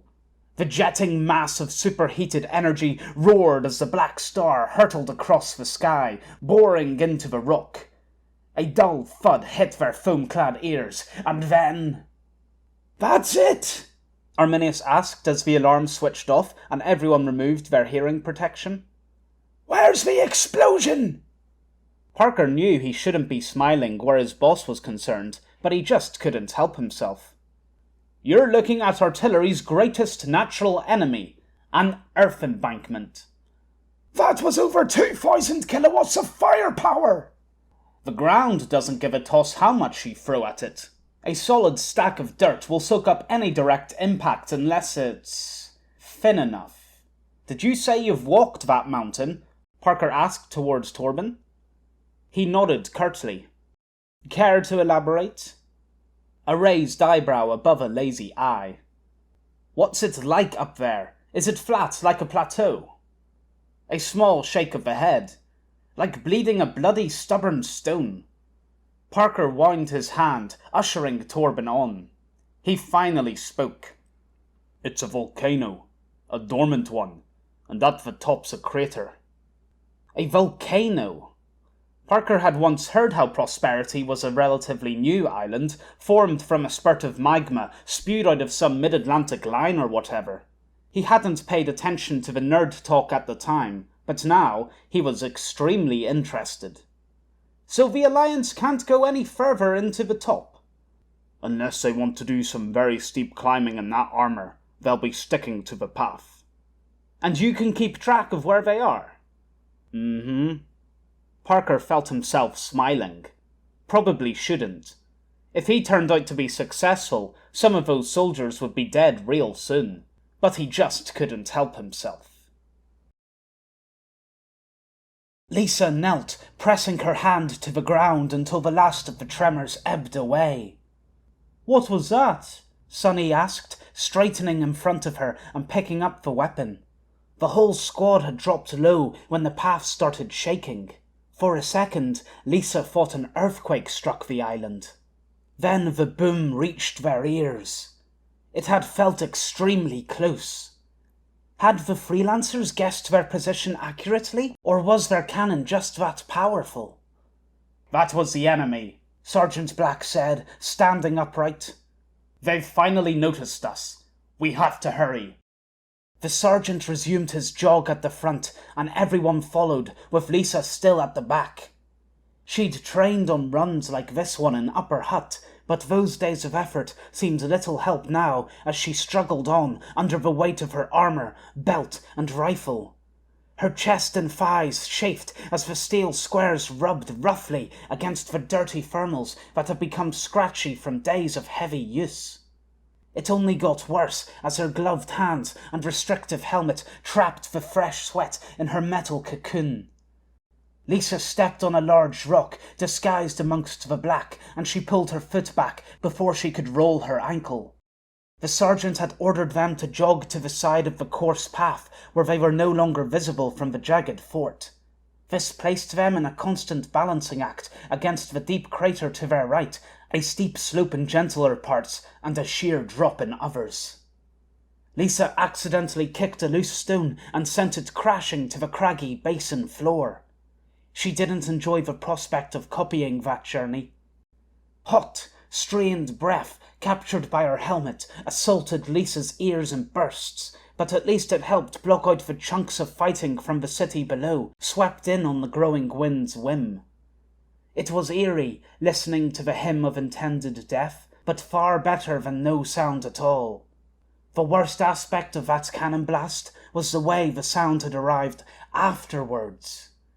It seemed cruel to develop a weapon so accurate, so powerful, and yet with no... How long did it take to reload a cannon of that size? Lisa stopped in her tracks, smaller stones skipping to a halt. "Sergeant!" The sergeant leading the front of the squad paused, turning to look back at her. Then Sergeant Black vanished, engulfed in an eruption of pummeled rock and black stones. The warning bang hit Lisa's ears a second later as she was thrown back, the shockwave punching the air from her lungs, leaving nothing for even a scream. Her arms and chest were peppered with tiny rocks before she hit the ground, where something big landed on top of her. The ringing began to settle in, drilling into her ears. There was sky and clouds, all spinning and dancing happily, and comfy rocks to sleep on, and a nice fluffy thing enveloping her leg so she didn't have to feel pain there. She'd sleep and worry about all this. Lisa thrust her arms upwards, ripping the helmet from her head. She coughed amongst the gulps of fresh air that made everything become sharp again. She grunted, pulling her leg away and shifting Sunny from atop it. Lisa slowly propped herself up, gritting her teeth as her arms burned with the effort. She lifted her eyes next. Gasped. A massive, smoking dip dominated the path where little flickers of flame played. 2 men lay motionless at its edge, bloody flesh showing through their torn armour. Lisa took a deep breath, biting her lip as she held back the tears. She hadn't seen a dead body since the epoch, and never ones she could have prevented. The freelancers had shot the rim of the volcano, using the lower angle of the cannon to skim the payload through the uppermost layer of rock, and she'd been too dumb to figure it out earlier. Why? Why was she so useless? A movement down the slope to her right. A lying body stirred. The sergeant! Lisa scrambled, crawling as fast as she could. She pivoted her legs and slid down the slope, stones raining around her. She tried to stop, but fell too far, sliding past the man. "Sergeant!" she yelled, turning and regaining her footing. A groan was all that came from him as she struggled back up. He tried reaching out for something. "What?" Lisa asked in a panic as she knelt on the slope next to him.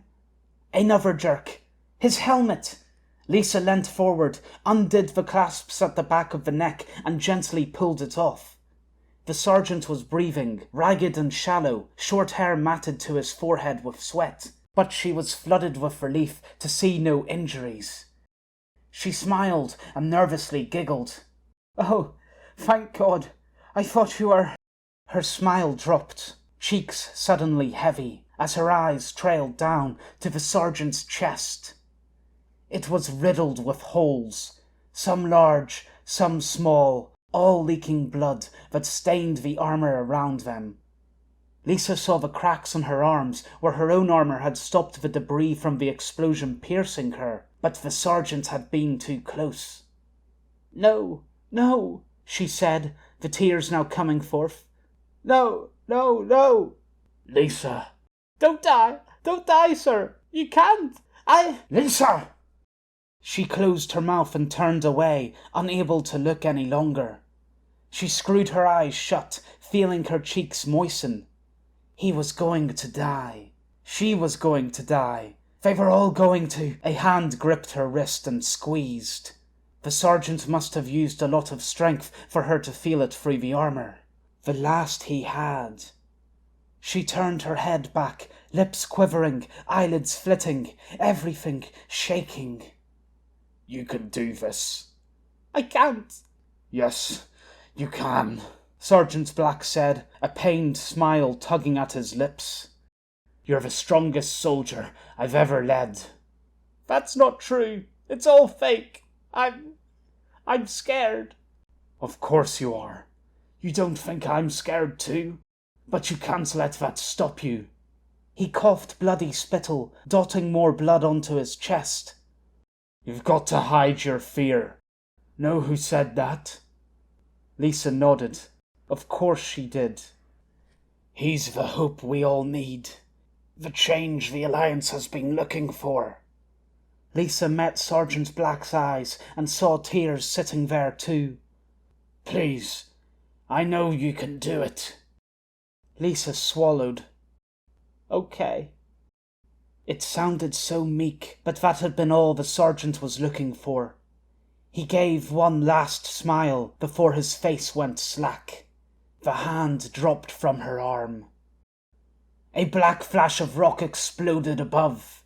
Lisa whipped her head up as a resounding bang echoed around the crater. The blast had been further down the path. The enemy assumed they were still advancing at the same pace. They had guessed wrong. She realized with a swelling of her lungs that there was still a chance. Lisa? Sonny stood above. He held his helmet with its newly cracked visor at his side. Is the sergeant? Lisa nodded. Sonny took a step back up the slope, and Lisa saw the same fear that had nearly consumed her surfacing on his face. She closed the sergeant's eyelids and stood. Her legs stopped shaking when she put weight on them. Come on, we still have a job to do. Just us? Sonny laughed, nervously, hysterically. How? We still have that. Lisa nodded towards the weapon strapped to Sonny's back. And ourselves. You sure about this? She'd never been less sure of anything in her life.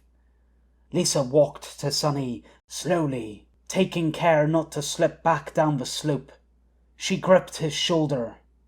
No, but we have to try, don't we? Not for us, but for everyone else. Sonny locked eyes with her, then took a deep breath. Okay. Lisa smiled. That had been all she was looking for. Chapter 34. Highlight of the match. Take off your helmet. Of all the things about to happen to him, getting asked to remove his helmet was probably the best. James unclasped and lifted the headpiece, unleashing a torrent of unfiltered bangs and explosions onto his ears. The birds Sonny had been admiring this morning were long gone, pushed aside for the death rattle of rifles slinging down the roads. A few minutes ago he'd heard cannon fire join the mix, large booms and thuds that could be spelling trouble for either side. Sergeant Conway had stopped their two-man march under a tree plucked of its leaves and left with naked branches to grasp at the grey sky. James recognised the place, back when the tree still had foliage. A group of freelancers had been sheltering here when James's squad arrived on the island, dark stains still splattered on the tarmac. He'd seen the tree from afar, atop the spy droid's head that now stared down at them with one unimpressed eye. Michael followed James's gaze. That's called a spy droid? James nodded. How many are left? None. None? Michael repeated. Then how are the insurgency such a threat? Because they've moved on. James put down his helmet.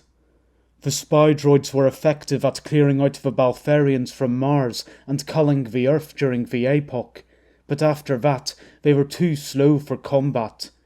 The insurgency let them fall out of service as they switched over to more cruisers and tanks, clones and battle droids. Now they're more mobile than ever. So, Michael said, staring at the hulking wreckage of metal, we're going to need every soldier we have to defeat them. Does that mean you're not going to kill me? Michael turned from the droid to look at James. Why would I kill you? Because you're crazy. I can explain what happened, and I'm going to tell everyone. James was sick of the man getting his way. He felt like putting him on edge for once, to reveal his true self. It worked. Michael's eyes narrowed instantly. What? You can't be trusted. Corporal Wainwright thought so too. James took half a step back, wary in the fashion of a matador swinging his cape. Why now? After so long, you reappeared. To do what? Save us all? And I just have to accept that? No questions asked? You might have waltzed in here and gotten everyone else to fall in love with you, but I don't believe any of it for a second. Michael had a disgusted sneer on his face, like looking at a bug that had crawled out of the kitchen cupboard. I see. This isn't about me. You're jealous. Jealous? About Lisa. Am I wrong? Yes, of course he was wrong. James felt his teeth grinding, his face becoming hot at the mention of the woman slipping from his grasp. Wasn't he? Those were strange-sounding shots back there. Certainly no blaster responsible, the man replied to his friend. Whoever it was seems to have finished. Amelia strained her ears. There was still fighting going on, a lot of it, but the closest shots a few streets away had stopped completely. Should we go see? The man in front thrust his hand out to the side, slicing off the rest of her question. He knelt behind a big scooper bucket attached to the old yellow truck they'd been walking past. His friend followed, and Amelia stared down at them, confused. The closest man turned and gave her skirt a rough tug. Amelia eeped and sank to her knees, clutching at the slipping garment. "What are you?" The man held a finger to his lips and pointed. Between the bucket and the tractor's arm, she saw the spy droid's head further along the street. Before it sat a big tree with sad, bare branches, and under that, Amelia froze. A man in armour. The enemy. He stood next to the trunk, arguing with a larger, unarmoured man. She heard scraps of the heated conversation now, wafting down the street. What were they doing here, so far from the main attack? "That big man," Amelia whispered. "He's wearing the same coat as Fen. Do you think they did something to him?" "Don't worry about Fen," the man in front said. "Things just changed." He'd brought out a boxy device and was looking through it towards the tree. "That's Michael Conway." Dressed as she was, Amelia had thought she couldn't feel any colder today. She'd thought wrong. Happy days. "Happy?" Amelia squeaked, the hand clutching at her skirt quickly moistening with sweat.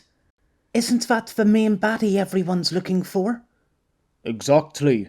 We capture him, then radio in, and end this whole battle.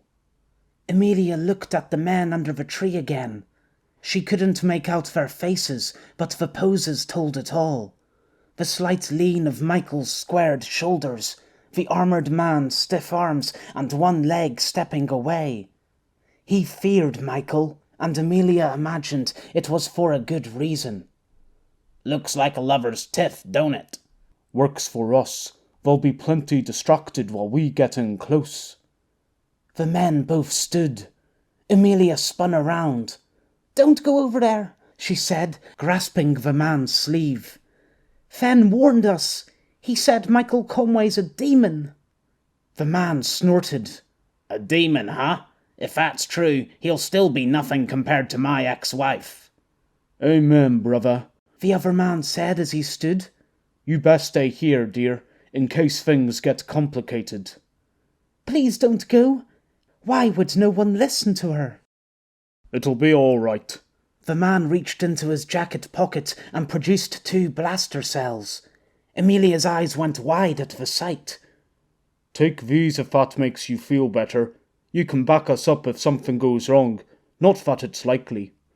The man hefted the gun that he'd been hiding at his back, and Amelia gasped when she saw the thick-barreled weapon.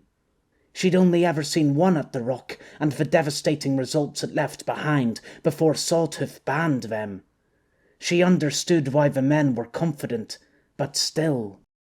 Amelia took the cells from the man and looked up, meeting his eyes, as she tried to make him understand. When Amelia saw the sympathy staring back at her, she realized it was hopeless. They only saw a child kneeling before them, and children can't change adults' minds. "Be careful." The man smiled. Always. "You need to grow up." James swallowed. Michael wasn't wrong. It was a sentiment he'd often told himself, but to have it said aloud? By him? Easy for you to say. You've got it all. The skills, the looks, any woman you want. I could grow up as much as possible, and I'd still be nothing compared to you. How is that fair? Complaining about looks and women. Michael shook his head. Stop whining and gain some perspective. We're fighting a war here. Then where the hell did you go? James shouted the question, the first time he'd done so in many years. Michael seemed as taken aback as he was. The rest of the squad weren't the only ones who admired you, James continued in a lower voice, suddenly unable to meet Michael's eye. When I enlisted, people told me to watch your old interviews, to become inspired, and it worked. I wanted to be you so badly, but you disappeared. You weren't there for the epoch, for the worst times we've ever faced, but that was all right. You'd died a noble death defending Cornelius, to give us a future. James looked up. And now what? Everything's meant to go back to the way it was, just like that? Did your sacrifice mean nothing? That's why I don't trust you.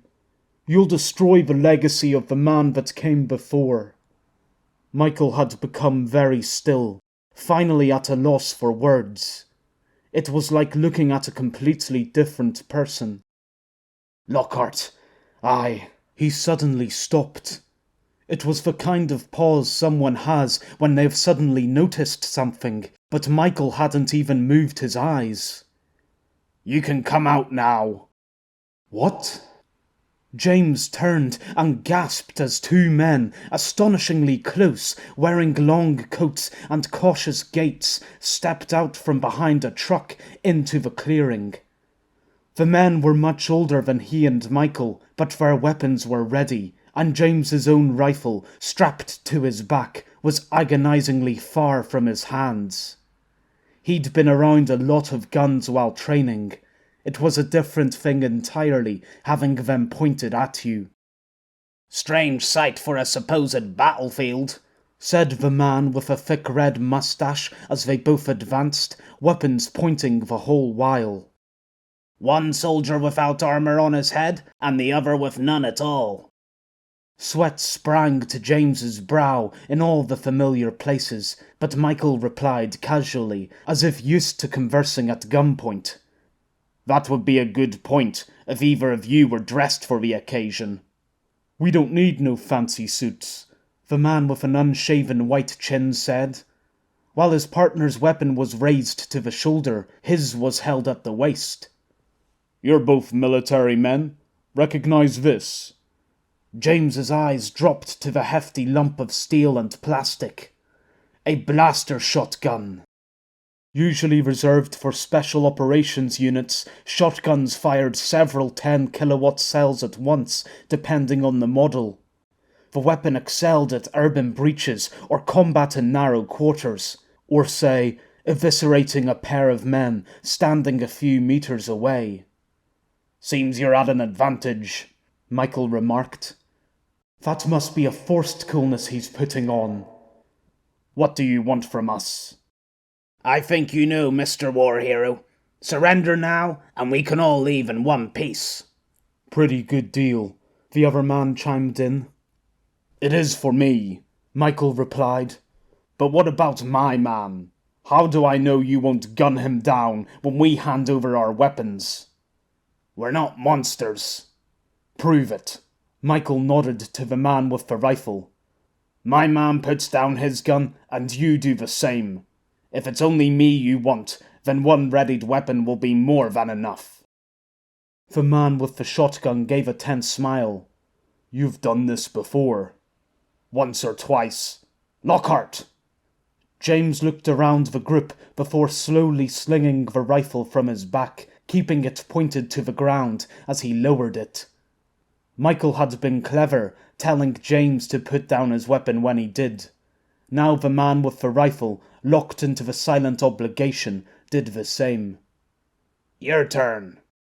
Michael nodded and reached for the arm-9 at his back. This was it? Conway surrendering after all they'd been through in the last few days? Then again, James couldn't see any other way out of this situation. Michael picked the gun up by the strap, running over his shoulder. It slipped.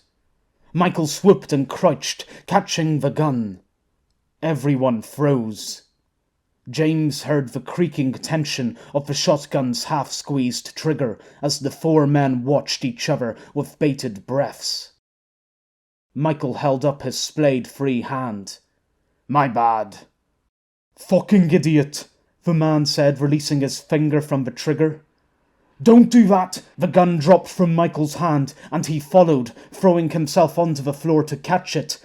The man with the shotgun hesitated as Michael grabbed and angled the rifle. He fired 2 quick shots, hitting the man in the abs and left pec, instantly blowing him apart. The other man reached back down for his own weapon, but Michael had already rolled and aimed his rifle. He fired.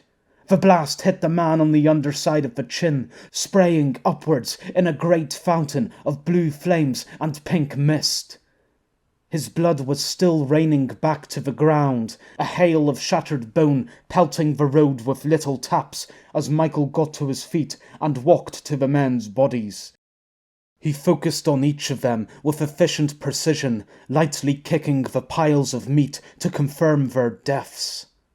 James watched in a daze. It felt unreal. 1 second, the men had been alive. The next... "Why did you do that?" James barely whispered the question, but Michael seemed to have no problem picking it up. "If a soldier plans to show mercy to his enemy, he better plan for an early funeral too. Now be quiet, there might be more nearby." "They wanted to take you alive," James said, too angry to listen. "I know." Conway knelt next to one of the bodies to examine the shotgun trapped in the death-grip-possessed hand. "That's why he hesitated, and we won." "Don't lump me in with you. I'm not evil." Michael raised his head, sharp look in his eyes. "Neither am I." "Yes, you are. You were never like this before." "Don't pretend you know me," Michael said, standing. "All you've seen is the pretty interviews and scripted campaign slogans. Well, here's another one for you. It's all relative. Out here, I'm the closest thing you'll get to being good. A soldier who's prepared to destroy any who'd harm his cause." Michael lifted his rifle and pointed it straight at James's unarmored head. "And right now, you're in the way." James closed his eyes. He'd been waiting all afternoon for this moment. Probably should have been more fearful than he was. But set yourself up for failure and you'll never be disappointed. The shot didn't come. James peeked, one eye at a time. Michael was breathing heavily, but James saw from the slightly lowered muzzle that he'd already decided not to fire.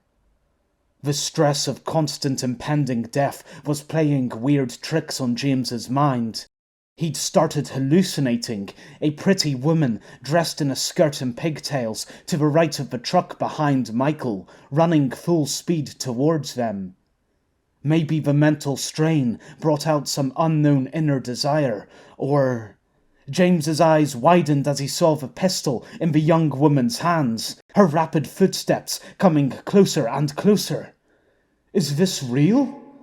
James's shocked reaction brought Michael's eyes back into focus. He turned to see the source of the commotion. Completed the move just in time to meet the woman's blaster shot, catching it with his chest. James stumbled back as Michael spun from the shot's force. Saw his face as he fell to the floor. Could tell straight away it was over. Michael Conway was dead. Lisa buried her head under her hands as the slope above blew apart. Rock and stone turned the clouds black as they blanketed the sky, flames sprouting from the flying debris before the screaming earth came gushing down. Large slabs of rock were flung back by the cannon's blast as smaller ones sprinkled on top of Lisa's sheltering form.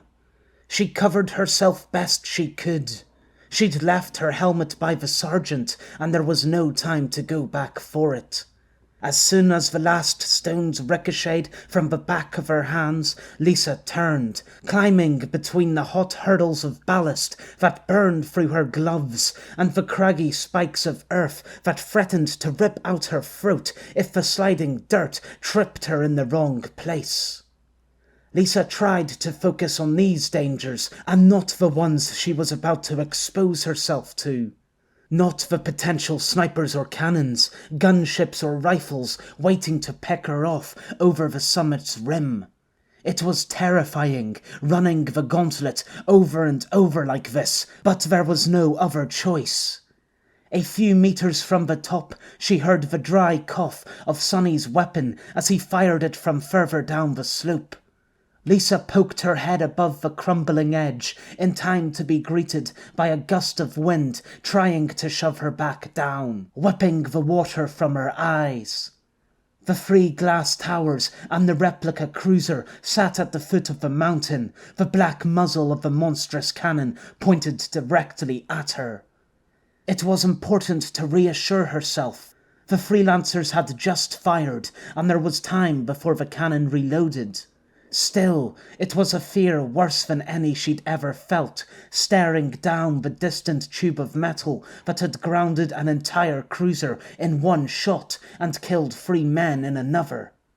Part of her wished the cannon would shoot now. Then she would wake from this nightmare. But until then, she had to stare and endure it. The blaster grenade finally finished its invisible arc. The blue explosion flashed in between the fort's walls and the 3 skyscrapers. Too close, but better than the last 2 attempts that had failed to reach the brick walls. Lisa turned and skidded down the slope, not allowing the freelancers any more chances to shoot her than they already had. "Adjust to 1355. Sonny looked up from the mortar base and bipod dug into the dirt. He had another improvised mortar shell ready in his hand, a blaster grenade with a cone-shaped fuse attached to one end, fins and propelling charges at the other. "You sure that's not too much?" Lisa wanted to scream. Why would she give him wrong instructions? Instead, she said, "The wind's picking up. We need to compensate for it." "Right. Do you want to swap?" Sonny asked, the wheedle in his voice saying he clearly didn't. "Just get ready to fire," Lisa said, sounding calmer than she felt. She turned and mounted the slope, covering her head as she prepared for the next shot. A minute passed.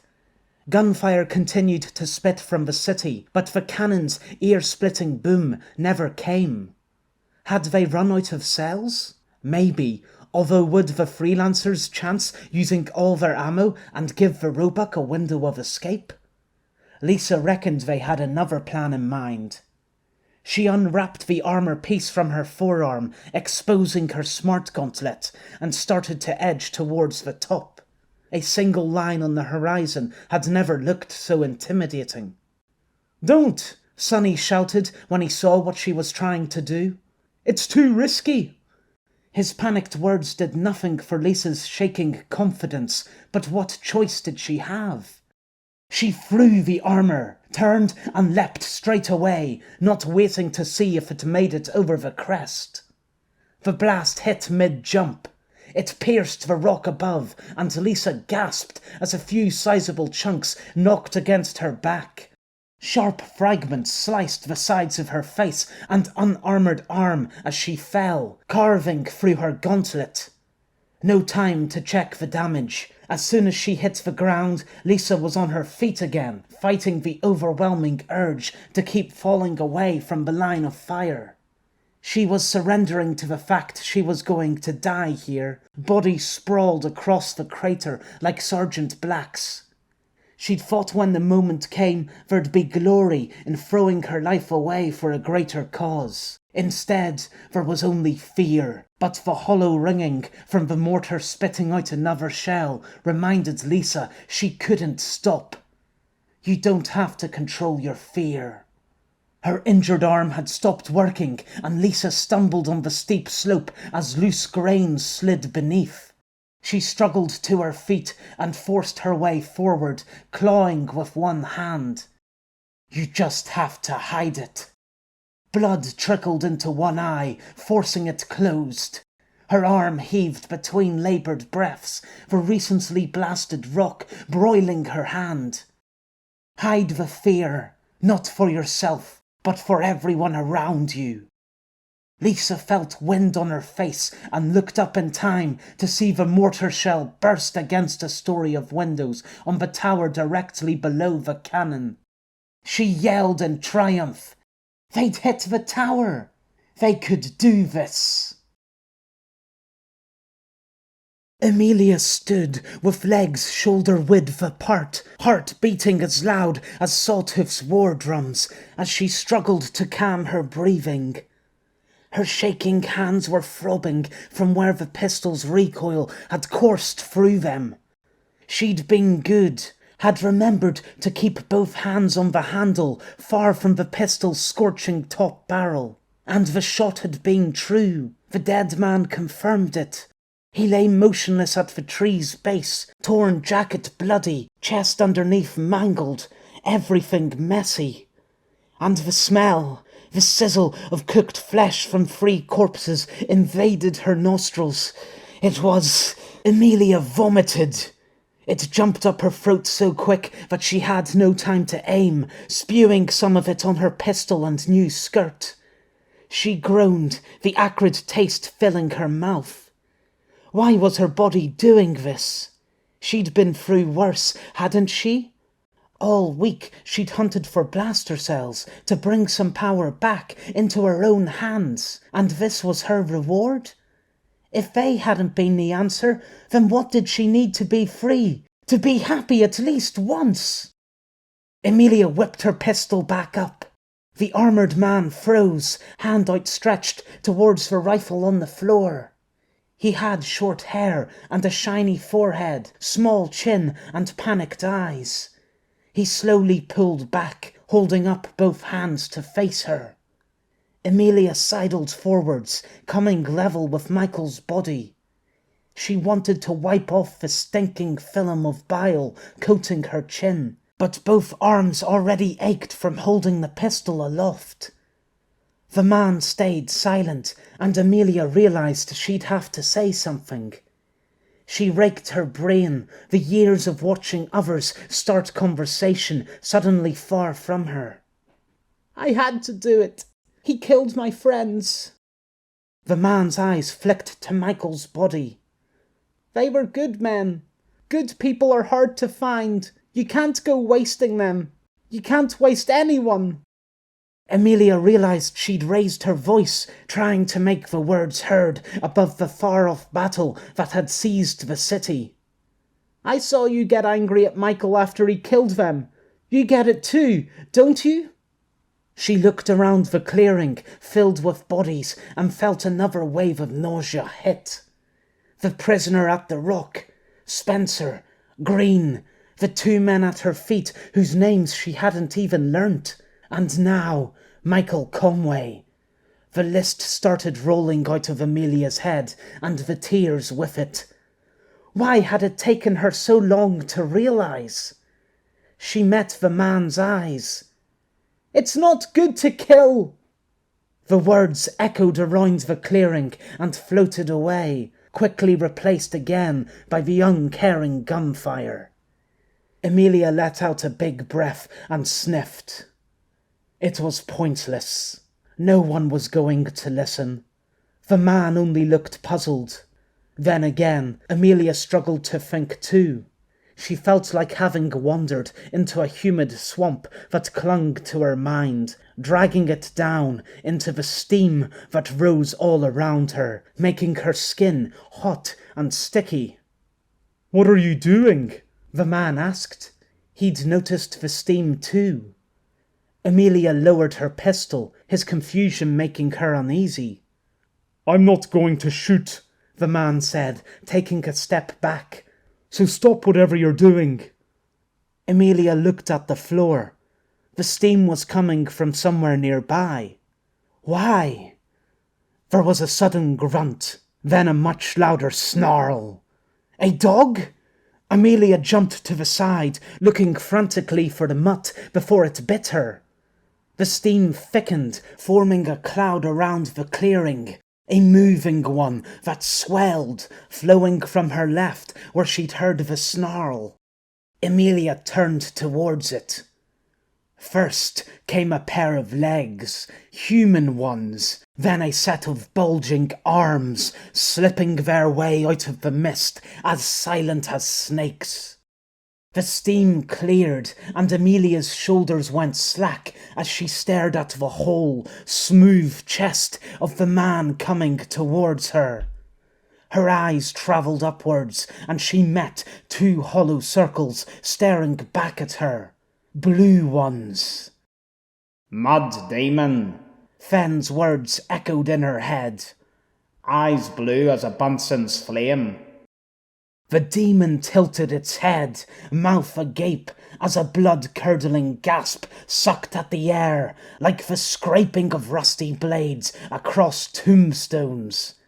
Amelia felt something warm run down her leg. She wanted to go home. The demon leapt. Amelia screamed and raised her pistol. It was too late. The creature was already on her as she squeezed the trigger, the half-raised blast gouging out a piece of flesh on the side of its torso before the gun was flung from her grasp. The demon grabbed her with rough hands, and the world flipped as Amelia was lifted and rammed onto the ground, catapulting the air from her lungs. The branches of the skeletal tree cartwheeled over her eyes, laughing at the girl whose only weapon had failed her. The demon swam into view, ragged jacket and man's skin, trying to disguise it as human. The two blue rings floated like the branches, multiplying and growing as she shrank from their dominance. A weight crushed her pelvis. The creature climbed atop her, its filthy flesh pinning her to the ground. Here she was again, concrete floor below, tent roof above, fire crotch crawling atop her. The shell. She had to squirm into it quick, retreat from herself before the real pain began. A pressure gripped her neck. It increased, and Amelia squeezed out a cough as her final breath was cut off. The demon wasn't just trying to hurt her, it was going for the kill. Amelia's arms came to life, breaking out of her trance as she tried to punch and pull away from the strangling hands. Her legs scrambled and kicked against the tarmac, producing nothing but rubbery scrapes as the hands dug in further, seeking out her windpipe. Amelia's eyes bulged at the overwhelming strength as Quiddell clutched her neck, holding her against the rock's wall. Nothing had changed. She'd only postponed the inevitable. It wasn't fair. The pressure grew, and Amelia's eyes rolled back as she unfolded her grasp on consciousness, on everything. The blast had hit Michael square on, ripping right through his chest. That had been the face of a dead man falling to the ground, but he'd regenerated. How? James wouldn't have believed it. He'd have thought it a dream, if not for the sounds. Michael's grunts as he pinned the woman to the ground, her spluttering as he strangled her thin neck. James had never heard such animalistic noises coming from the mouths of people. Michael sat back on his haunches, resting his full weight on the woman's hips and lifting his clenched hand to shoulder height. Steam trailed from the fist, like it had from Michael's healing body earlier, but this time the effect was furiously concentrated, covering the hand in a simmering, transparent fog. The air around the knuckles and uppermost parts of his fingers crackled, and James realized Michael was using the strange power to transform them. He was altering his body to attack. Surely his victim had already had enough. The woman's eyes on her purpled face were closed, her arms limp. She'd been weird, talking like that, and who the hell came to battle dressed in a skirt? But she'd also been earnest and scared. She'd spared his life. Was he just going to watch as Michael killed someone else? James swooped and picked up his gun, rifle stock clacking against his armoured shoulder as he took aim, lining Michael's exposed side in the scope's crosshairs. "Let her go!" Michael hadn't noticed. He raised his fist higher, making a strange grunt as his face contorted. James's finger quivered over the trigger. His arm 9 held a full clip of 12 blaster cells, and Michael's breath was strained already. There had to be a limit to his regenerative powers. He could kill him right now, so why hesitate? The cannon's gigantic blast thundered in the distance, the same dreaded sound that took down the Roebuck that morning. James bit his lip. Those were his squad mates out there, fighting and dying, not to get off this island, but to save the man he aimed at now. Sonny, Bayou, Chase, Lisa, even the fucking sergeant. They'd all become so optimistic since Michael's appearance, carrying an exuberance he'd rarely seen since the epoch, risking their lives for this man and everything he represented. James heard the woman's last words echoing in his head, and with them came the realization. He couldn't do it. He couldn't pull the trigger and let all these deaths be in vain. But he also wouldn't let any more happen if he could stop it. James dropped the rifle. The steam coming from Michael's hand had stopped as he finished bringing it to its full height. James sprinted forward and yelled, "Nonsense! Anything to distract!" Michael paused, turning to see the new commotion. Confusingly, James saw a flash of bright blue before he dove, carrying his full weight behind him as he barreled into Conway's side. Conway snarled in surprise as James tackled him off the woman's lying form. They both tumbled, rolling together across the bloodied tarmac. James whacked his unprotected head on the ground, becoming dizzy. He tried to right himself, but something incredibly hard hit his side, like being smacked with a brick. He raised an arm to protect himself. His forearm erupted in pain, and he screamed as the object withdrew through the steel armour that had crumbled as easily as shortbread. He was certain the bones in his arm would break in two if they were hit like that again. James felt himself get tossed, like a toy being chucked across the room. The back of his head smacked the floor again, and he tried blinking away the fog as Michael straddled him, copying the same position from before. James had underestimated. Michael's fist had hardened enough to break through his armour in a single blow, and holy shit did it hurt. Michael breathed heavily, hissing steam spilling from his mouth as his face seemed to twist amidst the rage enveloping it. Was it even Michael attacking him? James thought he'd imagined it before, but the eyes really had changed, morphing into two rings of vibrant blue that shone through the steam. "What a pathetic display!"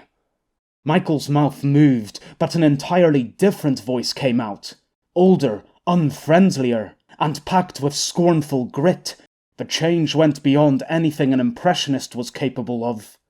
The convulsing at the stadium, the talking aloud. Had there actually been something else living inside Conway, responsible for it all?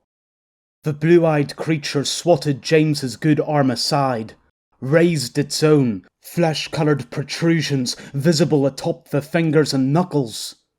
Fuck. James should have shot. Michael had lost, and the monster was loose. He wasn't imagining that shattered glass sound, or the quake beneath his feet. The Alliance soldier really had hit the skyscraper beneath them again. Parker wiped the sweat from his brow, the cold pushed firmly to the rear of his concerns. He'd been furious when he heard the first explosion emanating just outside the fort's confines below. Not only did this gig bring crazy bosses, but a faulty anti-missile system to boot. By the time the second blast came, he clocked what was happening. A bloody mortar! That was the only explanation for how the Alliance were lobbing projectiles underneath the invisible dome of the fort's anti-ballistic defences, and anything getting that close was far too risky for Parker's liking. He wasn't some friggin' infantryman. The enemy weren't meant to be focused on him. A hollow clang rang across the deck as an empty cell canister bounced out of the cruiser crippler's breech. Again, Parker lamented the painfully slow crane as it began lifting another huge blaster cell from the last three strapped atop the truck, depositing the payload into the open top of the barrel, the hatch of which had to be manually shut. The ancient loading technique was a result of the black market, leagues behind modern guns' arm and chain link feeders that pushed cells directly in through the breech. He wouldn't be surprised to find the Alliance soldiers enjoying a nice cup of tea after waiting for the pot to properly brew and cool, of course, whilst this cannon took its leisurely time to reload. And to make matters worse, his opponent wasn't some daft no-man's lander who charged at every given opportunity. Parker had ordered the crew to wait on one of his last shots, glaring at the volcano through his binos as he waited for the lured soldier to pop their head his way again. He'd ordered the shot on impulse, only to realise an instant later he'd fired at a scrap of flying armour. The soldier had eluded him, but this peek-and-run strategy revealed a shortcoming on the Alliance's part they didn't share. "Veer!" Parker yelled, too stressed to dash any polite dressing on his tone. "Get your drone over to that summit. I want eyes on their position." "We have a problem with the drone, bro." "If you're about to tell me a Falcon took out another drone, I think it was actually an Eagle. I'm going to kill those bloody birds." "They knew this would happen!" Arminius suddenly said, letting his cane roll across the floor as he grasped the railing with both hands. The wind was picking up, and the head chief was in danger of being blown away like an empty crisp packet if a strong enough gust came his way. "They planned this from the start!" "I doubt they planned getting shot at by 2200 kilowatt cells." Parker slid his earmuffs on as the cannon's firing alarm blared. The initial surge of pride he'd felt that morning was well gone as the cannon fired, kicking up another pust of dust around the truck, more than could be said for the sad thump it made in the mountainside. It was the most powerful gun he'd ever commanded, and yet a volcanic crust of dirt and its feeble filling of soldiers was getting the better of them. Parker might have stuck it out in his younger days, but he'd found something funny about getting older. The less life he had left, the more he wanted to cling on to it. Arminius's lips were still moving as Parker considered how to convince the man to retreat. He pulled off his muffs. "I knew they were up to something the moment they requested access to the spy droid." Parker felt his forehead scrunch as Torben looked over with a confused eye. "Who requested access to the droid?" "Them! Who else?" Arminius said towards the mountain where the soldiers were doubtlessly taking aim again. "They wanted to pay for the Martesian steel, send a scouting party to assess the value. A ruse, all of it." "You knew they were coming here? You knew the first gunship belonged to the Alliance all along? Why didn't you tell anyone?" "It would never have been enough," Arminius yelled, looking from him to Torben as if suddenly on trial, which he was in a way. "The Alliance always want more. All the factions do. First the spy droid, then what? Global taxes? Weapon licenses? We give them one sliver today, and in a decade's time, this whole island will be theirs. But the clans only see profit. They would never understand that we need to fight today to survive tomorrow." So, all the deaths of the past week lay in the hands of a paranoid old man who'd refused to share one piece of news. The implications were still sinking in for Parker when the grenade hit. A loud ping resounded as it skipped off the cannon's barrel, spinning away from the building before exploding mid-air in a blue cloud. Parker and Arminius, Torben and Veer, the gunners and spectators, everyone went very still. Then, the operator hopped out of the cannon's cab and proudly proclaimed, "Fuck this!" He started running towards the elevators. A second later, the crowd followed. "Where are you going?" Arminius screeched as people surged down the deck. No one paid him any mind as they scrambled over one another across the crowded floor. Parker was faster than most, sliding down the ladder's rungs. A few of the younger gunners hesitantly looked to him as they paced away. The older ones had already scarpered. "Go, go," Parker said, spurring them on. "No point in risking our lives." His own most importantly of all. The mob came to a halt as quickly as it had started, packing themselves into the walkway beside the protruding bridge as they waited for their turn on the 2 elevators. The clan chief stood amongst them, displaying little surprise at the cowardly turn of events. "This is a disgrace!" Arminius shouted from the deck, the sole figure left next to the cannon. "Where's your honour? Your loyalty?" Trapped by the elevator's slow progress, the crowd awkwardly stood around to endure the barrage of mortar fire and elderly verbal abuse. "You can forget about ever working here again, you wretches!" Parker avoided eye contact with the desperate shouting man. It was starting to become a little sad. "Come over here," Marie bellowed. "It's dangerous out there." Arminius scowled. "Torben, I expected better from you at least." Parker hadn't noticed Torben standing next to him until he suddenly turned. "You have it mixed up," he said, loud and calm. "I'm your employee, not your soldier." Something seemed to break in Arminius as a rare spell of lucidity crept in to observe the group that had abandoned him. A sad blink, and then the milky gaze came back, and his glower with it. "Fine! If none of you will help, then I'll destroy the enemy myself." Parker severely doubted it. It was a free-man job just to load the gun. Arminius turned, struggling on without his abandoned cane as he hobbled to the weapon. "Arminius!" Marie shouted again, although the hopelessness in her call was clear. The head chief turned, a small figure with a voice that barely reached them. "And remember this!" The next grenade hit the truck the cannon was astraddle, landing directly atop the pair of strapped-on blaster cells. Everyone in the crowd stumbled back as the shockwave struck. The flash was so bright it stained the insides of Parker's closed eyelids. He was instantly regretful of the earmuffs hanging around his neck as a second later, one of the loudest detonations he'd ever heard smashed into his ears.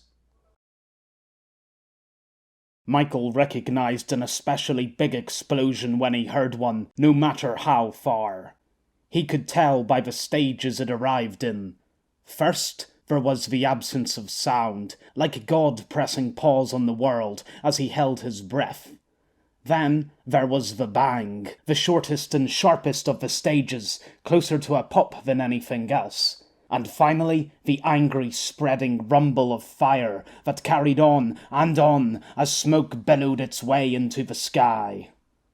There was something different about this explosion, like listening to a faraway recording instead of the event itself. He must still be sleeping. What a pathetic display! What was Flicker complaining about now? Michael didn't think the voice would be rude enough to talk in the middle of his dreams. That wasn't to say he'd been having a good one. For some reason, he'd been strangling a young woman and had moved on to someone else, the vivid afterimages still playing in his mind. And what was that ticklish sensation running through him? Michael had only been to a masseuse once, and that had been nowhere near as intense as this. His irritation flashed as the masseuse lifted his arm, the tingling becoming stronger on that point. Who gave him permission to do that? Someone moved him while he slept. Michael tried to stir and blink away the images, but they wouldn't leave. The man stayed beneath there as his arm continued to rise. This was no normal dream. Nothing about this was. Michael's body was numb, but the dulled prickling of senses still travelled through him. He could see and touch only from afar, everything being teased to him from the end of a long tunnel, like experiencing the world from the back seat of his mind. That's right, he'd been shot. Michael remembered the morning where he'd also been shot, waking to find his 2 attackers had fled the scene. His unconscious body had scared them off, like it was doing now, instructed by someone else.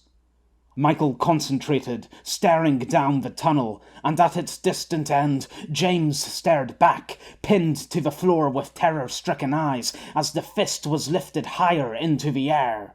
Flicker was trying to kill him. He had to be stopped. It didn't matter if Michael's secret was exposed. Better that than betray a squad member for his own gain. Michael's arm finished its arc, and the burning sensation atop his fingers intensified as Flicker prepared to bring it down in one life-ending punch. Michael tried to stop it, to tell the nerve endings to change direction like he'd done thoughtlessly throughout his entire life. It didn't work. Something else was going on here. Michael felt again, using the strange separation from himself, and then he grasped it. The nanobots. There they were, wriggling amongst his muscles as they altered the flesh, twisting and pulling it in the ways Flicker wanted. Before, he'd had no idea how they worked, but now the electrical impulses shooting from his brain became obvious. Not obvious enough to tell how to change the bot's behavior, but clear in the only way he needed. Michael froze the impulses, bringing the machines to a standstill as he cut off the communication between them and Flicker.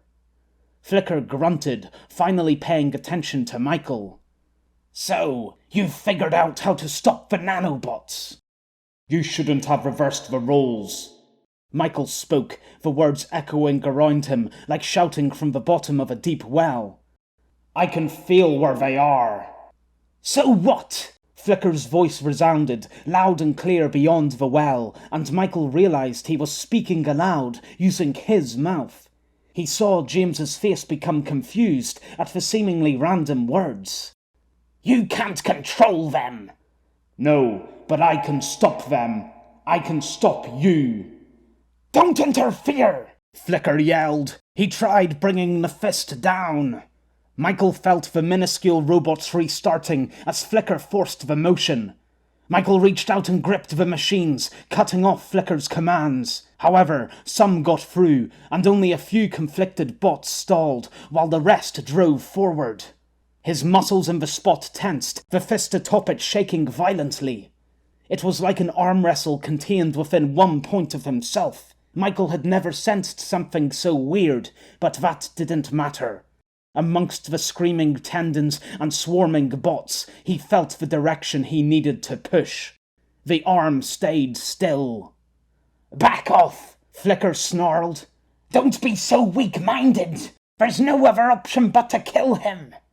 It's not weakness, Michael said as his arm began to sway. One by one, the thousands of machines were beginning to retreat and shut down. For all his talk, it became obvious Flicker didn't have the strength to keep going. Killing isn't the only solution. A real man knows when to hold back. Another desperate grunt escaped Flicker. We have to do this! No! I'll never let you kill one of my own! Flicker yelled in pain, throwing everything he had into the machines. The sudden strength surprised Michael, but he didn't let up. When you've got one thing to do, give it your all, even if it breaks you. Michael continued to push against the torrent, harder and harder, until he was certain the muscles would rip, the machines shatter. Like cresting a large wave, the direction of the world suddenly shifted. The resistance from Flicker snapped, and the arm fell forward. Michael angled it as it did so, smashing the fist into the tarmac next to James's head. A great web of cracks spread from the impact, sprinkling gravel chips atop James's shocked face.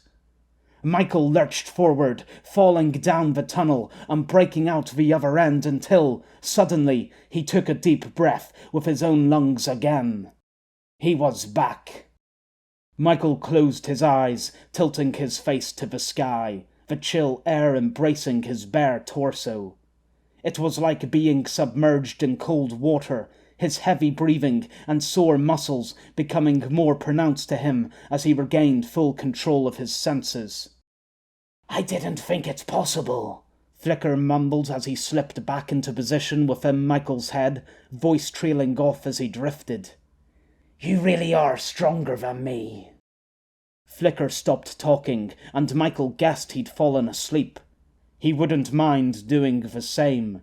He could already feel the fatigue settling in. "Michael, is that you?" Michael looked down. He was still sat atop of James. Something in Michael's face must have reassured James, as he seemed relieved when they made eye contact. He suddenly became awkward and turned his face. Do you mind getting off? You're quite heavy." "Oh, right," Michael said, forcing himself to stand despite his weary muscles. He couldn't feel the nanobots anymore. They must have gone back to hibernating without Flicker to instruct them. Michael offered his hand to James, noticing it had returned to its normal shape as he helped him to his feet. "Is it over?" Michael cast an eye over the clearing, littered with corpses, and the unconscious woman, the thunderous crackle of cannon and rifle fire now absent from the surrounding streets. "It is." The world's loudest boom had taken much of the oomph out of the atmosphere. Everyone on the pool deck was ruffled in some way, with dazed looks, frazzled hair, or ringing ears in Parker's case. The bulk of the bridge shielded them from the blast around the corner, and it seemed no one was majorly injured. Apart from Arminius, there was about as much left of him as the smoking chunk of scrap metal where the cannon had sat, the barrel of which had disappeared completely, thrown right off the side of the building. "He actually said that?" Marie asked, fretting over her tufts of disgruntled fringe. "Why would he tell you, of all people?" "Probably addressing his imaginary friends," Parker said, rubbing a hand over his head. It hadn't taken long for the cold to slink back. "Ask Torben. He heard it all." Torben nodded towards the group of clan chiefs that had flocked around.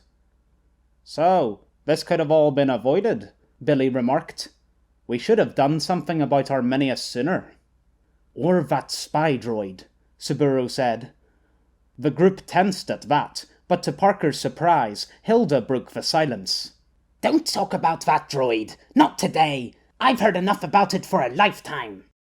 "Bro!" Veer shouted as he burst into the group, heedless of the chiefs. "We have an incoming gunship!"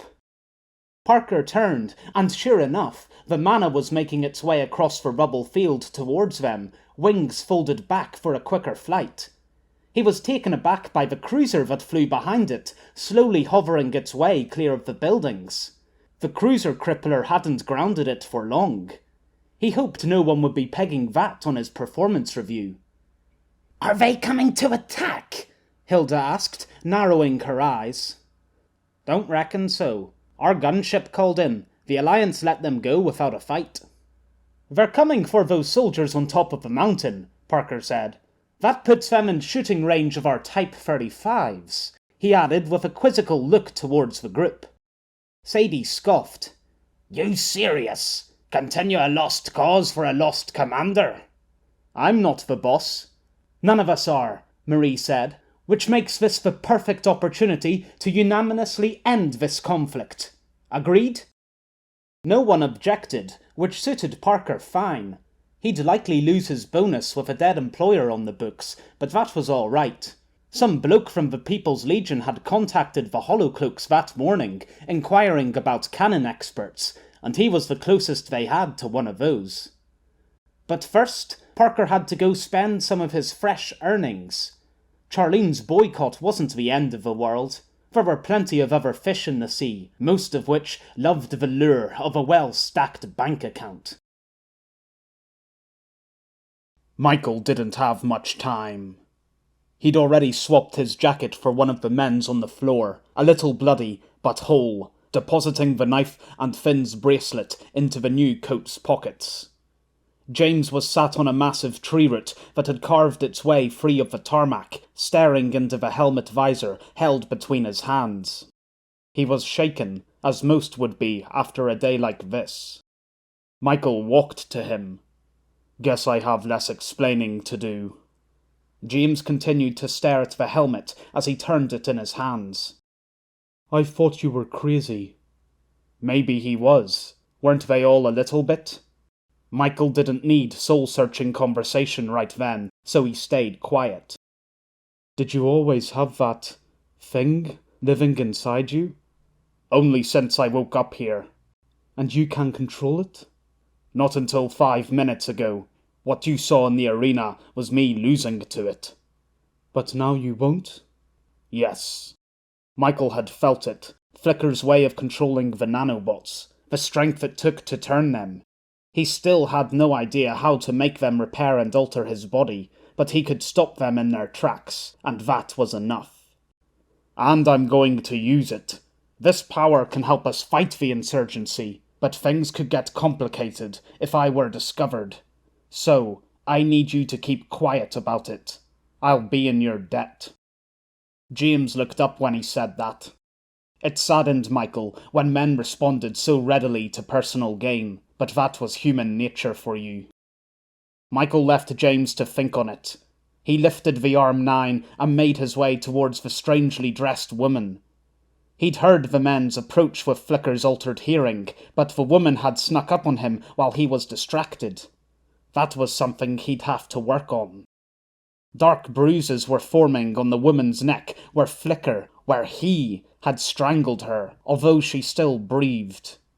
It was a shame. She was young, but also a loose end, and this was war, after all. He aimed the rifle. "Leave her," James suddenly said. "I'll keep your secret if you let her be." Michael looked over at James, surprised. Spare a woman he didn't even know? James could have asked for a lot more than that. Still, he was conflicted. "Do as he says," Flicker said, sounding more tired than Michael had ever heard him. "This is the best deal we'll get. The opinion of one of your squad members is significant. No one will care for what some freelancer runt has to say." Michael conceded, lowering the gun. The rumble of distant gunship engines grew as Michael returned to the tree. "I appreciate it, look, James." James was back to staring at his helmet. He didn't seem to hear the compliment. "I prefer good cinematography over all else," Chase said, taking a final puff of yet another cigarette. "That's why Passe Petite Moustache and Vertige Toulouse are my favourite films of the era." "Wait," Fenn interrupted, slapping his right ear. "My translator must be broken. I heard French there." "But of course, names of movies are proper nouns, no? Don't you know the classics of the second French New Wave of cinema?" "I didn't even know cinema could come in waves." "Such a filmphobe." "At least use real words if you're going to insult me." "Come on, silly mustache man. You must recognize the revolutionary techniques used in..." Chase scowled and stared at the sky as the roaring engines blew away the rest of his words. Both men went silent as the gunship passed to the right of their building, pouring a thunderous call into their empty skyscraper. Then Chase unholstered his pistol. He fired 3 times, and then jumped in fright as the blue shot slammed into the cruiser wreckage. "What did you do that for?" Fenn asked as he rubbed his backside where he'd landed on a sharp stone. "Holding back the enemy," Chase said, holstering his pistol and tobacco. "You better go. My ride will be here soon." "Agreed. I can live happily without ever meeting another one of your gunships, Fenn said, standing and hefting the rifle that he hadn't shot once. He should have left it at home. The weapon served better as a doorstop in his hands. Thanks for the soufflé recipe. I'll have to try it if I ever own a kitchen again. Remember to separate the eggs, Chase said as he stood. And only a touch of cayenne pepper. Right. Suppose I won't be seeing you again. Oh, I don't know about that. Watch this space. I'm sure we'll meet again before this is all over. Chase flipped his helmet on and gave Fenn a lazy two-finger salute over his shoulder as he sauntered off towards the open street. Gods, what an exhausting day, Fenn thought as he walked back the way he'd come. Time for a warm seat and a cold pint to settle my nerves. Fenn paused and looked down one row of grey walls, then the other. He just had to find his way back first. Cold. Cold already. Why colder on her face? Amelia peeled her eyes open and saw the upturned lip of a water bottle pulling back. She felt something covering her, a white blanket of some kind. A smiling face hovered above, with smooth, sand-coloured skin, surrounded by dark hair. A free woman? Amelia found herself no longer caring. The woman lifted something from next to Amelia's head, one of her pigtails. She held it up and looked at it admiringly. Why wasn't she saying anything? Amelia turned her head, trying not to blink in case she lost her grip and fell back to sleep. The demon and the armoured man were gone. Wit stood nearby, covered in a sheen of gore from head to toe, and holding a chunk of metal instead of his clamp.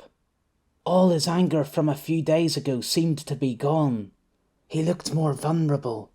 Maybe that was how everyone looked after they died. Am I alive? Amelia croaked out. Wit nodded. Seems so. Are you alive? No more than you, I'd say. Unlucky. Amelia lowered her head, sighed. The fresh bruises on her neck, the new hurt all over her body, began to throb and make itself known. Michael Conway, demon, whatever he was, should have killed her, but she'd been saved. The silent woman continued to smile. She patted Amelia on the head. It didn't make her feel any better. She was sick of being saved. Chapter 35. A Good Day. The first thing Michael received back aboard the Roebuck was a firm handshake from the captain.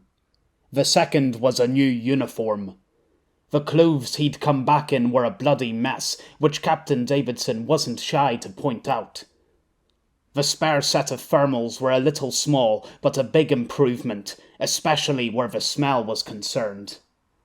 Michael handed the knife over to the captain, ready for a forensics exam when they reached New Wellington, although he doubted much would come from it. He held his brother's bracelet for a time, before finally slipping it onto his wrist. The bracelet would serve for the one he lost, and the Conway name it carried for him and Finn both. While Michael had been thanked for his services, it wasn't he who garnered the most praise that day. She didn't say much upon her return, but Sonny made up for Lisa's silence, excitedly recounting to the crew how Lisa had taken command after Sergeant Black's death. Head engineer Kirkwood yelped and hid behind her hands when Sonny described how one of the cannon's blasts narrowly missed Lisa after she threw her armour to trick the freelancer ruse. Lisa hadn't been present for her own story, but Michael stumbled into her later that afternoon, coming out of the medical ward with a slinged arm and bandages on her face. He didn't get a single word out before she hugged him tightly with her one working arm. Michael silently squeezed back, knowing better than to speak. He felt her shaking. It was one of those moments that encouraged a whole set of questions to crop up in Michael's head as he climbed the stairs that evening. That fear he'd told Lisa to hide in battle, did he even experience it anymore? Certainly not during the standoff between him and the two freelancer bandits. If anything, he'd found the challenge thrilling. Should he be worried about that misplaced pleasure? With the action over, he had time again to ponder such things. On the Roebuck's deck, Michael watched the setting sun turn the sky into a field of orange pulp, uninterrupted by the clouds floating beneath the cruiser. Michael knew they were above the Atlantic, although you wouldn't think the ocean lurked beneath the whiteness that stretched further than the dying light in every direction. It was freezing up here, the wind rough and the air noticeably thin, which suited Michael. It guaranteed no one would be loitering in the frigid space. He'd seen the date on one of the cruiser's consoles, the 17th of November. Counting all the days he'd gone through, Michael worked out he'd woken on the 10th. That put things in perspective. He leant on the starboard railing, gazing at the first stars as they dotted the darkening horizon. 1 week, Michael said aloud, the wind licking at his words. That's how long it took me to figure out how to stop you. There was no immediate reply, making Michael feel foolish for having talked to the clouds and stars. Then the words came. Is that supposed to impress me? It's meant to warn you. Your arrogance is astounding. Flicker's pompous tone had made a quick return. I'm the only one who can direct the nanobots to repair and improve your body. Without me, those machines are nothing but lumps of metal. Yes, and the same goes the other way. What good are you without the bots? If I freeze your orders to them, then what does that leave you with? A resigned silence followed. Michael had only needed a minute in the passenger seat with its faraway numbness to realize how empty a life it could be.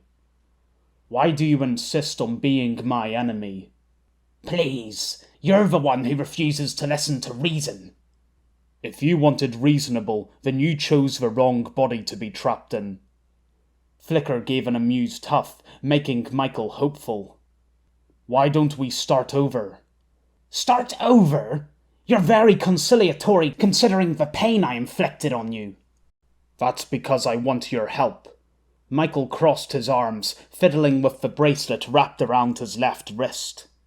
I'd be a poor soldier if I didn't recognize the advantages your bots can bring, even if it means living with your poor manners. You expect me to become your placating servant? I don't need your pretend interest in doing the right thing. Just act it when the time comes. I'm going to defeat the insurgency, not only for my brother, but for the good of all the Alliance. With your powers, you can help me do that. A poor workman blames his tools. An even poorer one neglects them entirely. Flicker sighed. Fine. We'll try your way, if you agree to cut down on the quotes. Michael had to smile at that. No promises. They'd suffered losses on Prosperity, but here Michael stood, aboard the Roebuck, en route for the Alliance's new capital. He'd already been promised a meeting with his old major, elected General Cornelius, and soon after he would begin pursuing his true enemies. It had been a good day. The blue drifted as darkness settled over the sky, bringing a firmer cold with it. If that's settled, Michael said, standing from the railing, then there's one more thing I need your help with before we reach New Wellington. Amelia used to think being trapped behind a locked door was the worst thing in life. Today, she discovered that being abandoned in a soft bed was equally bad. The door had given her no choice. She'd had to stay behind it and dream of better times. In bed, all she did was lie amongst the warm sheets, dreading the cold reality that lurked outside. She didn't need to stay any longer. Her neck was dark and splotchy in the mirror, but the swelling was already going down. The pain bit every time she turned or tilted her head, although she didn't need her neck to walk. She could leave the bed if she wanted, but why bother? She'd only pull in more hurt like a magnet. Hurt and scorn.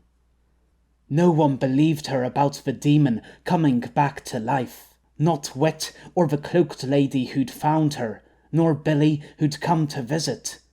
The doctor, Zoll, had called her delirious. A strange word for a strange girl.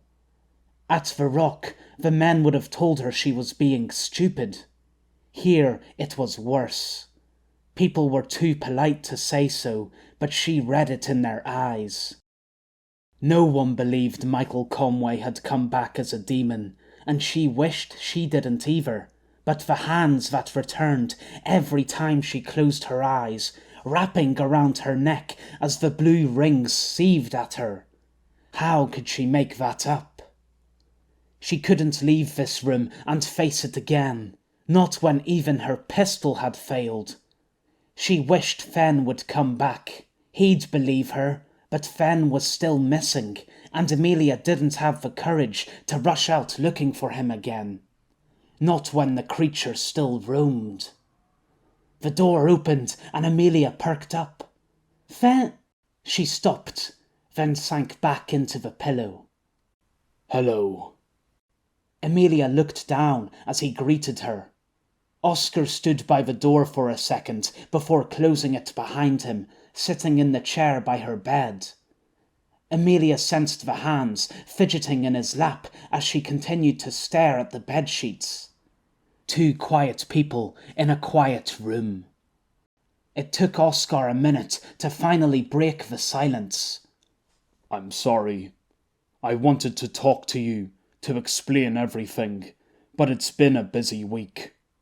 Amelia didn't say anything, didn't want to speak to anyone. But now we have time. Do you want to ask me anything? Amelia looked at him. It made no sense. Oscar was so big, yet always so sad and awkward. What hope did she have when even the strong weren't happy? Why couldn't he be cheerful and joking like... What were their names?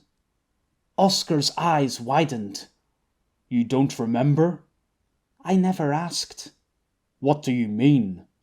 I only met them yesterday, before that Michael thing killed them. Oh. Oscar seemed to relax slightly.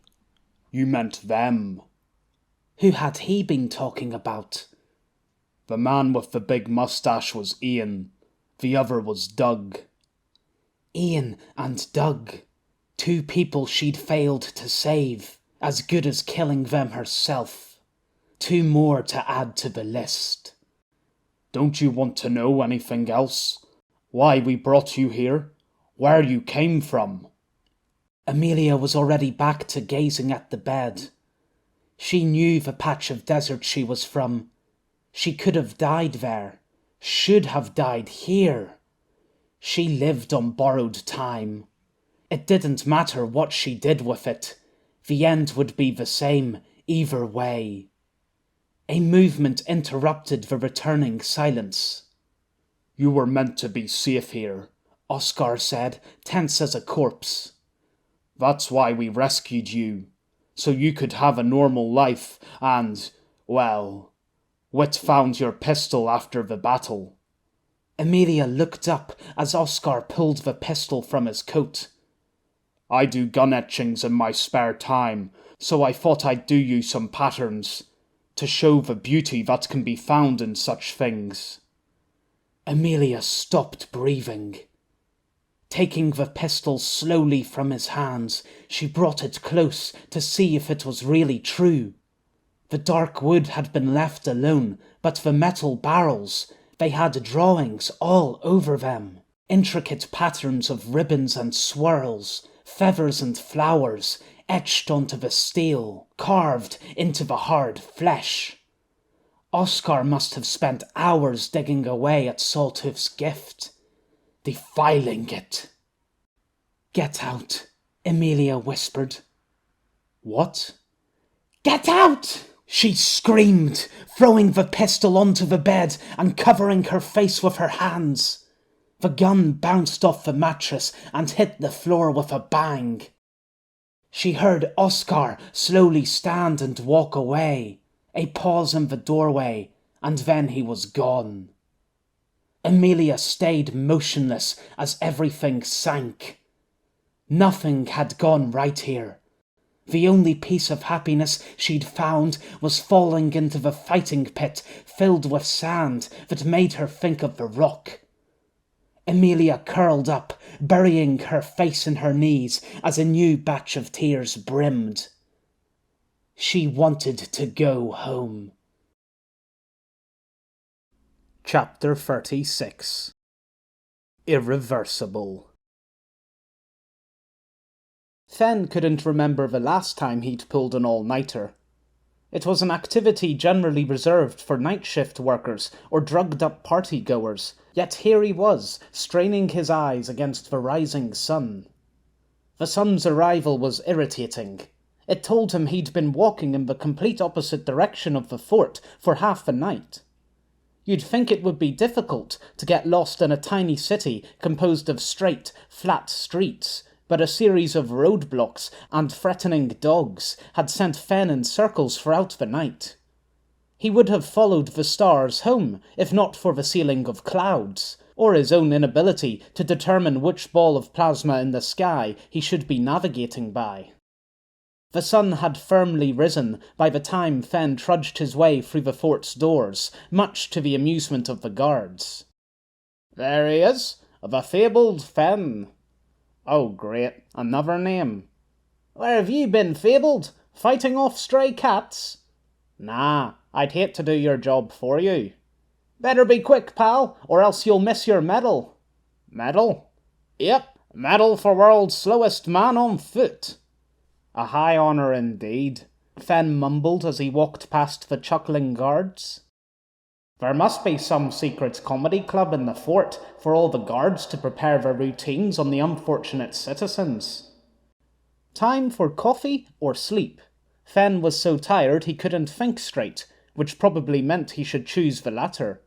As he started towards his bedroom, he spotted Coffee nearby, helping load an idling van at the courtyard's edge. "Fen!" Coffee dropped the box he held and ran, with such speed that Fen just got his arms up before he was engulfed in the mother of all hugs. "Fen!" Coffee cried again. "Coffee!" Fen replied, patting him on the back. "Fen!" "Yep, that's me." "Fen!" "All right, I heard you before," Fen said, wriggling out of the man's embrace. "What's got you so worked up?" "You've been missing all night. I thought you were dead." "Nah, someone drove our van back before I got there, so I had to walk. Let me tell you, I had the worst possible time." "I'm sorry to hear that. It was a horrible day for everyone." "Oh?" "Atrocious. My party and I fought for nearly 3 hours. I could no longer tell man from beast by the time the Alliance withdrew, leaving behind many, many casualties."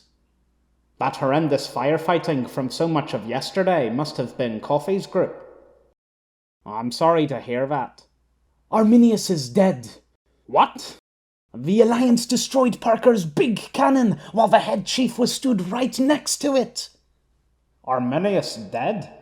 This'll lead to the biggest power shift in the Freelancers' history." "Well, Tonkai's dead too." "Tonkai too? Gods!" Fen hadn't exactly liked the man, but going and getting himself killed was hardly a thrilling thing to hear about. "Him and his whole party," Coffee said, gazing to the sea ramp in the distance. "Only wit survived, minus a clamp and half an ear, and I suspect some of his mind too." Good lord, the man hadn't exactly been the cheeriest before. How would he act now? "God's Coffee," This is all a bit much to take in at once. Emilia too. Amelia's dead? No, not dead, but Wit and the speechless killer found her. Severe strangulation, covered in bruises, urine and vomit. One can only imagine the severe psychological damage. Sorry, Fen. I'm sure you've faced plenty of horrors as it is. Yeah. A chat with a Frenchman and a long walk home. Experiences probably best left unspoken of. Wise decision, my friend, Coffee said, patting him on the shoulder. Wiser than you realise. I need a drink to help absorb all this news. Want to come? Sorry, Fen, but I have to help load Mr. Saburo's luggage. Once the funeral's over, he and the other clan chiefs are heading to New Wellington. Towards the capital of the faction we were just fighting? Oh yes, they're going to forge peace with the Alliance after Arminius's secret was revealed. You wouldn't believe what he was hiding. If I won't believe it, then I don't need to hear it. I've heard enough news for one day. Besides, you won't catch me going to New Wellington anytime soon. Bro! Fen turned to see Veer running towards them, his pink high-visibility jacket flapping about him. I'm so happy I found you! If it's another photo you're after, you can forget it. That's the problem. I uploaded that selfie of us, and well, it's your bro. Is this some sort of sibling-themed riddle? It's your actual brother. He's with us right now. What? Fen asked in sudden dismay as he looked around the van. The only person here is Coffee. I'm not Fen's brother. Thanks for clarifying. No, look! Veer held out his arm, so the back of his open smart gauntlet faced them. The screen projection swapped sides. Fen took a startled step back when he saw a picture of his youngest brother, Hou, staring at him. His face was angled and hollow-cheeked, gaunter than the last time Fen had seen it, although to Fen's annoyance, Hou's hair had lost none of its black glossy sheen. That's a very angry-looking man, Coffee commented. Yes, it seems the years haven't been kind to Hou. I can say the same to you. Fen and Coffee both stiffened as the picture of Hou suddenly spoke to them. Sorry, Veer whispered over the gauntlet. I forgot to say it's live. Hou smirked like always when catching people out, even at his own expense. Saying that, you've looked remarkably similar since the day you turned 30. How many years has it been since we last saw each other? More than one, Fen replied tersely. He'd managed to shake Hou in the chaos of the APOC years, but he'd finally been found, and Fen knew there'd be more than stiff small talk coming his way. And you're still refusing to use the family name, Hou said, savouring the sneer across his lips. How is my older sister? Coffee gasped. Fen, you're a woman? No, I am not. It's the same lame joke he always makes about my name. Bro, you used a double negative, so technically... Oh, shut up.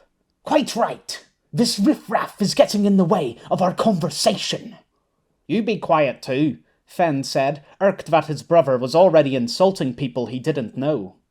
What are you after?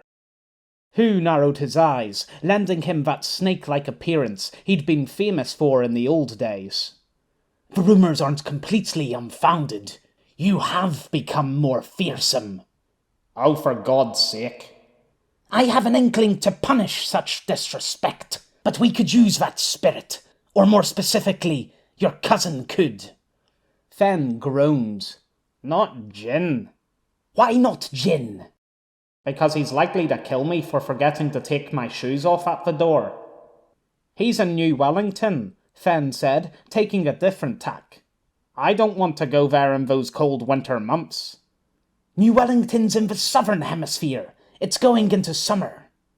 Damn, betrayed yet again by global weather patterns. Jin's having trouble with his business. Generous term for it. The NWCD are causing problems, and I want you to help him. You'll be put to better use than lazing around on some remote island. I can think of worse, Fen grumbled. Like spending time with Mother? Fen's breath suddenly caught in his throat. I haven't told her I found you, yet. If you refuse to go, then that might change. I'm sure she'll find plenty for you to do at home. Fen sighed. To spend the summer with a crazed relative, or a lifetime with a dictatorial one? I'll arrange the details with Jin, Hu said, taking Fen's silence for a yes. He never was one for lingering once the blackmailing was done. Is he saying Jin or Jin? Jin, Fen said. He's sensitive about the pronunciation. Jin? Veer asked, loudly and wrongly. I've heard enough. Bye-bye. Love you too, Fen said sarcastically as Hu hung up. Looks like New Wellington it is. You guys want to come? I'm sure they'll have a walking tour we can check out. Sorry, Coffee said, but we both have an upcoming contract elsewhere. Who with? It's confidential, I'm afraid. Right. Well then, tavern? Nah. Right. Fen took a moment to consider the new direction his life had suddenly taken. Then he got tired. Guess I'll go to bed.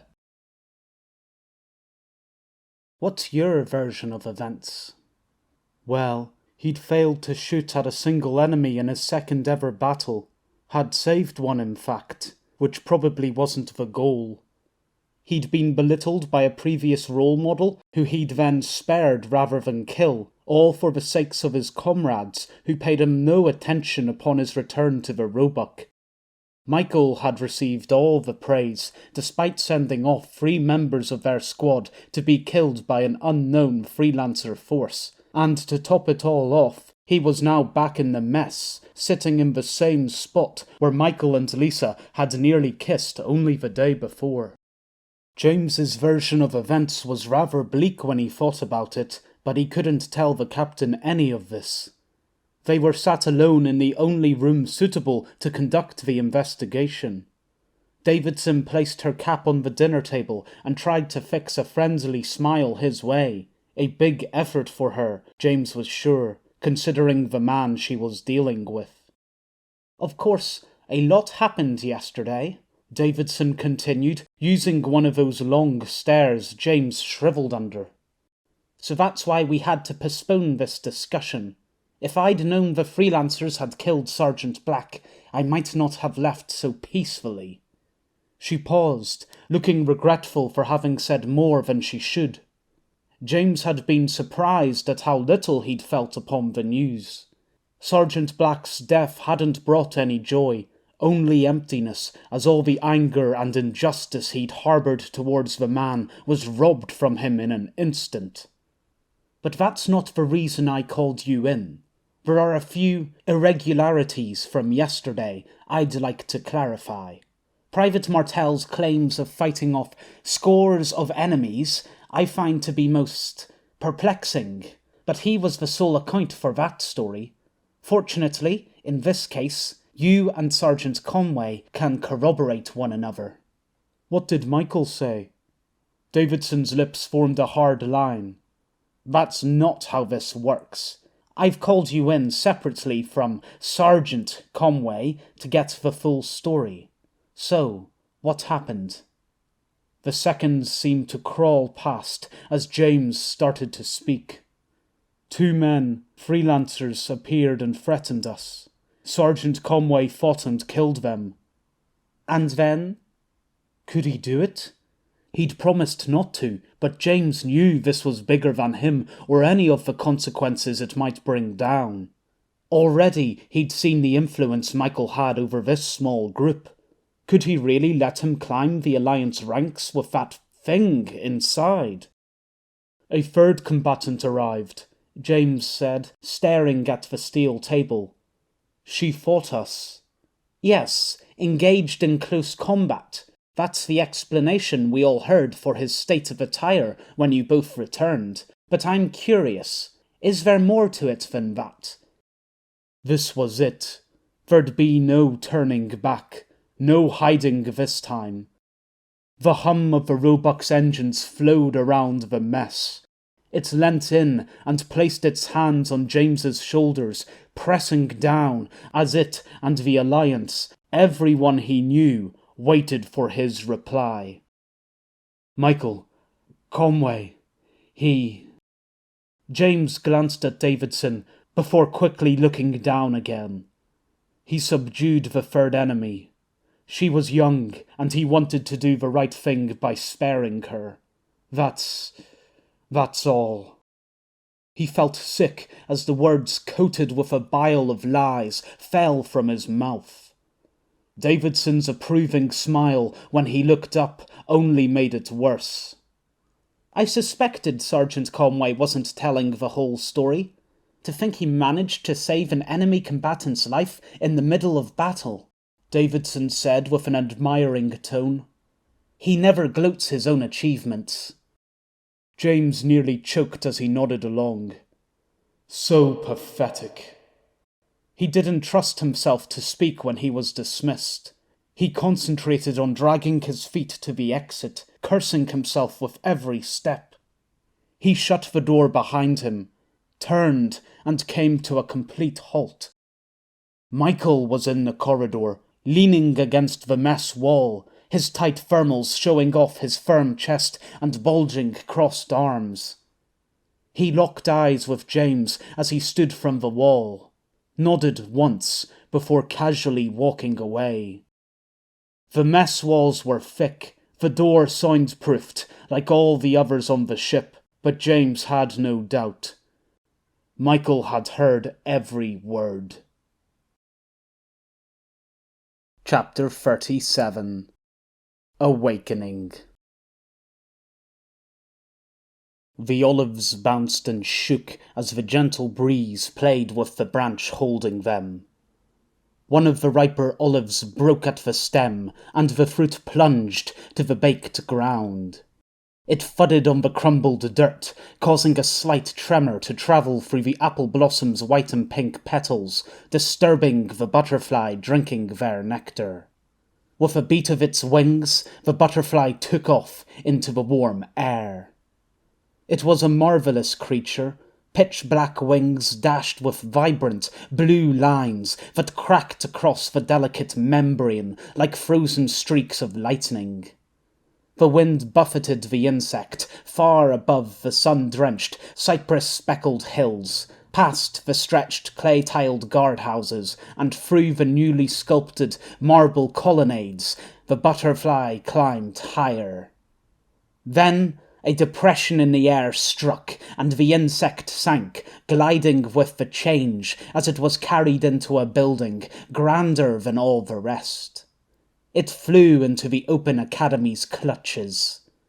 Further from the light, deeper into the dark, the butterfly descended, unwitting of the rapidly cooling air or the crushing silence. A large metal pillar rose in front of the butterfly, blocking its path. The butterfly spun in the air and found another sleek black pillar emerging from behind. To the sides, too, pillars appeared, trapping the butterfly in all directions. It frantically flew, darting for the narrowing gaps. It was too late. Unrelentingly calm, the pillars met, with the butterfly's body between them. The butterfly kicked its legs uselessly, thrashing its body to no avail, as the black and blue wings popped from their sockets. Its head jerked still, as the grey thorax and abdomen were all crushed to a fine pulp. Tullius turned, startled, as a battle droid stepped forward, clutching at the air.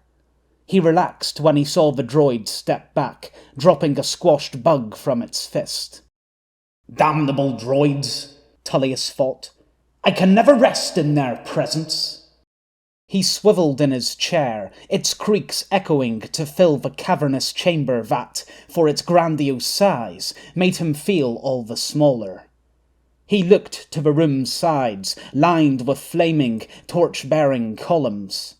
He was relieved to see a detachment of clones, dressed in the royal black and red colours of the elite guard, dispersed amongst the skeletal droids circumventing the room. He could be assured his life wasn't completely in the hands of the soulless machine's impulses. He turned back to face the solid table, sculpted from a single block of polished black granite, its surface marbled by white streaks. He raised the fragile glass to his lips and grimaced as he sipped the overly sweet wine. Those snivelling waiters? Do they think me a child, serving me a drink with so much chocolate and vanilla? Tullius knew he was being unfair to the grape that was actually quite nice and balanced. His real gripes lay elsewhere, but he was too much a coward to be angry at him directly, so he took it out on the staff instead. "How are you feeling, Tullius?" The clear, aged voice asked from the head of the table. The king. At least now he had some title to refer to him by. Not his actual name, of course. Tullius had given up discovering that particular detail decades ago. He turned to look at the man sitting in a chair different from the rest. It was fashioned from another slab of black granite, providing a much more uncomfortable seating option from the leather chair that Tullius lounged in. The king wore full-length black robes, his face hidden in the shadows of his hood. It was a simple attire, matching the room's interior, the only distinctive feature being the metallic red crown of thorns curled about his head. It was the same style of clothing the king always wore, ever since the epoch. After a long moment, Tullius replied, "I'm fine." Perhaps his answer should have been more substantial, with at least a trace of truth to it, but his days of self-pitying monologues were long spent. He felt the king's eyes scrutinizing the glass of red wine as Tullius raised it to his lips. If he disapproved, he did not comment. The king rarely critiqued individuals. Even his most outspoken enemies of the past had escaped any form of insult from the king's lips. Of course, none of them still lived to provide any hindrance. Tullius had thought their removal after so many meddling years would result in a great joy, but, alas, that was not the case. It had brought as much satisfaction as every other victory. "And you?" Tullius asked, trying to pull himself out of his despondency. He drained his glass and set the empty vessel down. The well-dressed sommelier rushed forward to fill it. "Don't they realize how hard it is for me to keep count of my drinks when they constantly refill the glass?" The king considered him a moment, taking his time like he did everything. "There has been news." "News? Have one of the fronts finally shifted?" No doubt it would be quickly rebuffed, regardless of the faction, and moved back to settle in its original position. That had been the depressing reality of the last decade. Stalemate. Every war tactician's worst, or at least most mind-numbing fear. Not from the fronts. Prosperity. That debacle of a ruin? Michael Conway has awoken. Conway? The name sounded vaguely familiar, but Tullius could not place it. Unsurprising, considering his complete apathy towards recent events. His fingers traced the trimmed lines of his beard before dropping from his jawline to the puckered scar on his neck. The apathy that, on reflection, stretched all the way back to Victoria's passing. Passing, so that's what I'm calling it now. Tullius caught the king's waiting gaze and lowered his hand. Conway. I don't recall the name. It must have been a while since I've heard it. Years, the king replied, flickering light snatching a glint of a metallic red jaw that moved underneath the hood. A name attached to an old plan that has at last come to fruition.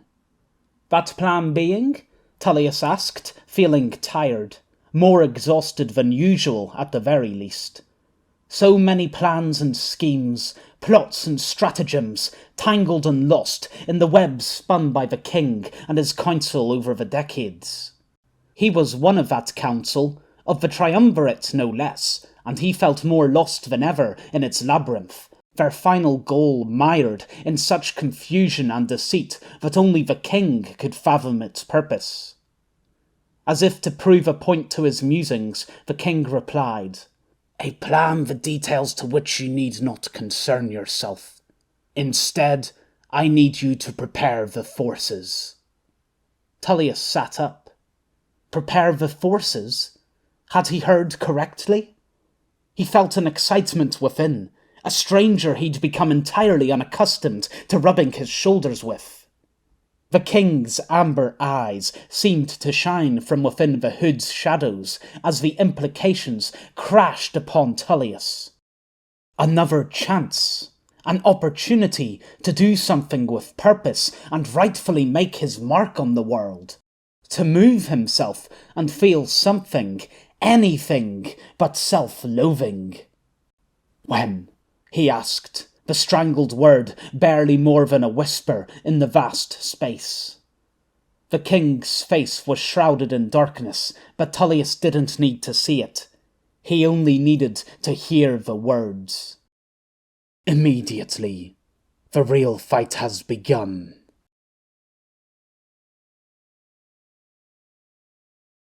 Oi sashibari.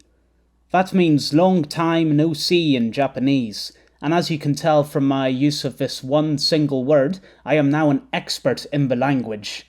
That will go a long way to explaining why this has taken me so long. Not because of juggling constant personal commitment that have made recording this audiobook a struggle to fit in.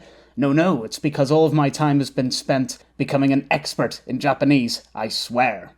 Anyway, the book is finished. It is finally done, and thank you very much for making it this far along with me. I hope you enjoyed it, and any joy you got out of the book is joy brought to me. My main goal is to make a story that's different from the norm, and if you enjoyed it or didn't, any feedback is greatly appreciated. So you can tell me here on YouTube or Spotify, or even just leave it in a book review. I greatly appreciate any feedback whatsoever. But now that the book is finished, I think I will upload this part along with the other two parts to make one whole place to listen to the story. It's been a while since the first part of this book came out, over a year ago, so clearly I have spent too long making this thing. I should have been quicker, apologies again for that. But once I've uploaded it in one big piece, hopefully that makes it easier for you and perhaps future listeners to listen to all at once. As you might be able to guess, I'm not sure if I could do this again with my future books that I plan to write. While it is fun making this audio version, it took a lot of energy and time that could have been spent writing more books, and it has certainly delayed the next book I have planned by a considerable amount recording this. So maybe next time I will hire a professional to deliver the audiobook. But please let me know if you would like me to do the audiobook of the second one as well. Of course, that comes further down the line. First, I need to get the second book written, and I plan to release an update video talking about that and the future of the series very soon. So please stay tuned for that if you are interested. Speaking of, if you want any questions about the series or my plans with it answered, then go ahead and write them down here, and I will try answer them in that same update video. But for now, I will leave it there. Thank you again for listening. I hope you liked it, and if nothing else, maybe this is a case example of how not to record a massive sci-fi book.